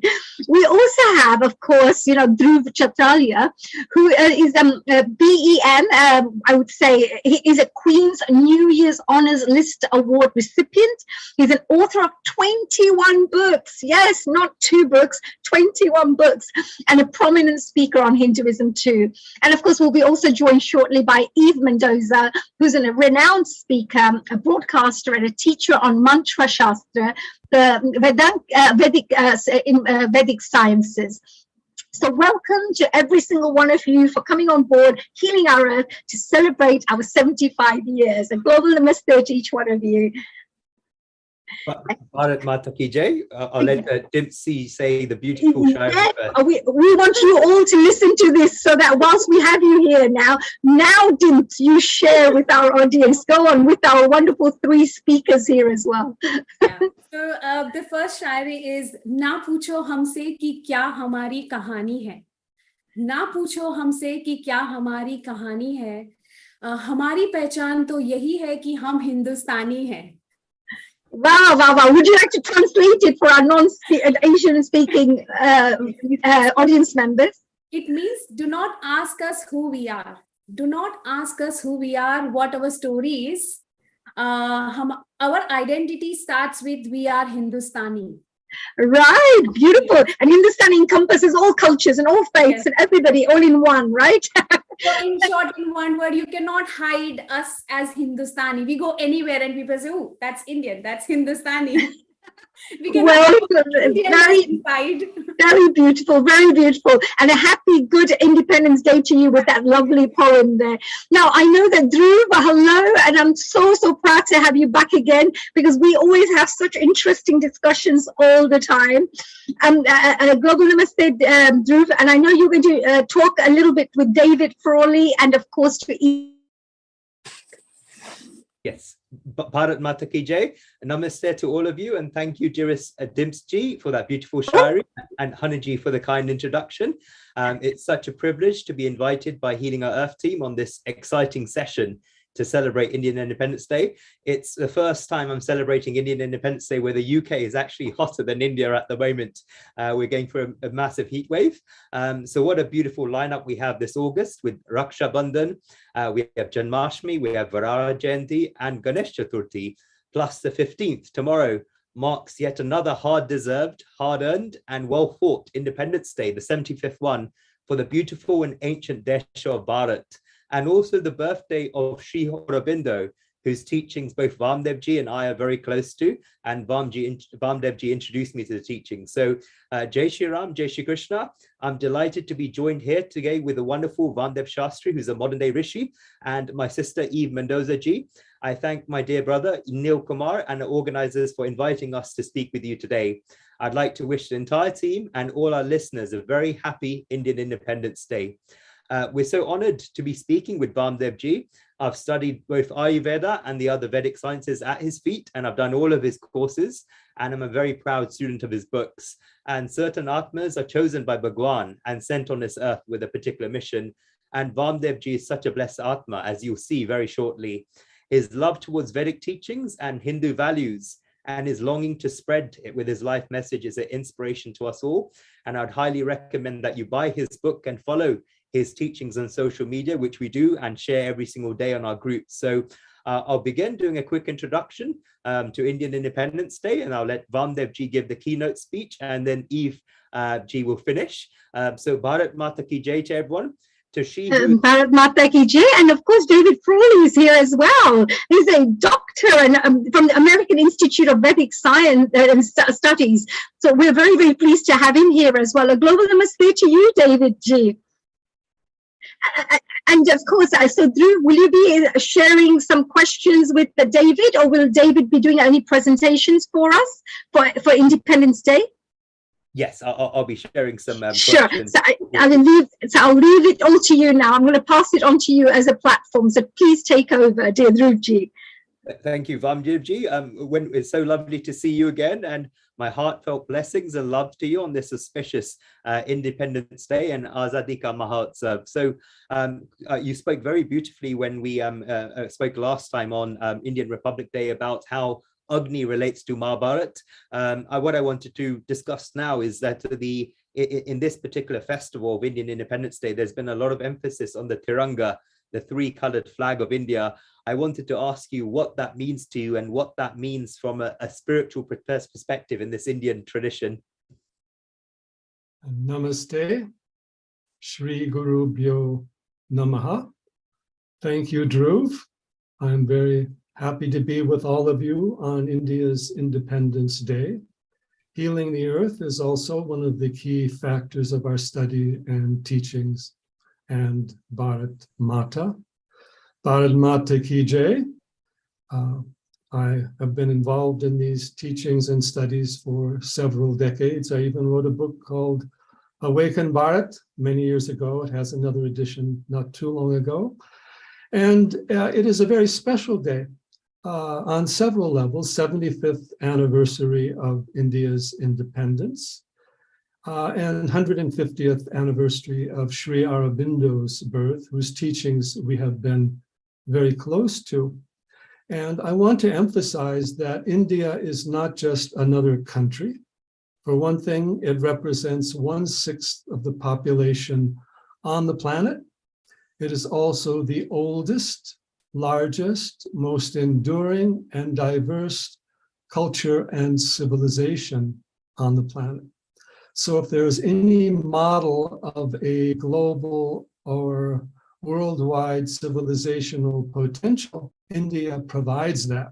Now, even the name Bharat can be found in Rig Veda, oldest text, we don't know, 5,000 years or more, which speaks of Bharatam Janam, the people of Bharat, and of course the great Bharata kings and rishis. We have Mahabharat about the Bharatas, and you know all the story, and Ram, Krishna, so many things.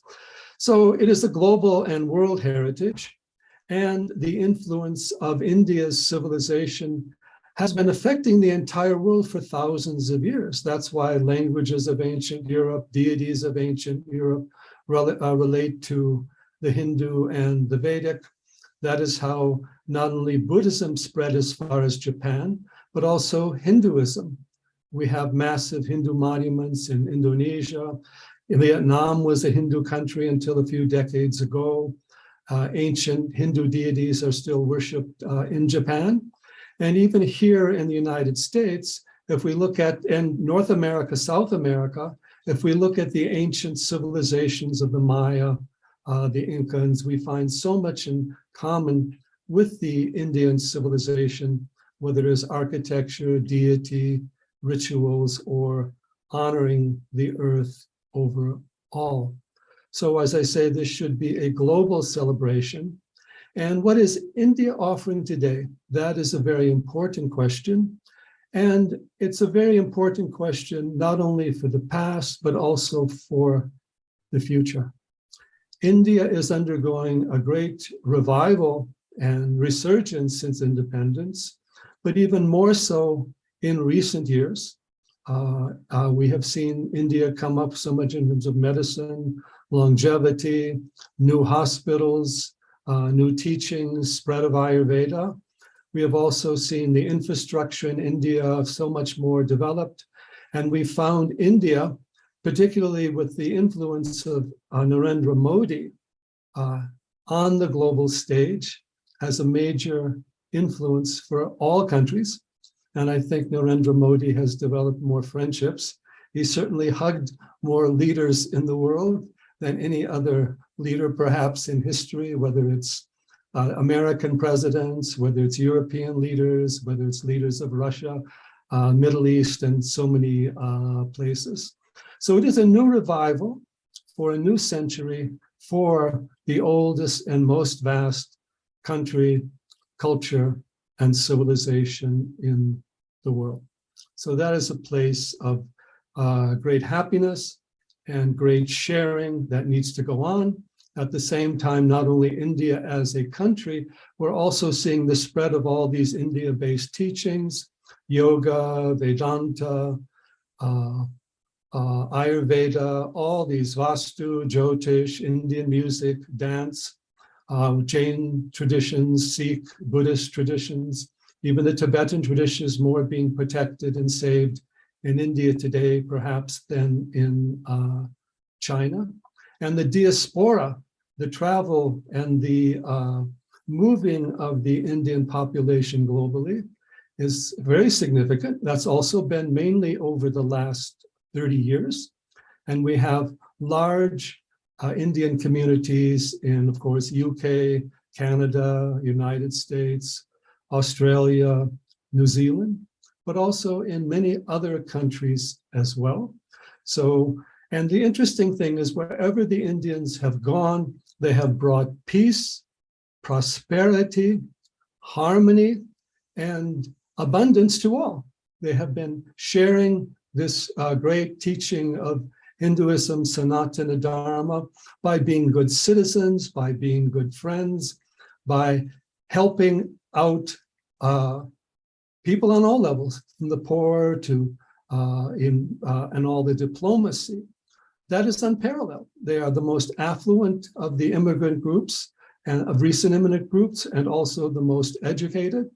and they have led the different countries where they're in terms of media, in terms of medicine, in terms of spirituality, in terms of science. We don't find them on welfare. We don't find them in criminal activities. We don't find them on the streets. We find them as the guides of our new society today, but in a way that is very encompassing, very supportive, very friendly, and very honoring to the diversity of all. We see these wonderful Hindu temples everywhere in so many cities. For example, the Swami Narayan has put up not only this wonderful temple in London, they have many temples in the United States, and bringing out soon the largest Hindu temple outside of India. We have local Hindu temples of various types. We have Hindu sampradayas everywhere. And we also have people in other countries taking on the Hindu tradition. There's very large Krishna movement throughout Eastern Europe, Russia, throughout South America, as well as North America. So it has just been a tremendous outpouring of love, devotion, wisdom, and also raising society and humanity overall. And we see this continuing for the future. And we also see it in India, Bharat itself, particularly over the last years since Narendra Modi became Prime Minister, International Yoga Day, revival of Ayurveda, India's respect for its Kshatriya traditions, India's development of all of its deeper teachings. So that has been a very great honoring of India as well.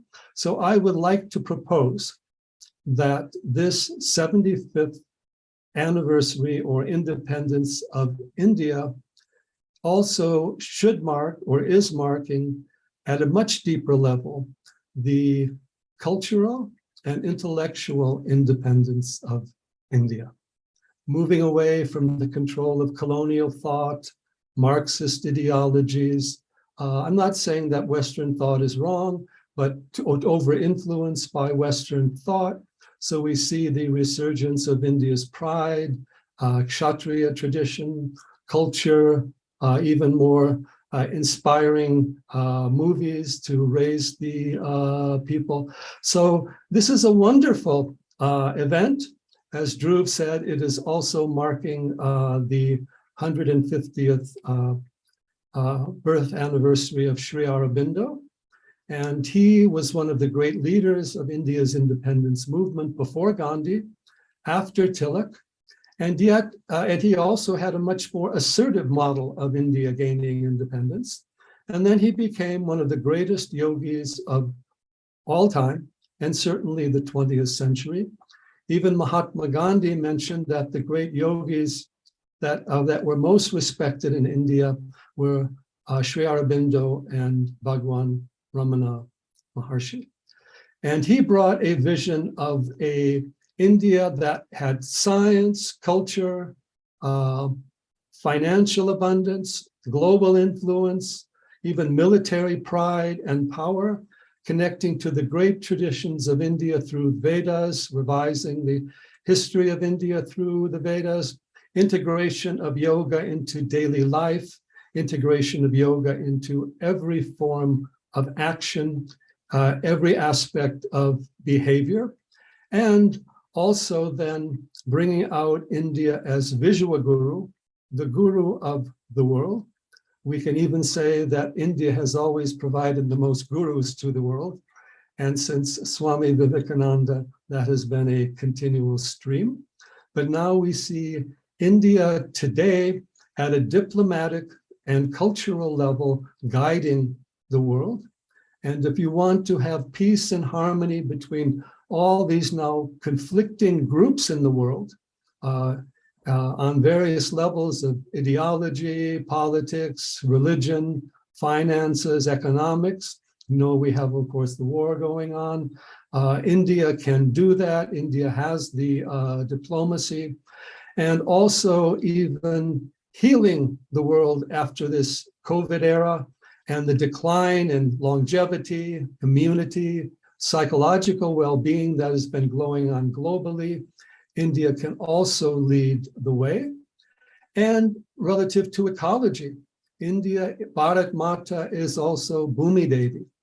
She represents the planet as a whole, and she helps us awaken that planetary consciousness, not as just a scientific or political thing, but as a devotion to Mother Earth, to the entire universe, to all of existence as our own inmost being, our own inner self. So there is this great unfoldment we must honor. At the same time, there are challenges. There is a lot of jealousy now of the success of Indians overseas. You've seen that in UK. You've also seen that in the United States. There are distortions about what Hinduism is. They used to say, well, you know, Hindus are poor, they're uneducated, they're superstitious.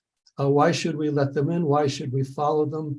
Now they're saying Hindus have too much money, they are too well educated, they have too much power, so we have to be careful or they'll end up taking us over if we don't care more for ourselves. This is, of course, a great distortion, but it must be considered.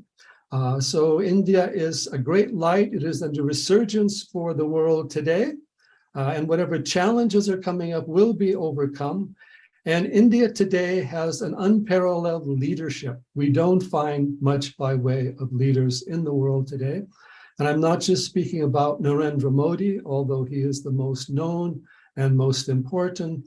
There are Yogi Adityanath, there's Smriti Irani, there are so many, there's so many chief ministers, so many in the government, and so many competent people, and a great sense of unity. There are challenges inside India as well. It's such a large country, but just think of it, 1/6 of humanity, the oldest, largest, most vast, diverse civilization, including science, art, and the deepest levels of spirituality, is under this great resurgence. It is having its great influence globally. We need to share that, support that, and honor that. And that is the real light behind the Triranga. That is this great worship of the flag. It is the threefold essence of Indian beings, Satchidananda, the three worlds, Brahma, Vishnu, Shiva, Saraswati, Lakshmi, Parvati, the triple reality, the unitary reality, and the waking of Bhumi Devi through Bharat Mata. Bharat Mata Ki Jai. Bharat Mata Ki Jai. Thank you, Vamdevji, for that beautiful speech, and so inspiring to hear, and both for kind of the Hindus and Indians like me who have experienced some of the things you said. For example, struggling in this world, you kind of have the reactions of kind of the jealousy from people who see the beautiful spirituality and the non-violence we spread, but also the economic success we brought to this world. But also another aspect of it in the fact that we worship Bharat Mata as a Devi, as a divine feminine. And that's something very unique to Indian culture, the worship of the divine feminine. And I think at the moment of the spirituality and the religion you see around the world is very masculine and based on the male ego, but we need more of the divine feminine in the world. And I want to talk about the, I guess, the divine feminine aspect of Ma Bharat and what she represents. Very important statement and question. You know, today we're talking about freedom of speech, and speech is a big issue. A lot of conflict going on through media and discussions. In the Vedic thought, Vak Saraswati, what we call speech, is a divine feminine presence. It creates the entire universe. It allows for intelligence, beauty, art within us. It is the basis of culture. It is the basis of mantra. Vak is Veda Mata. We have to honor that divine essence of speech. That is also the basis of the Sanskrit language. And that is also the basis of so many powerful chants. The earth itself is Bhumi Devi. It is not just the ground. It is not just a material formation. So we cannot raise our planet or our ecology without honoring the divine feminine, the mother of the universe through the earth. And India, particularly the Hindu tradition, is really the only tradition, at least of the major religions today, that honors the feminine as the mother of the universe, not just the mother of some great teacher, or not just as a kind of philosophical or psychological personification. Mother of the universe, Navaratri, Ma Durga, so many factors involved.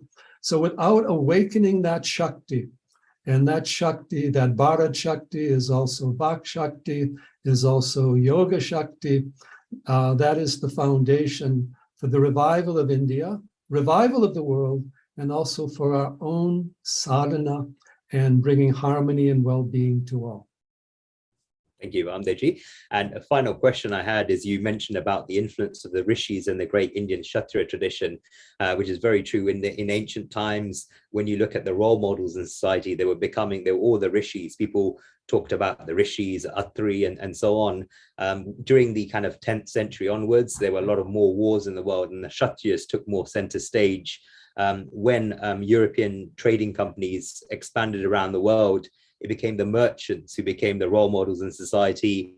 And then after the revolutions in the 20th century, the Russian Revolution, so on, the proletariat became the ruler. And now you get the decline of role models, and what you talked about leadership in this world, it declined even further. People looked up to sports persons and cricketers, but now the role models in society today are the Bollywood actors and actresses. And it's something very, very wrong in that, because that has really undermined the Indian tradition and has worked very much against it. But now you're seeing a big revival in more of the traditional Hindu art forms, and more of the ones that are more connected to Indian civilization.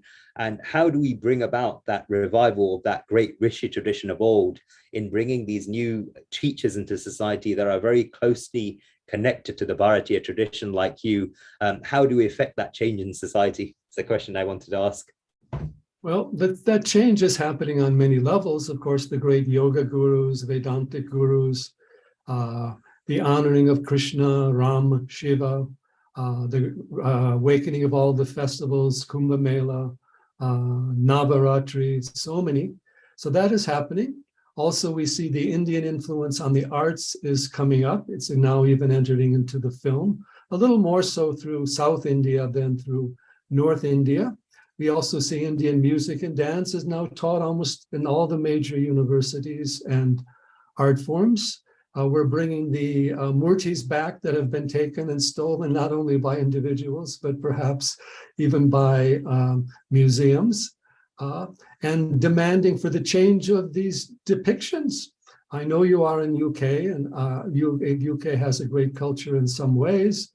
But at the same time, the history of what they did in India under the British was quite bad. It hasn't been properly told. And throughout the world, the great teachings, even though people honor the rishis, they need to honor Bharat as well. So India needs to honor its culture and civilization, and at the same time, let go of a lot of the colonial influences that persisted post-independence, largely through Marxist forces, but also through other groups. And in that regard, there is so much of beauty. Art has greater place in Hindu Dharma than in any other major tradition or religion. Art is a yoga, a way of self-realization, union with the divine, including painting, sculpture of all types, representational art in every form, music, dance, poetry. So embracing that is very important, and maintaining that standard of dharma and culture and ananda and beauty, not just entertainment and distraction. Otherwise, as we see, media can become a kind of drug. Movies can become a distraction or a distortion. So we're very happy to see that this cultural awakening is also going on, and we hope it manifests much further yet. Hari Om. Hari Om, Dr. Ramdev Ji. I just wanted to say to all our viewers, if you haven't come across Ramdev Ji's teachings, please do study his online courses, buy his books. He's one of the most authentic teachers out there, and he's written such a whole volume of works ranging from Ayurveda, Jyotish, to, as you said, Mahabharata and the other Indian traditions. I really encourage everyone to follow him on social media and buy his books, and his presence has really lit up this beautiful day of Indian Independence Day. And I hope that he will be present in your lives as a great teacher like he has in mine. So welcome, Eve Ji. Lovely to see you, and with the beautiful surroundings. It looks just like as hot it is in the UK and America. You're in a very beautiful surroundings. And I wanted to ask you about what Mahabharata has meant to you, and what do you think Indian Independence Day means? I want you to share the stage. Thank you, Dhruv Ji. And I do hope everyone can hear me okay. I am traveling. I do apologize. Wow. Vamadeva Shastri Ji, thank you so much. I'm a little speechless. I find your way of speaking to all of us is very much needed in this time. You have a non-divisive way of reaching the heart, and at the same time remaining incredibly grounded and practical. Because really, Dhruv Ji, to your question, it would be impossible to put into words what Bharat Mata means to me. All I can say, I was a young 17-year-old girl getting off of a plane and knowing I was home. And I'm really honored to be here today. I always say this, but it's very genuine. I don't know if I even deserve to speak on this topic. I took care of my teacher for many years in India, and without him, I'm speechless to define it, okay? So all I could say, without detracting from the beauty that we just heard in such a palpable, digestible way, from a very, very dear elder. I mean, Dr. Vamadeva Shastri is, for many of us, a father, without knowing it probably, with just introducing so many of the Vedangas of the Vedas, Ayurveda, the science of life, Jyotish, so many of his books we grew up on, those of us who are thirsty. But I have to say that for those of you, the young Hindu youth, those of you who are born into these great traditions, and those of you who have, perhaps found them along your path, or born in America and you're thirsty, or you're hungry for something, there is a plethora of information, of so-called knowledge on the internet, in books, so many people's opinions, philosophies, this, that. I mean, you can get lost in all of it. And from my heart, I have to say, why not start with your classics? Why lose your tradition? For those of you who are seeking European philosophy, I'm not saying it's bad. I actually, some of it's quite brilliant. It's very psychological. It's much more mental in a way. But why not investigate the same science of consciousness, the science of consciousness that the great rishis were the fathers of the world, really. They were brave. They're so brave. They made their lives an experiment.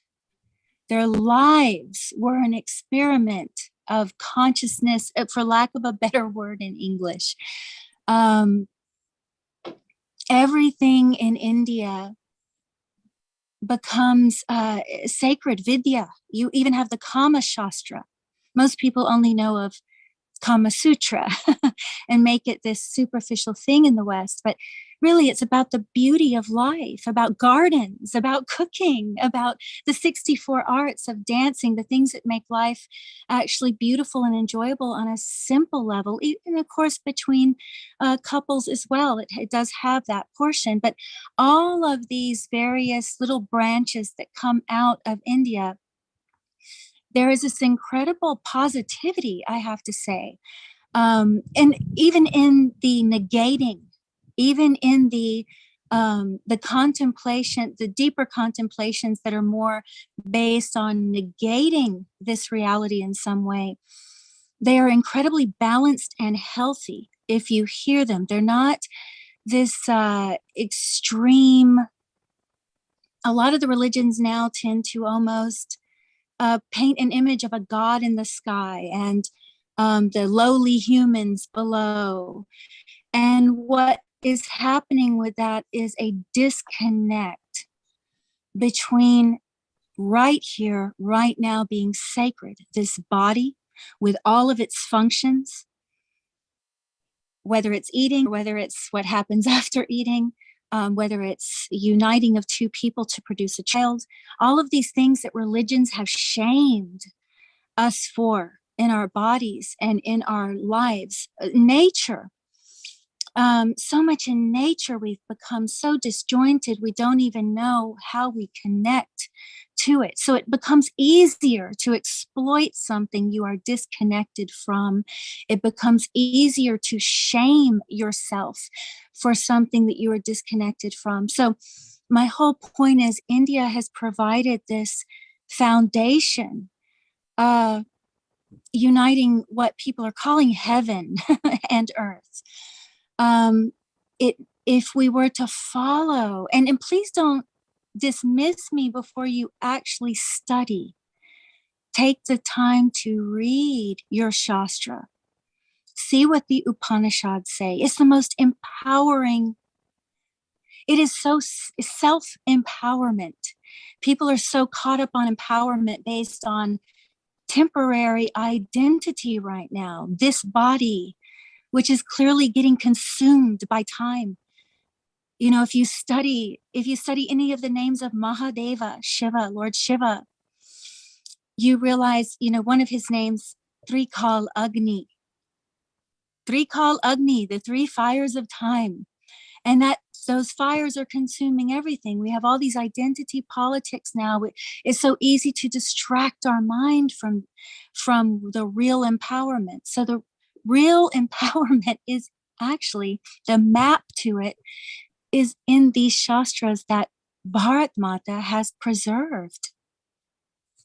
I hope that, I'm so sorry, Dhruv Ji, I get a bit abstract. No, it's very, very beautiful. Thank you, Eve Ji. And each of us has a very special connection that we've built with Bharat Mata. And as Eve Ji said, there's so many different paths from the arts, from the Upanishads, from the Vedas, that each of us connect and feel something special with Ma Bharat.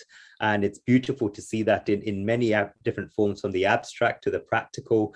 And as Vamdev Ji said, that what makes India so special, if you look at the Tiranga, he spoke about some of the representations and the syllables.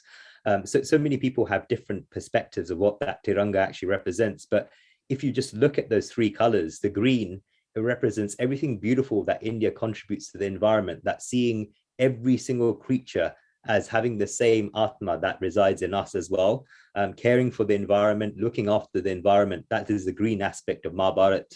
And white, as Vamdev Ji said, Indians bring peace wherever they go to the world.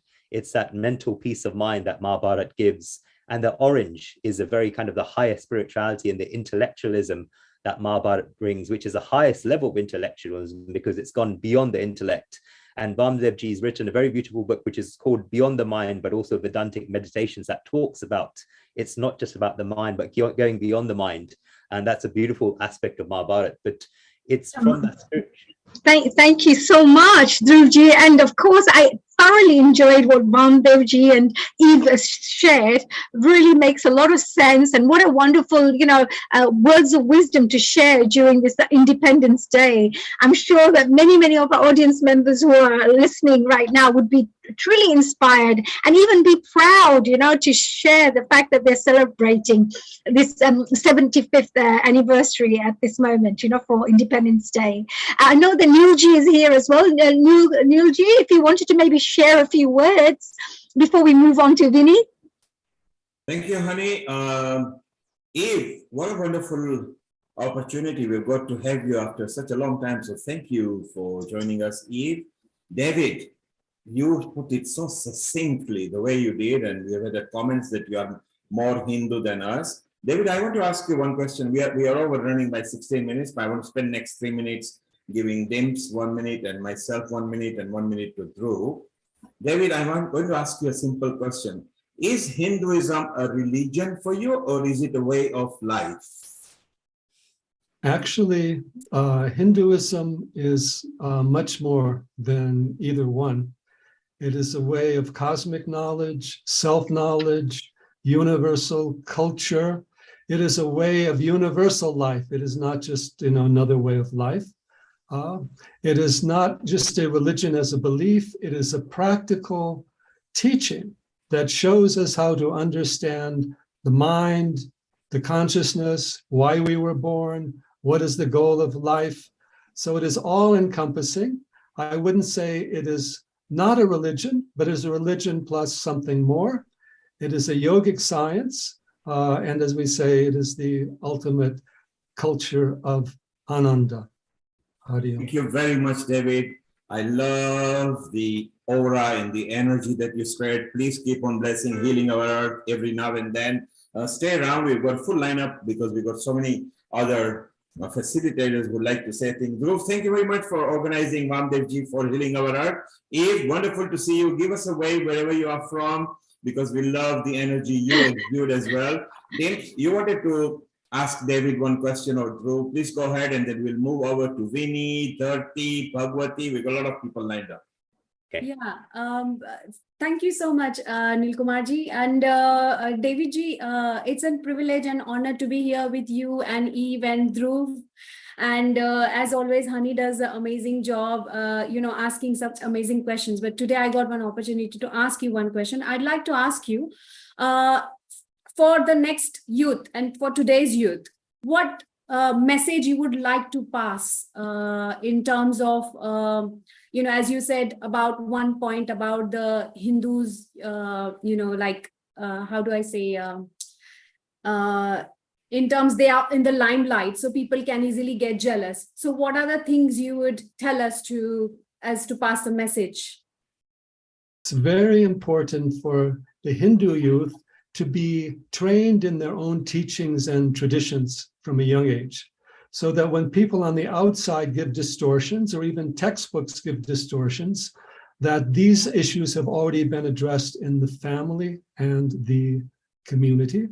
And the youth needs to know what these rituals mean, what these mantras mean, why they should practice them, and why they have been honored throughout history, and why people all over the world are still practicing them. So teach the youth, empower the youth, not just simply let other people tell them what Hinduism is. Be the light of Hinduism yourself, and let them understand the basics of yoga and Vedanta at a young age. Thank you, David. What a wonderful message. Those who are listening to us on a YouTube, Twitch, Facebook, Periscope, website, listen to this message again. This recording is available on all the several channels where we are broadcasting, live streaming right now. David, wonderful to have you. We look forward to seeing you regularly.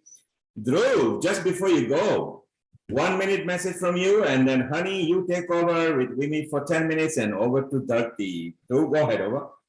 Thank you very much. I'd just like to finish by thanking Vamdevji for blessing us with his presence. It's a very beautiful, like when you look at Janmashtami coming up as well, which is also coming up next weekend.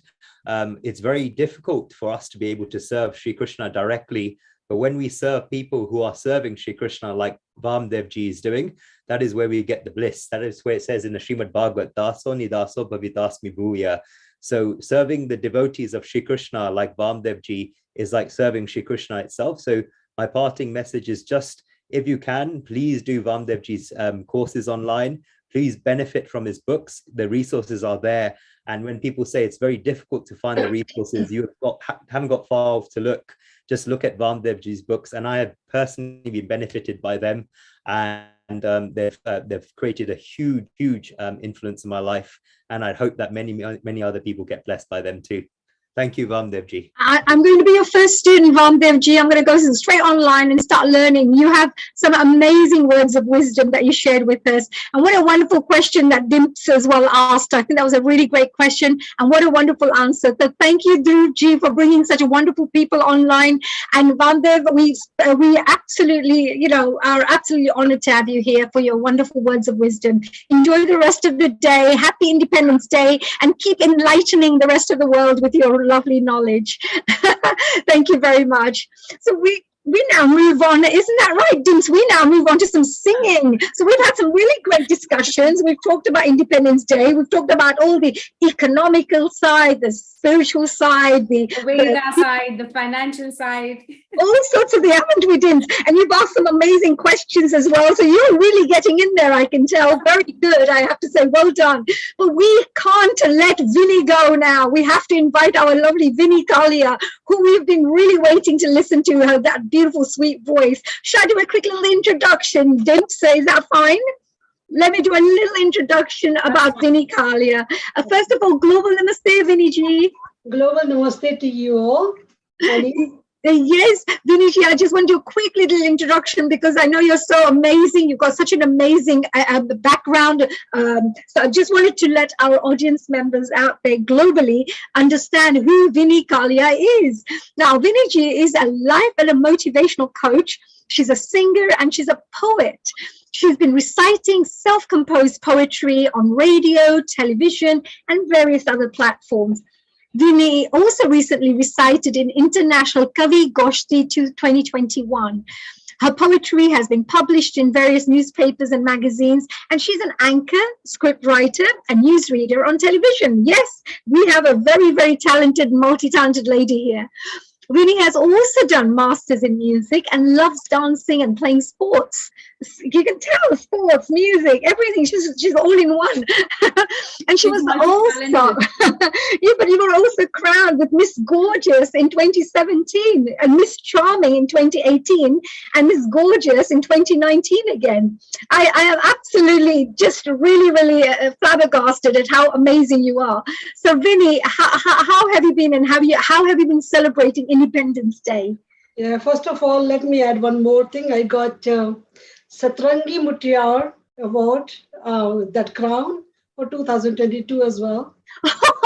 Oh, wow. Oh, my God. List gets longer and longer. Congratulations, Vinny ji. Thank you. So global namaste to Neil ji, Hani, Dips, and everyone who are present here. And I would like to congratulate everyone for Azadi Ka Amrit Mahotsav, which we are celebrating 75th anniversary of independence of India. And I'm so glad, I'm so privileged to come on this platform to wish everyone and to celebrate Azadi Ka Amrit Mahotsav here.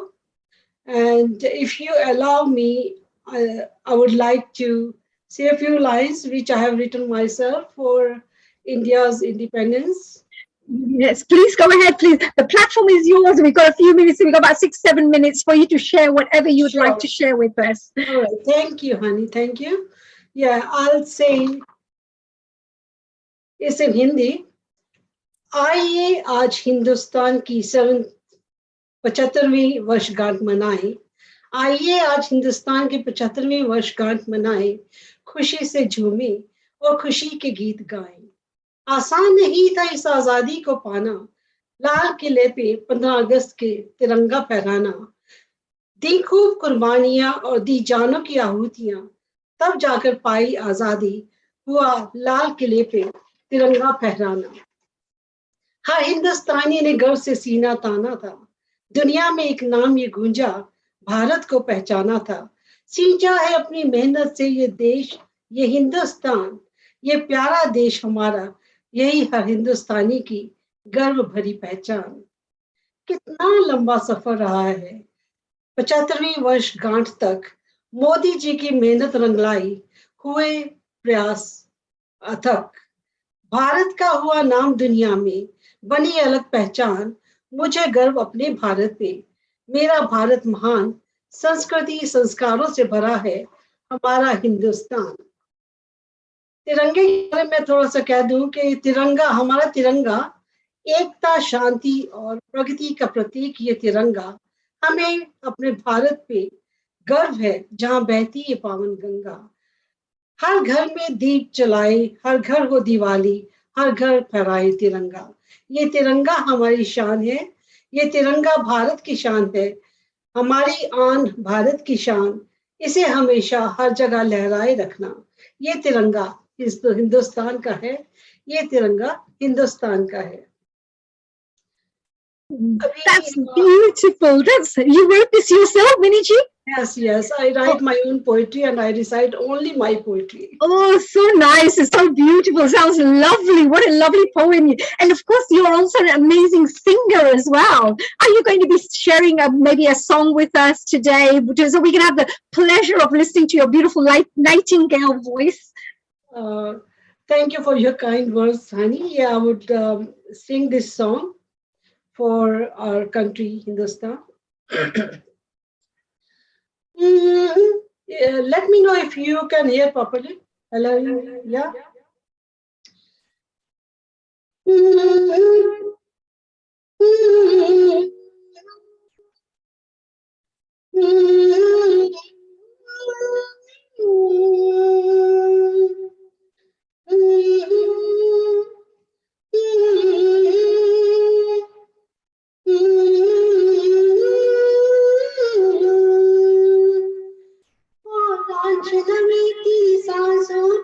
थोड़ा सा बदल घाटी अकता, ना देख मुझे यूं मुड़ मुड़ के, तेरा मेरा साथ यही तकता। ये तेरी ज़मीं तेरे खून सी तो सजदी संवरती है रांझे, तेरे इश्क की मैं हकदार नहीं, तेरी तो धरती है रांझे। मिट्टी में मिल जाऊं गुल बन के, मैं खिल जाऊं, बस इतनी सी मेरी आरज़ू। तेरी नदियों में बह जाऊं, मैं लहराऊं, इतनी सी है दिल की आरज़ू।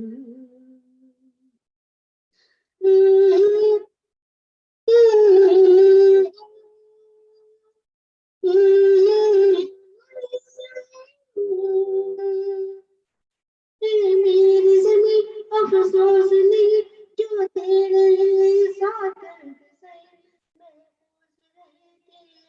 सदा, चाहे जान मेरी नहीं न रहे। मेरी ज़मीं महबूब मेरी नस नस में तेरा इश्क बहे, फीका न पड़े कभी रंग तेरा, जिस्मों से निकल के खून बहे।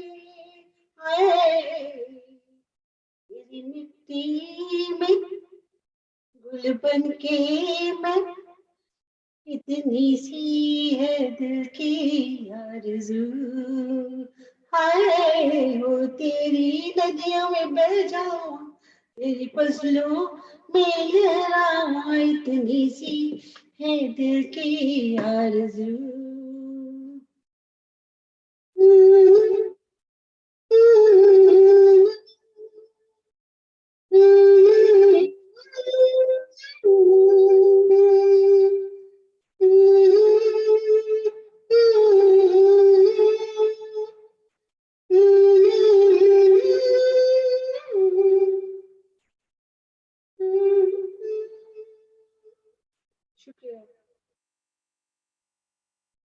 Thank you so much.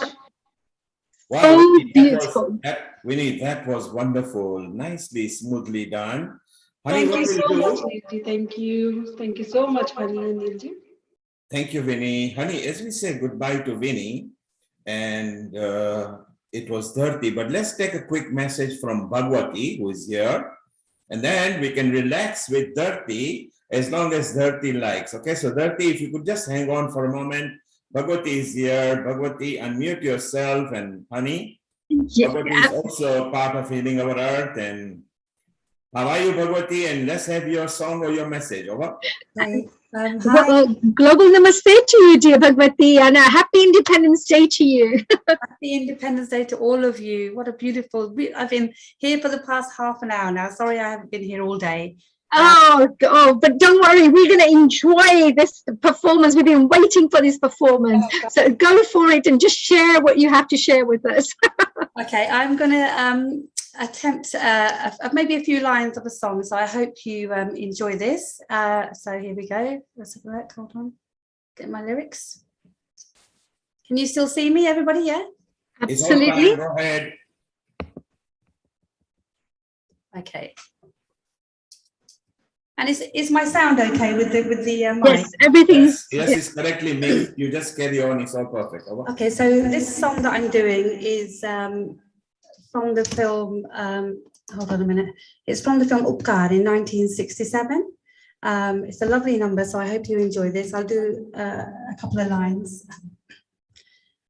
हर खुशी हो वहाँ तू जहाँ भी रहे हर खुशी हो वहाँ तू जहाँ भी रहे जिंदगी हो वहाँ तू जहाँ भी रहे हर खुशी हो वहाँ तू जहाँ भी रहे जिंदगी हो वहाँ तू जहाँ भी रहे हर खुशी हो वहाँ तू जहाँ भी रहे ये अंधेरे मुझे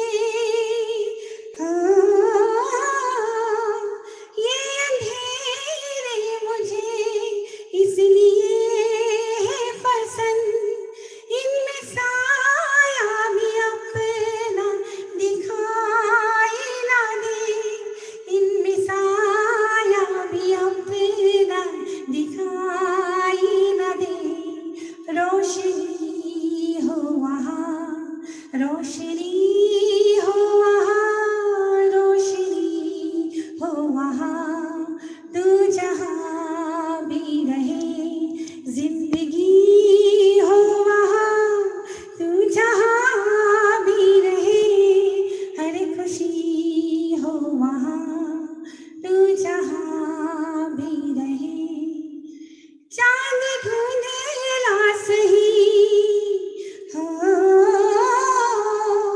चांद धुंधला सही गम नहीं है मुझे तेरी रातों पे रातों का साया ना हो तेरी रातों पे रातों का साया ना हो चांदनी हो वहाँ चांदनी हो वहाँ चांदनी हो वहाँ तू जहाँ भी रहे जिंदगी हो वहाँ तू जहाँ भी रहे हर खुशी हो वहाँ तू जहाँ भी रहे Bhagwati, how wonderfully you sang despite having a bit of throat problem. So I'm going to ask you to rest your throat for a moment. Stay around, don't run away. Let's go to Dharti, who is charged up. Honey, we go to Dharti for a moment. So Dharti, if you come in over. And Bhagwati, don't go around because I think the throat is repaired well and we will need one more song from you. And it'll be nice to have. So Dharti, what did you think of Bhagwati over there, knowing that she has been having a throat problem? You are on. Hello. Global namaste to everybody. Bhagwati ji, you are amazing. Oh my God. You sang it so well. I'm so amazed. Not only me, all of us. It was such a wonderful performance. Even Honey was swaying, you know, in a mood over there. Look, Dimpy is back as well because she enjoyed it as well. Yes, me and Dims, we were doing our secret dance in the background, but we got caught out by Neil. So, honey, you agree that Bhagwati can stay around for 10 minutes, and then Dharti, you imbibe us with your wonderful melodious voice, and then we bring back Dharti. Chirag is there as well. Winnie is still there. Meeta will be joining for her message later. So let's enjoy. And I can see Yes. women empowerment over here. Yeah, let's go. And Dhartiji, of course, you know, I just wanted to share, of course, that you're a primary school teacher. We know that. You're an artist trained in Hindustani classical music, and your musical journey started when you were very young. So you're now still singing after all these years. So I just wanted to say we're really, really looking forward to hearing you. I know that you've learned many different aspects of Indian music, and you've always been fascinated, you know, by these various types of music things. And you've performed all over UK, India, everywhere. So we're very, very proud to have you here to perform here with us. So all yours, the platform is all yours, dear Dhartiji. Thank you so much, Haniji. Such a wonderful introduction. I would like to say a huge thank you to Neil Kumar. He always provide a beautiful platform to everybody like us. So thank you so much, Neil Kumarji. I had 2 programs back to back. So my voice is a bit tired, but I have to sing here as well because this is my kind of home. So I should be here anyway. So I would like to say a beautiful message to everyone about our Independence Day. So it's going to be our 75th Independence Day. So I would say, may this Independence Day bring fortune and success for each and every one of us. And may our country see more progress in future. And I'm sure the way India is growing, that is phenomenal. I would say it's such a fantastic to see India is growing really very well. And I'm so proud that I'm from India. And wherever we go, our Indians, they're always going to be Indian from inside their heart, like me, like us. So shall I sing a song now? Yeah, please go ahead. Please go ahead. Thank you. So this song is from film Kabuliwala and sung by Manna De ji. ऐ मेरे प्यारे वतन, ऐ मेरे बिछड़े चमन, तुझ पे दिल कुर्बान, तू ही मेरी आरज़ू, तू ही मेरी आबरू, तू ही मेरी जान। ऐ मेरे प्यारे वतन, ऐ मेरे बिछड़े चमन, तुझ पे दिल कुर्बान। तेरे दामन से जो आए उन हवाओं को सलाम, तेरे दामन से जो आए उन हवाओं को सलाम, चूम लूं मैं उस ज़ुबान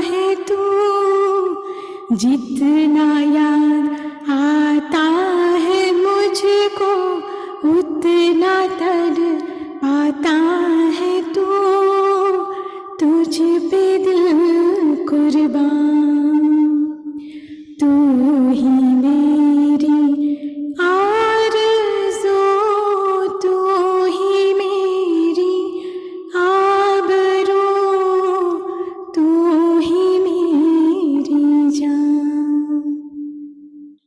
Thank you so much. Oh, so beautiful, so beautiful. I've been watching this super singer, you know, on the TV, and what I noticed that when people sing from their heart, there is some different feeling that comes through, you know, that, and you sing definitely from your heart, dear Bhakti ji. I loved it. Very beautiful, really nice. And, you know, for Independence Day, you had a couple of others. Did you have one more song you said you wanted to share with us? Is that right? You have a little short 1 or 2 minute song, so we can then move, and then we can stay here and we'll move back onto you if we got some time again. So can I quickly sing one song? Yeah, it's a bit long, but I'm going to take one antra, Mukhdu and antra. Yeah. Yes, you could do shorter, that'd be great. And of course, Vinny ji and Bhagwati ji as well. You know, we got 3 superstar singers here, which is fantastic. One after the other as well. Please, all yours. Thank you.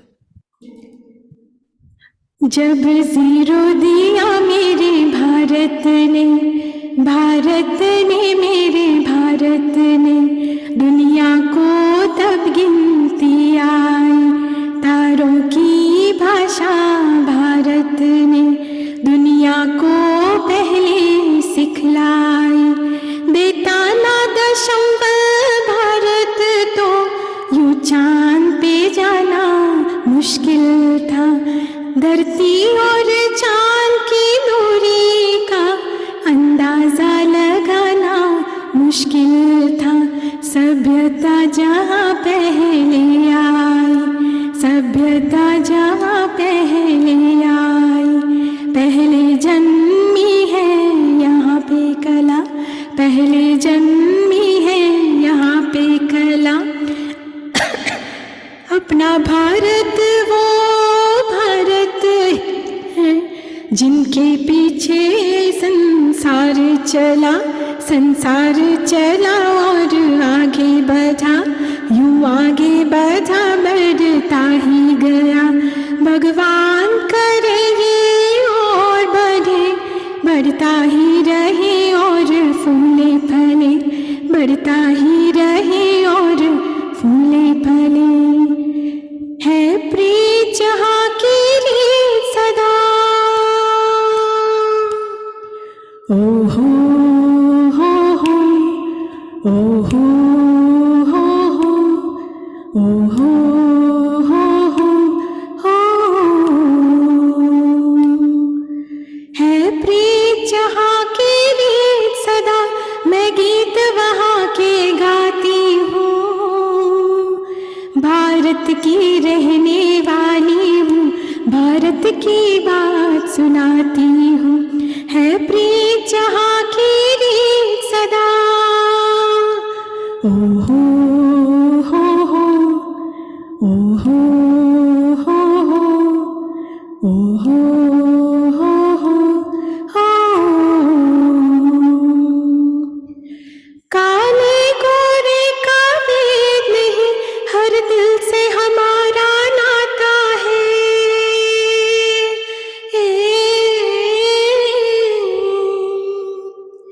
कुछ और ना आता हो हमको, हमें प्यार निभाना आता है,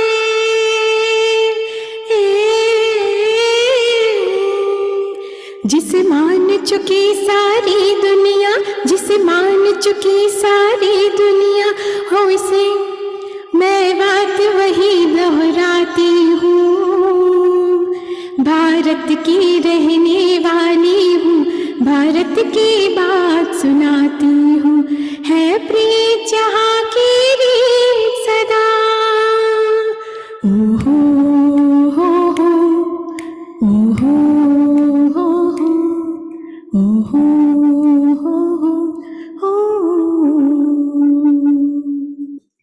Thank you so much. Wow, Bharti, what a wonderful medley that was. And honey, before I bring you in, the reason why Dharti sing the first antra, because it had the word Dharti, which is Bharat Mata. And that's why she wanted to sing, because her name is Dharti as well. Now, we're going to go to Chirag, who is waiting to play piano. Dharti, you stay around. We've also got Sumi and Sanjay, who is a DJ, a big time DJ in Mauritius. He was earlier there with Gayatri. So Sanjay might have something to sing as well. We've got Milap, who sings very classically. So Milap, stay around. Your turn is going to come in a moment.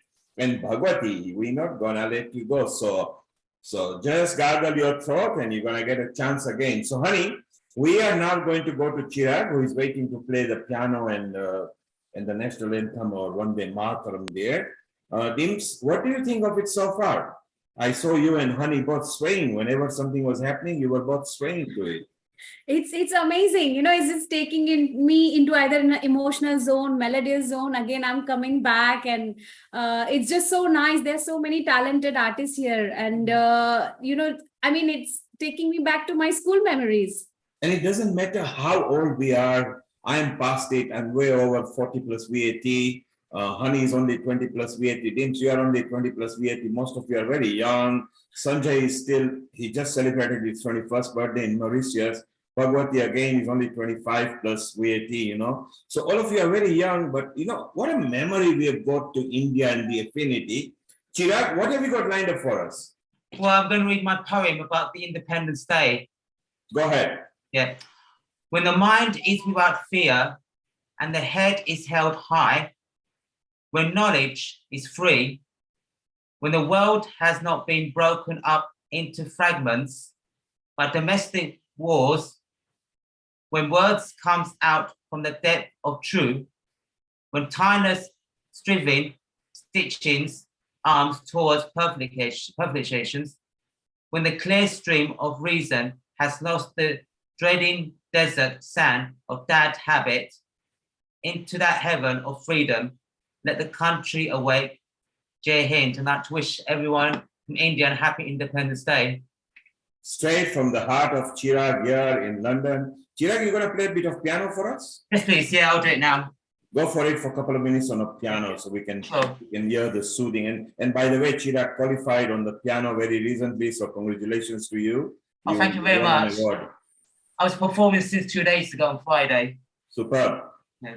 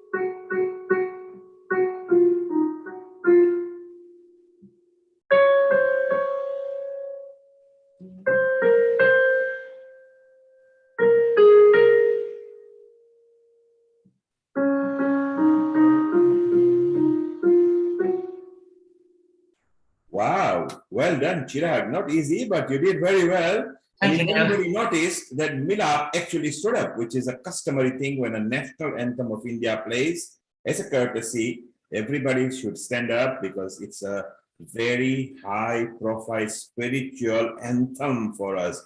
Chirag, thank you very much. Stay around. Milap, we are going to come back to your scene there. I'm going to bring Savan, who is there in Northampton. Savan is actually going to announce one of the event in Leicester. Savan, if you go ahead and share what you've got to share, I'll just share the flyer for you. Global Namaste, Savan. Honey, Savan is from Midlands, and he has got news for us for Leicester, which is this festival.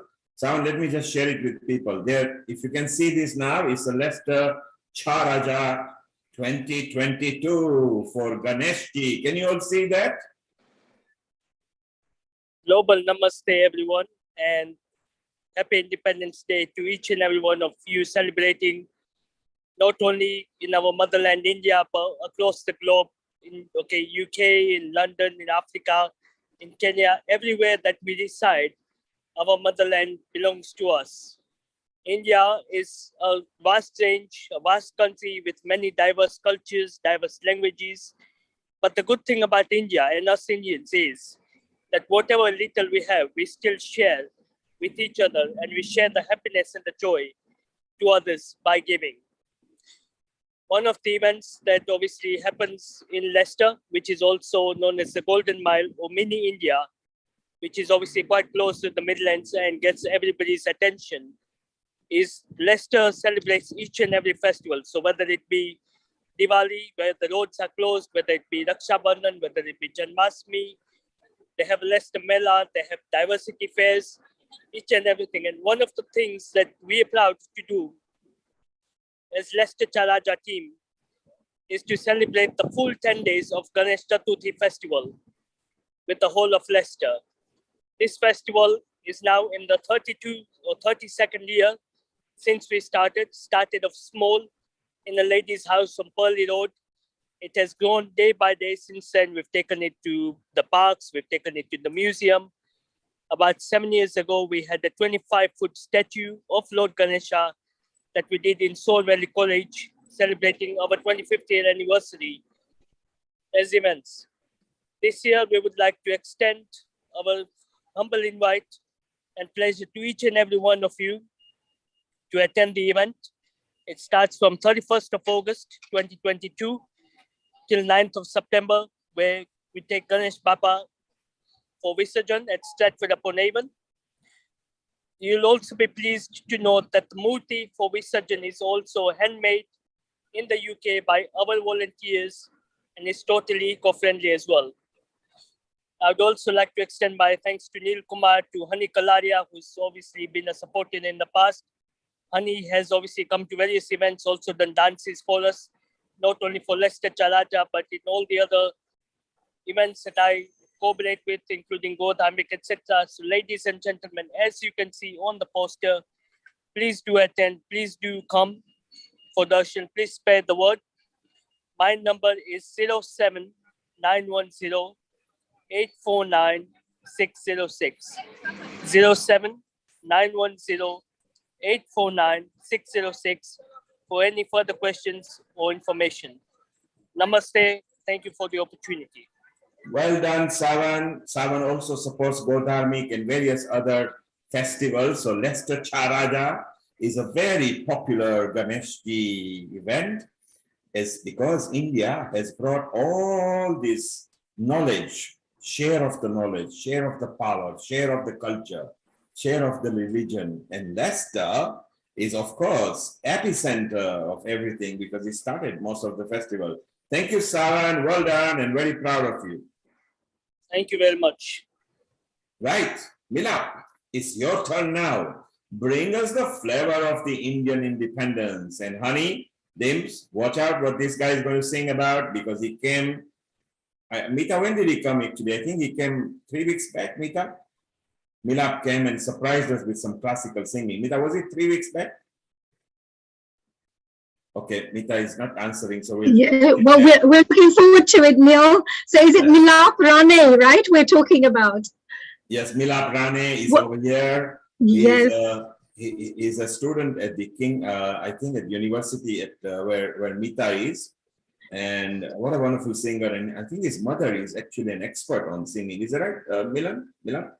No, not really. I don't come from a singing family, but yeah, I have been learning for the last 20 odd years now.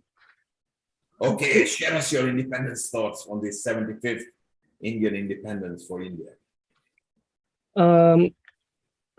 It's first of all, of course, it's Azadi Ka, it's the 75th year of independence, and being someone who's born much after independence.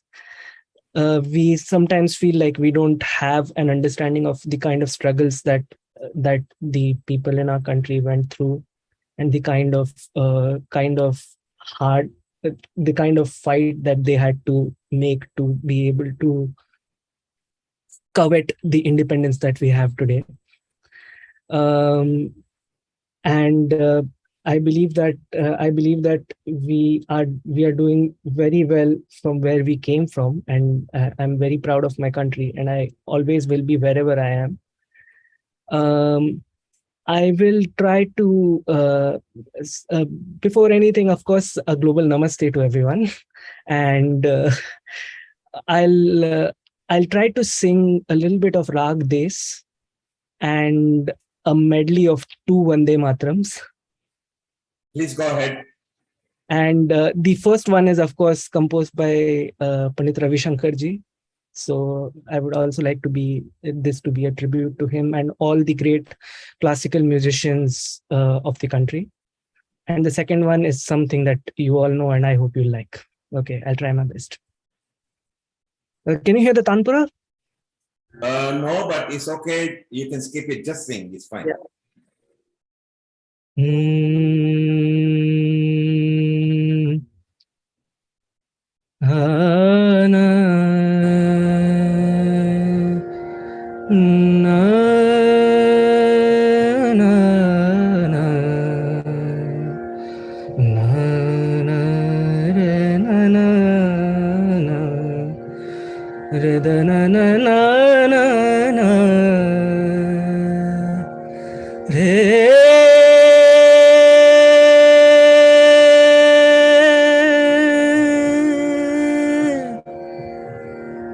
Vande Mataram.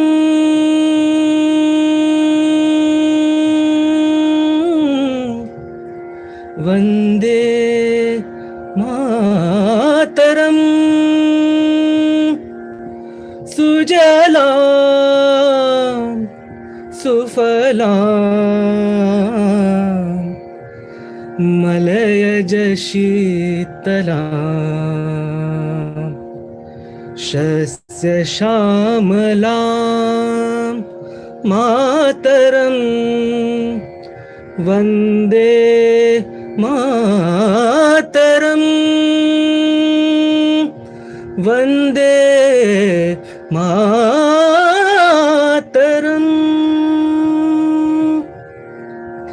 Shubhra Jyotsnam Pulakitayaminim Pullakusumita Drumadala Shobhini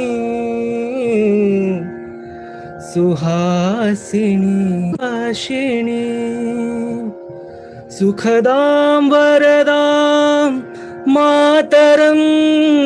Vande Mataram. Vande Mataram.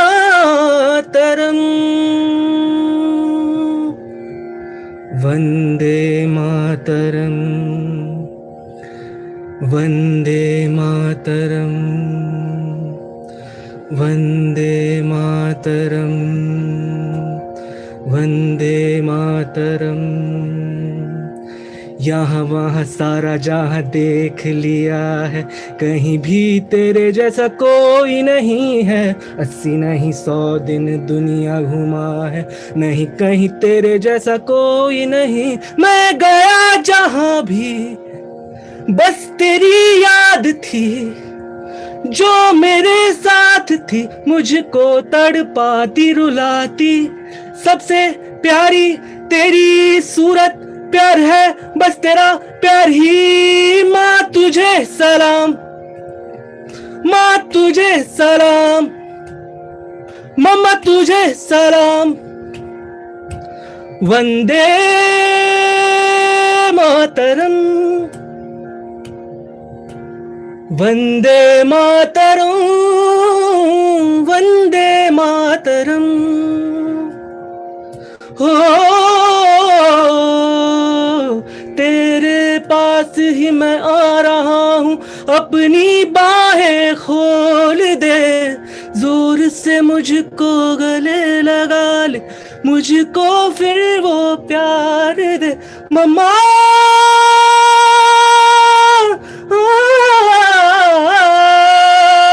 Mamma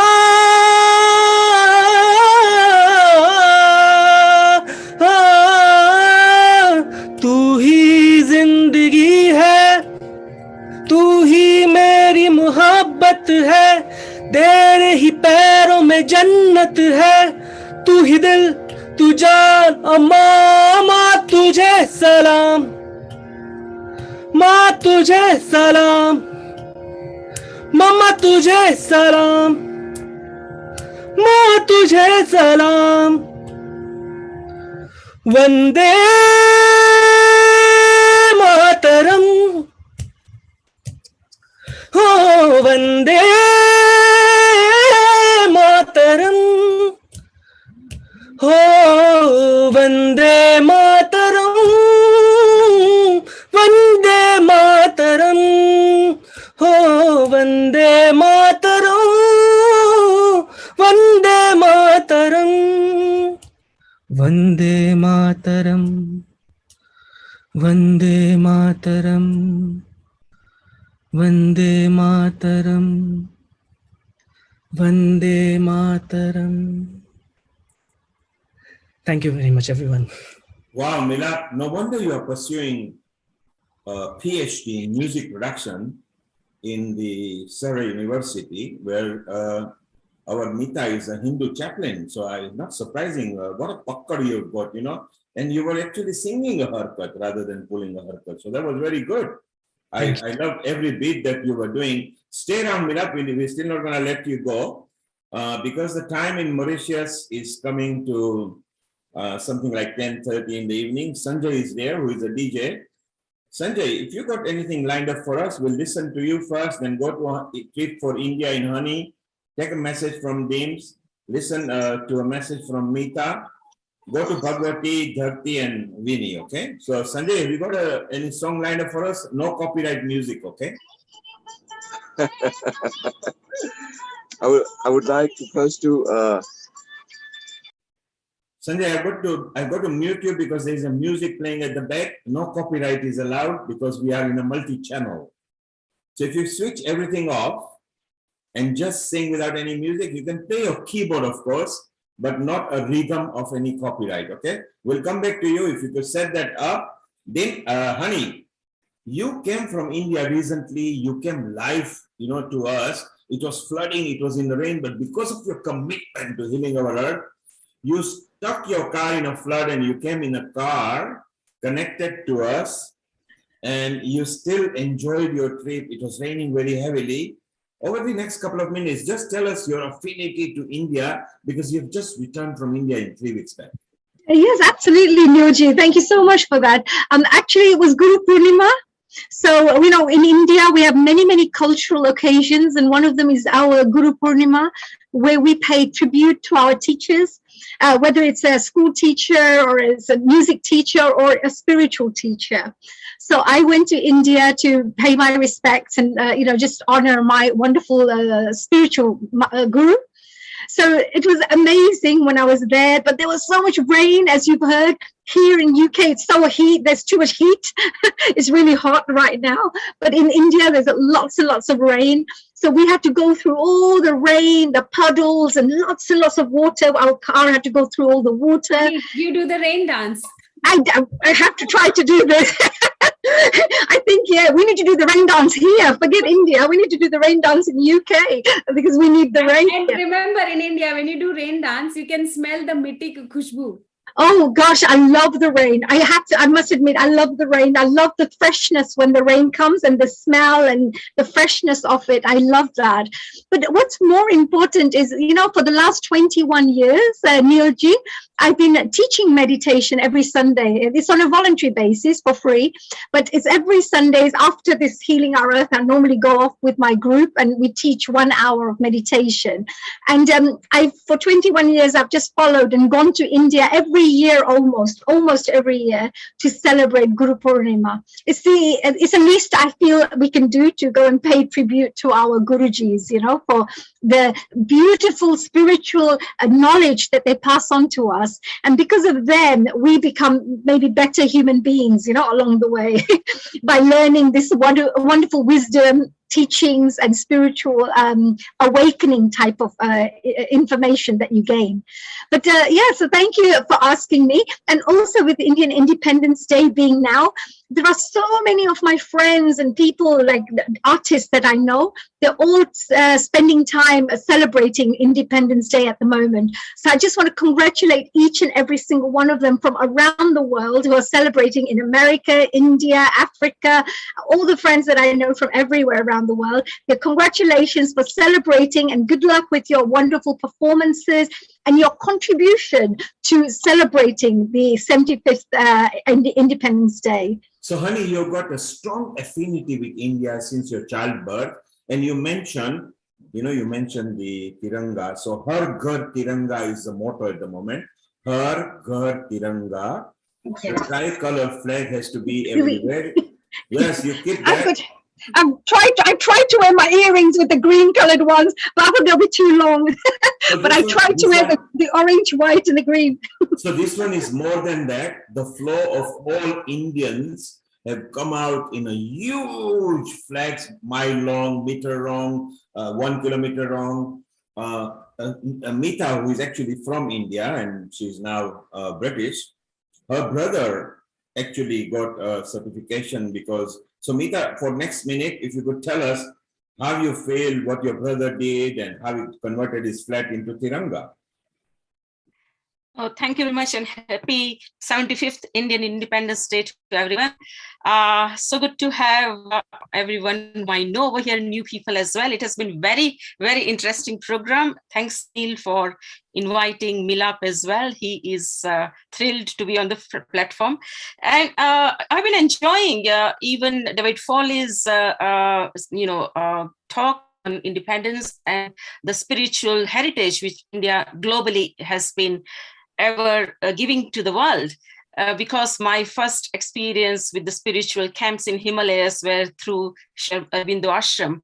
So I did quite a few of them in the Himalayas in my days when I was in India. I was born and raised in India. Though I'm a British citizen now, British Indian now, but I do have the Indian spirit. I've taken part in the 26th January parade as well in the Indian Republic Day parade in 1984. That was years ago. And my brother is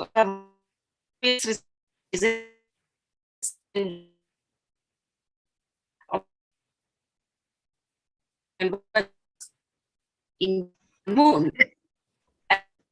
I think we're losing you, Mita. We're losing you. Mita, if you can hear us, just cut yourself up because we are locking us. Just cut yourself up. Honey, Dimple, let's go to Mauritius because time is quite late here. Sanjay is eagerly waiting. So Sanjay, no copyright music. If you can just play a keyboard or just sing for us or just say a message, because Sanjay was an official guest with Gayatri ji earlier with Sumi, and they had a very nice input because, in Mauritius, they are so traditional. And although it's in Indian Ocean, which is near Africa, Mauritius actually holds the culture so well. So Sanjay, have you got anything lined up for us? Thank you once again for hosting such a very nice program. To you, Neil, and to you, Honey, as well. And thanks, Mrs. Gayatri and Saivani, for inviting us to participate in the program. You rightly said that we in Mauritius are very fortunate to having been born in a country so close to India in so many ways. I am as much an Indian as I am a Mauritian. मेरे रग रग में अभी भी भारतीय खून बहता है. I'm afraid I would rather go not for the 75 years of Indian independence, but I would go rather for 7,500 years of India's existence. Not 75 years, but 7,500 years of Indianness, of Bharatwata. जो मैं समझता हूँ, I believe that because of so many thousands of years of Sanskriti, of culture, so India हमारे रग-रग में है. It is in our blood. India is in our DNA, in our inner DNA. So we have our biological DNA, and we have our Indian DNA as well superimposed upon that. So jitne bhi log, so many people who left, our ancestors who left India 200 to 300 years ago, they brought that DNA to wherever they went. Be it England, be it America, be it Canada, be it Australia, or be it Mauritius. So we have that India in our DNA, and we express that DNA by the way we live. So जो भारत तो हम लेकर आए हुए हैं, वो Bharat expresses in terms of culture, in terms of love, in terms of friendship, in terms of bhaichara, in terms of resilience, in terms of satyagraha, whatever, all the values that India stands for, we express it in our life and in our living. And I'm very happy that this has been going on. We're expressing a civilization which is 7,500 years old, not only 75 years old. So Sanjay, to put it in one sentence, whichever country's nationality you've adopted, फिर भी दिल है हिंदुस्तानी. कर चले हम फिदा जानो तन साथियों, अब तुम्हारे हवाले वतन साथियों. मेरा कर्मा तू, मेरा धर्मा तू, तेरा सब कुछ मैं, मेरा सब कुछ तू. हर कर्म अपना करेंगे ऐ वतन तेरे लिए, दिल दिया है जान भी देंगे ऐ वतन तेरे लिए, ऐ वतन तेरे लिए. Wonderful, Sanjay.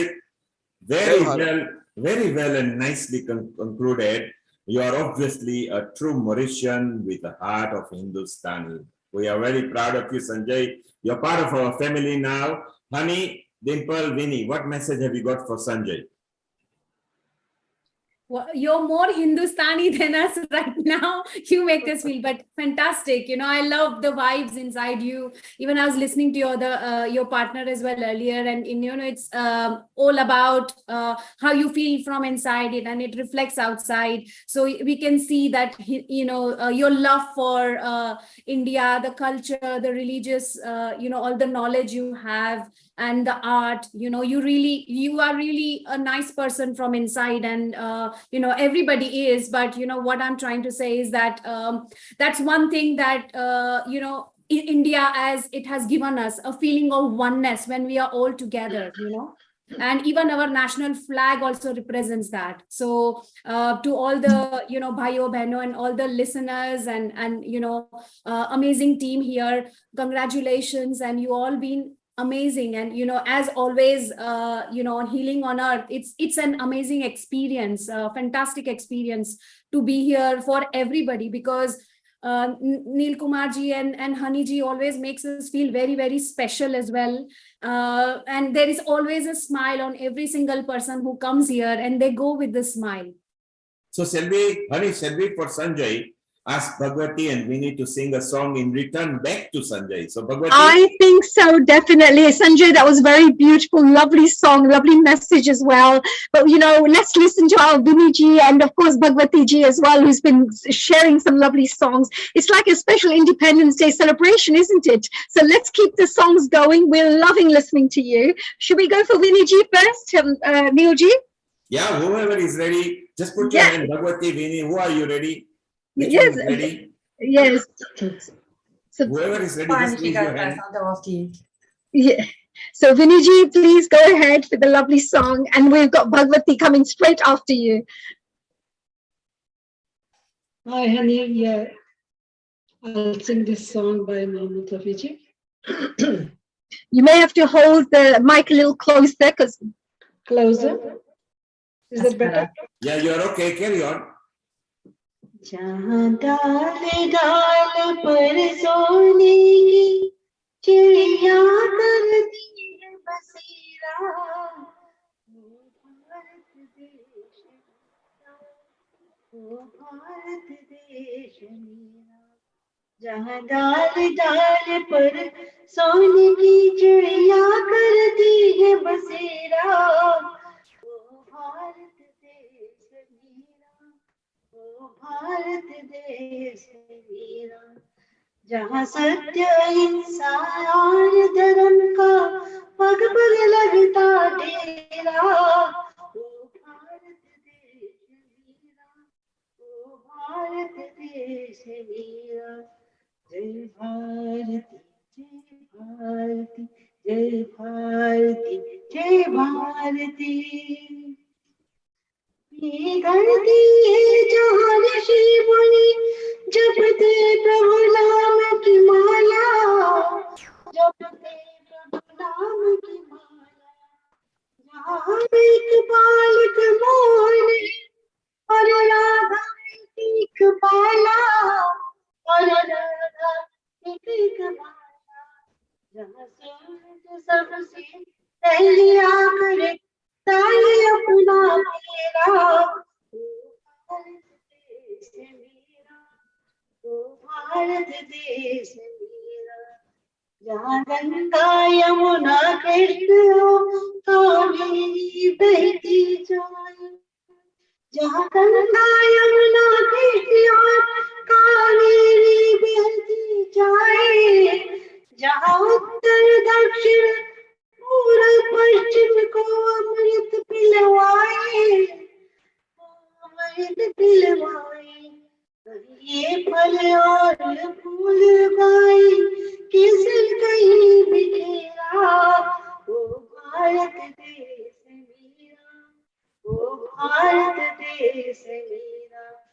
जहाँ डाल डाल पर सोने की चिड़िया करती है बसेरा, वो भारत देश मेरा, वो भारत देश मेरा।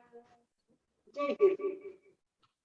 Wow, simply beautiful. Bharat Desh Hai Mera. Like I said, I may be British, I may be African, I may be American, but Dil Hai pure Hindustani. Proud to be Indian.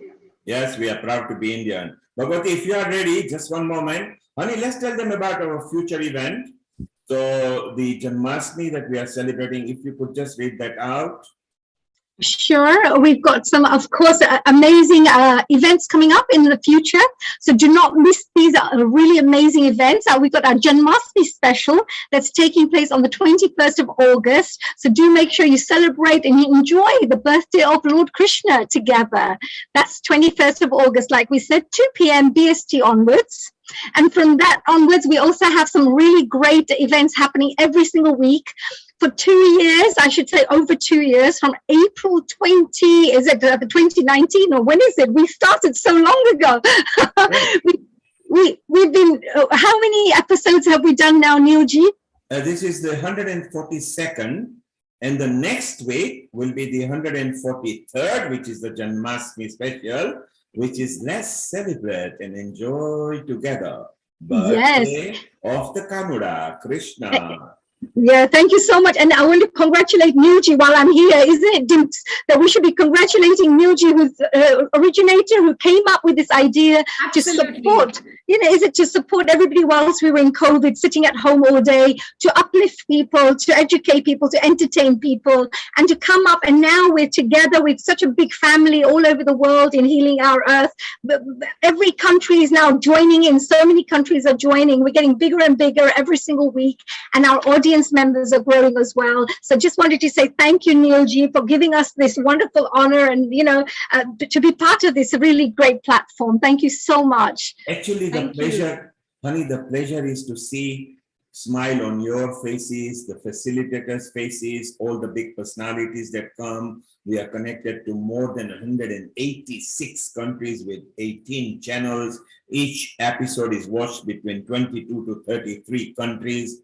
So the pleasure that I get is when I see you guys bringing with smile and you guys feeling good and being charged, because in the joy of others lie ours. When you are happy, then I feel better, because when you've been there and done there, then wait for others to feel happy. Today we have grown our family again. Milap, who I think is not just a PhD student, I think he's going to be a music supremo in 5-6 years from now. He's going to bring in some sort of his own shows or something. And Sanjay is sitting in a studio. Sanjay is sitting in a studio in Mauritius. Is also now going to be full part of our family. So I love when I see you guys. I've seen you guys grow in the healing itself. Today, honey, you are a very proficient presenter. As we have got about 26 others, that it's so nice to even recommend our people to other platforms, because healing has got no exams, no requirements. It just make other feel flourish. So, honey, thank you. Dims, thank you very much. Thank you, honey. Thank you, Margie. Yeah, and my Dims as well. We've got Dims, our little baby of the family, joining us everywhere, so which is fantastic. We're proud of have you there as well, Dims. So you're part of the gang. And of course, we're now moving on to, yes. Honey, one question that I want to ask Dims. Yeah.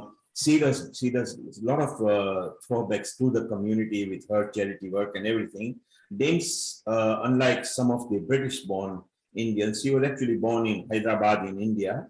So her affinity is from Hyderabad. Being a Gujarati coming from Hyderabad always surprised me. Dims, from your memory to when you were young, and which was only a couple of years back, but when you were young, in Hyderabad, how did you celebrate Indian independence? How do you see it now as a British? What do you compare? What do you miss more? Are you okay because you're settled in UK, or the Watan Yaad comes back? Yes, actually, that's a very good question, Nilkumarji, because I miss Hyderabad a lot because they speak pure Hindi, and I had so many friends who used to speak Hindi, Rajasthani, and a lot of people used to ask me that, being me Gujarati, how come I come from Hyderabad? But they don't know a lot of Gujarati and a lot of other religion, there are a lot of Marwadis and all the other culture people are there, but people normally think because Telangana is half South and Hyderabad means half Nawab. So it's a mixed culture, and I come from a lot of mixed culture where I can sometimes I feel blessed to be raised there, because I love my Hyderabadi biryani. I love my South Indian idli dosa. At the same time, I speak proper Hindi. I can write Urdu, and being coming to UK, then I studied hairdressing, and then being now British, after evolving myself into so many different zones, I feel I'm a cocktail and still yet from heart Hindustani. So I'm still trying to stick to my roots, and wherever I can go, I take that a sense of whatever I have. Belonging, sense of belonging to But India. Nilchi, I just wanted to share one thing, because we have people from all different faiths, religions, countries that join us here. But there is one thing that connects each and every single one of us, is because we all have soul to soul connection. And in soul, there is no religion, there's no language, there's no, it's the humanitarian values, that we always appreciate about each other. So so Healing Our Earth, I feel, has this most highest form, which is a soul to soul connection. And it also concentrates on just humanitarian values of giving love, joy, selfless giving, compassion, etc. And you are very right that from nowhere, because of pandemic, honey, you and I and Dims and I, we know each other for years. But we all found that at Healing Our Earth, we've got more than 2,000 facilitators that are connected, several thousand audiences, and what a family we have become. that we don't need anything from each other. All we come here to share love, to share our knowledge, to bring the unity, harmony, peace, and liberty. And talking about that, but Anilji, also it's all completely free. That's one thing I just wanted to share with our audiences, which they, of course, they know. It's all voluntarily provided. Every single person, every contributor who is here, every professional who's singing here, every person who's involved backstage, like Nishit, who's an amazing technical director of our Healing Our Earth, Nishit Kotak. All the people who are working in the backstage and here, they're all volunteers, including you, Neil Kumarji. everybody was connected for that, because when the pandemic came, when everybody was stuck at home and they were saying, what are we going to do? So I said, don't worry, we'll globalize you.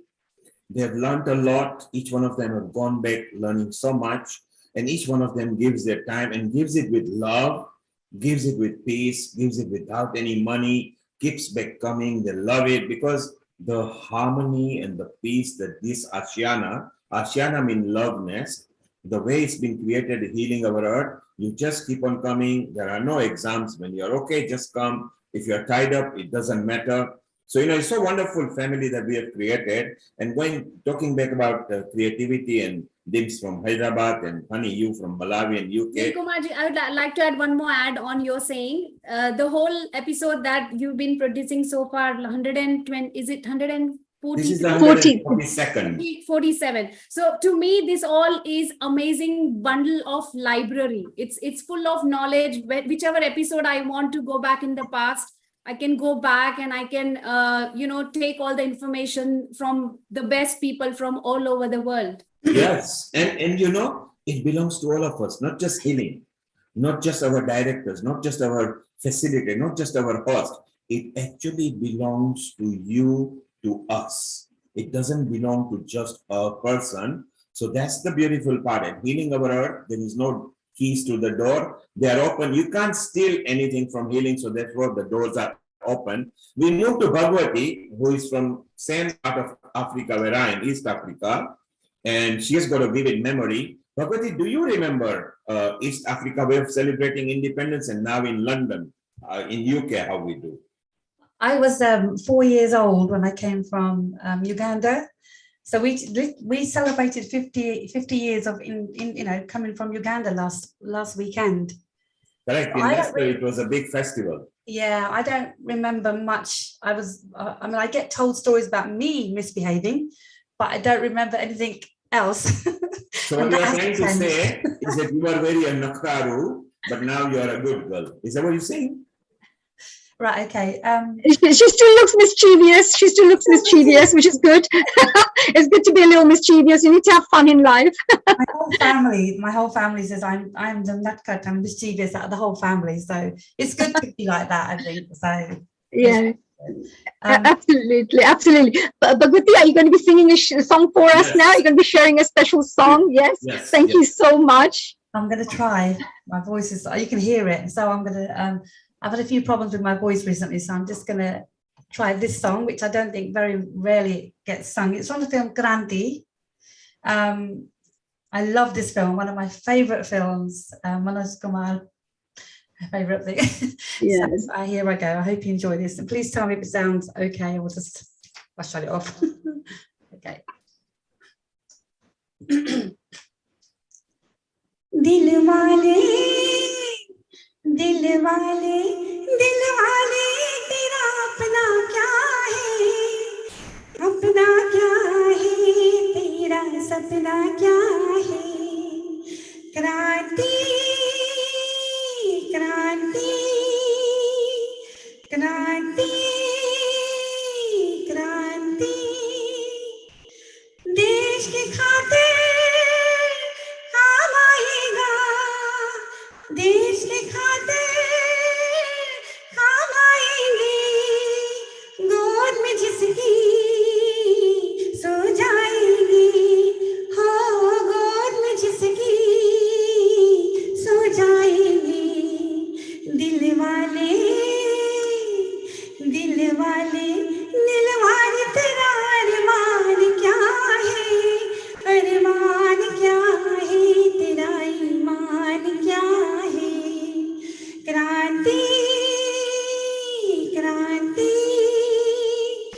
क्रांति क्रांति एक ही मिट्टी एक ही पूजा एक ही मिट्टी एक ही पूजा इसके सिवा ना पाए दूजा हो इसके सिवा ना पाए दूजा दिल वाले तेरा नाम क्या है तेरा पैगाम क्या है Wow. Bhagwati, well done. You see, I say don't improve your thought. Keep it as it is. It's good enough.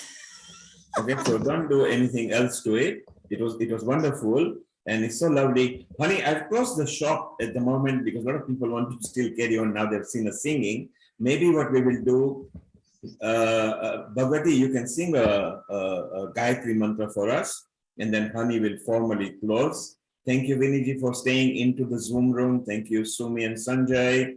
Sumi is making paratha or some food for Sanjay. So Sanjay, bon appetit, mon ami, bonne vie, merci beaucoup. Merci beaucoup. And she's not cooking because we are both working. We are both working. Okay, so we are in the studio right now. Thank you very much. Oh, Dimpy is still here. So Dimpy, just before you go, thank you very much for being here in the private Zoom room. Vinny, thank you very much. Bhagwati, well done. Honey, what we do, Bhagwati can sing a nice Gayatri mantra, and then you can just officially close, okay? Milap is here. Sylvia, just one message from Milap. Milap did very well. Milap, thank you very much. You are a true PhD maestro. We just want to wait when the Nobel Prize is announced, then healing will celebrate, okay? A.R. Rahman, the British A.R. Rahman. Thank you. That was amazing, Milap and Bhagwati, and Vinny, as you as well. Milap, actually you are here as well. So after Bhagwati sings the Gayatri mantra, maybe you can sing any mantra and then Honey will close, okay? Okay. Okay, Gayatri, go ahead. I could finish with a Shanti mantra.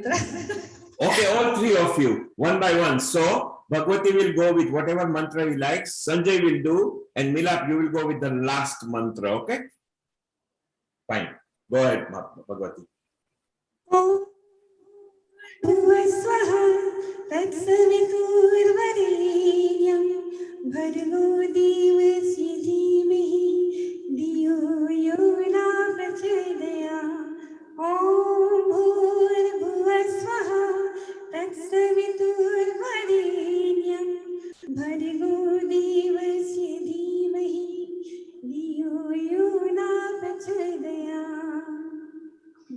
Wow, it just, Honey, did it not sound like coming from the studio? Amazing. That sounds amazing. It sounds so cool. I love it. So beautiful, so sweet, so sweetly sung. We hope that by coming to healing, you've healed yourself very well. Definitely. And from one studio in UK to our next studio in Mauritius. Om Sarvesham Swastir Bhavatu Sarvesham Shantir Bhavatu Sarvesham Purnam Bhavatu Sarvesham Mangalam Bhavatu Sarve Bhavantu Sukhinah Sarve Santu Niramaya Sarve Bhadrani Pashyantu Ma Kaschit Dukh Bhag Bhavet Asato Ma Satgamaya Tamaso Ma Jyotir Gamaya Mrityorma Amritam Gamaya Om Purnamada Purnamidam Purnat Purnamudachyate Purnasya Purnamadhaya Purnameva Vashishyate. I love it, Sanjay. It just sounded like a priest reciting. Honey, what did you think? We felt like we were in a rhythm with it. I love the mantras because, you know, I studied yagnas and I studied many of these mantras, and I know that they have very powerful energy and vibrations. So if you're sung in the right way, if they're sung in a particular way, and the words themselves have very high vibrations there. So I love listening to mantras all the time. I really enjoy it. So thank you for sharing that. Sanjay, you are an official priest for Healing Our Earth. You can join our Sri Hemang Bhai, who is our senior priest. Winnie, if you got a mantra, then you can sing. Otherwise, we go to Milap for a closing mantra. Winnie, would you like to sing a mantra? Go ahead. You can unmute. Milap is okay. Says Winnie can have a go. Winnie, you can just unmute. You don't need to use the mixer. Just sing an mantra. Hello. Yes, you are live, Winnie. Go ahead. I will recite one mantra. It's very long, but I'll do it in just short bit. Yes, one mantra. If you do, carry on over.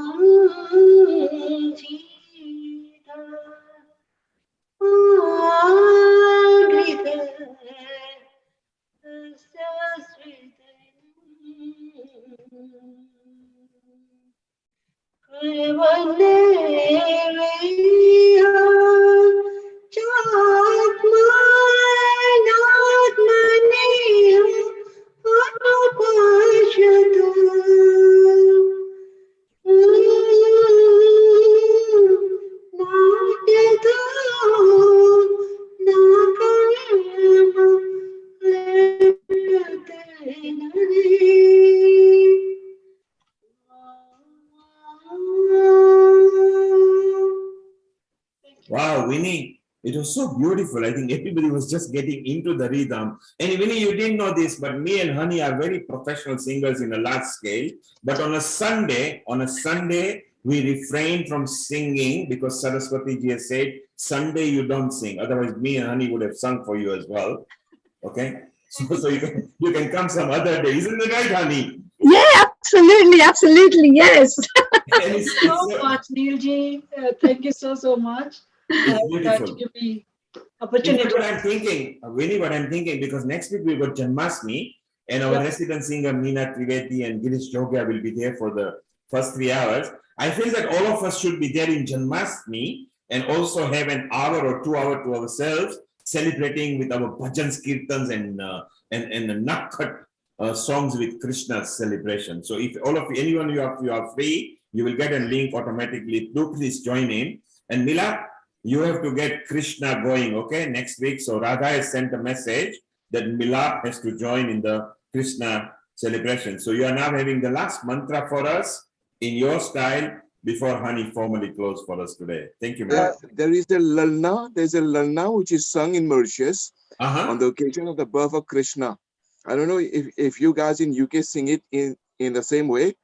Mathura mein janmela kanha, Gokul mein khelela ho, aho lalna yat Mathura mein.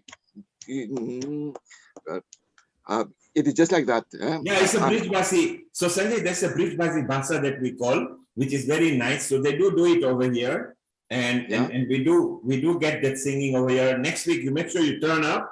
You be in your Krishna costume, and Sumi can be there. Sumi can be Radha, and you be the Kana. Okay. Okay, so you are invited as well next week. Okay, Milap, over to you. Milap needs to unmute. Yes, thank you. He's ready. Yeah, I'll keep it short. So this is a Marathi prayer called the Pasayadan from the end of the Jnaneshwari, which is Sant Jnaneshwar's translation of the Bhagavad Gita. The original is sung by Lata Didi, who passed away this year. So I'll pray. This is a prayer for her and everyone, and it's also set in Rag Bhairavi. So that's the perfect conclusion for any concert as well. Ata Vishwatmake Deve Yene Vagyadne Toshave Tosho Nimazadyave Pasayadan he जे खळांची व्यंकटी सांडो तया सत्कर्मी रती वाढो, भूता परस्परे पडो, मैत्र जीवांचे दुरितांचे तिमिर जाओ, विश्वस्वधर्म सूर्ये पाहो, जो जे वांछील तो ते लाहो, प्राणी जात वर्षत सकळ मंगळी, ईश्वर निष्ठांची मांदियाळी, अनवरत भूमंडळी भेट तू भूता. चला कल्पतरूंचे आरव, चेतना चिंतामणीचे गाव, बोलते जे अर्णव पियुषाचे, चंद्रमे जे अलांछन, मार्तंड जे तापहीन, ते सर्वाही सदा सज्जन, सोय रे हो तू. किंबहुना सर्व सुखी पूर्ण होऊनी तिन्ही लोकी, भजिजो आदि पुरुखी अखंडित, आणि ग्रंथोपजीविये विशेषी लोकीये, दृष्टादृष्ट विजये हो आवेजी, तेथ म्हणे श्री विश्वेश्वराव, हा होईल दान पसावो, येणे वरे ज्ञान देवो, सुखिया झाला. ओम शांती शांती शांती. Wow, Milad, that was so wonderful. You know, I love you all because each one of you, from Winnie in her style, to Bhagwati in her style, to Sanjay in Mauritius with her style, Milad, your style, each one of you bring different aura, different energy, but each one of you was singing from heart. I love you all. We are still live. Honey, time for you to close. Meeta, thank you for bringing Milad. Can you bring more? And we'll have you next time when your full internet connection is there. You were locked out, so I think you're okay now. But thank you, Meeta. Wonderful that you brought here. Honey, would you like to just formally close for us? And we invite everybody to Janmashtami. I think we can give them 5 to 7 o'clock slot that it belongs to public. Just come and we share the love of Kana with Radha with the Basudi. Absolutely. This sounds great. And you know, before I leave, because we've been celebrating Independence Day for the 75th anniversary of Independence Day. So before I go, I just thought it would be wonderful for me to just share a couple of really beautiful, interesting facts about India that we should be very proud of. And I think that it's something that we can, I don't know, we could just appreciate about India. The first fact I always say to people is, did you know that India has over 300,000 mosques and over 2 million temples? So can you imagine the kind of architecture that India has and what kind of vast, the multicultural country it is? The second thing I say to people is we should be very, very proud that, did you know that the Chenab Bridge is the highest rail bridge in the world? So we build amazing, amazing structures in India. You know, so if you see these rail structures, you'll find it absolutely amazing and very unique. The third thing I could say is, did you know that India was the first country to mine diamonds? And this was in the 4th century BC. And this was for about 1,000 years they would mine for diamonds, after which Brazil and South Africa and other countries started mining for diamonds. So it's amazing how rich India was many, many years ago. The other thing I say to people is that the land is the birthplace of the strategic game chess that the whole world is playing right now, and people tend to see that who's got the best strategy in their minds, you know, how they use their brain power. So India was the one who actually designed the game chess. And finally, just wanted to come to the end of this. Did you know that the second largest pool of engineers and scientists come from India. So we should be very, very proud. There are many, many beautiful things about India that we should all be very, very proud of. So to finish off with, I'd just like to say, to end today's Independence Day event today, I'd like to finish off with a prayer as well. It's a peace prayer, which talks about may peace be there in the whole world. And let peace be there in the sky, in the space, in the trees, in the whole universe. So it's a whole prayer. So with that, I'd like to finish off with, from Honey Kalaria here on Healing Our Earth. Om Dyo Shanti Antarikshagvam Shanti Prithvi Shanti Apah Shanti Oshadayah Shanti Vanaspatayah Shanti Vishvedeva Shanti Brahma Shanti Sarvagvam Shanti Shanti Reva Shanti Sama Shanti Redi Om Shanti Shanti Shanti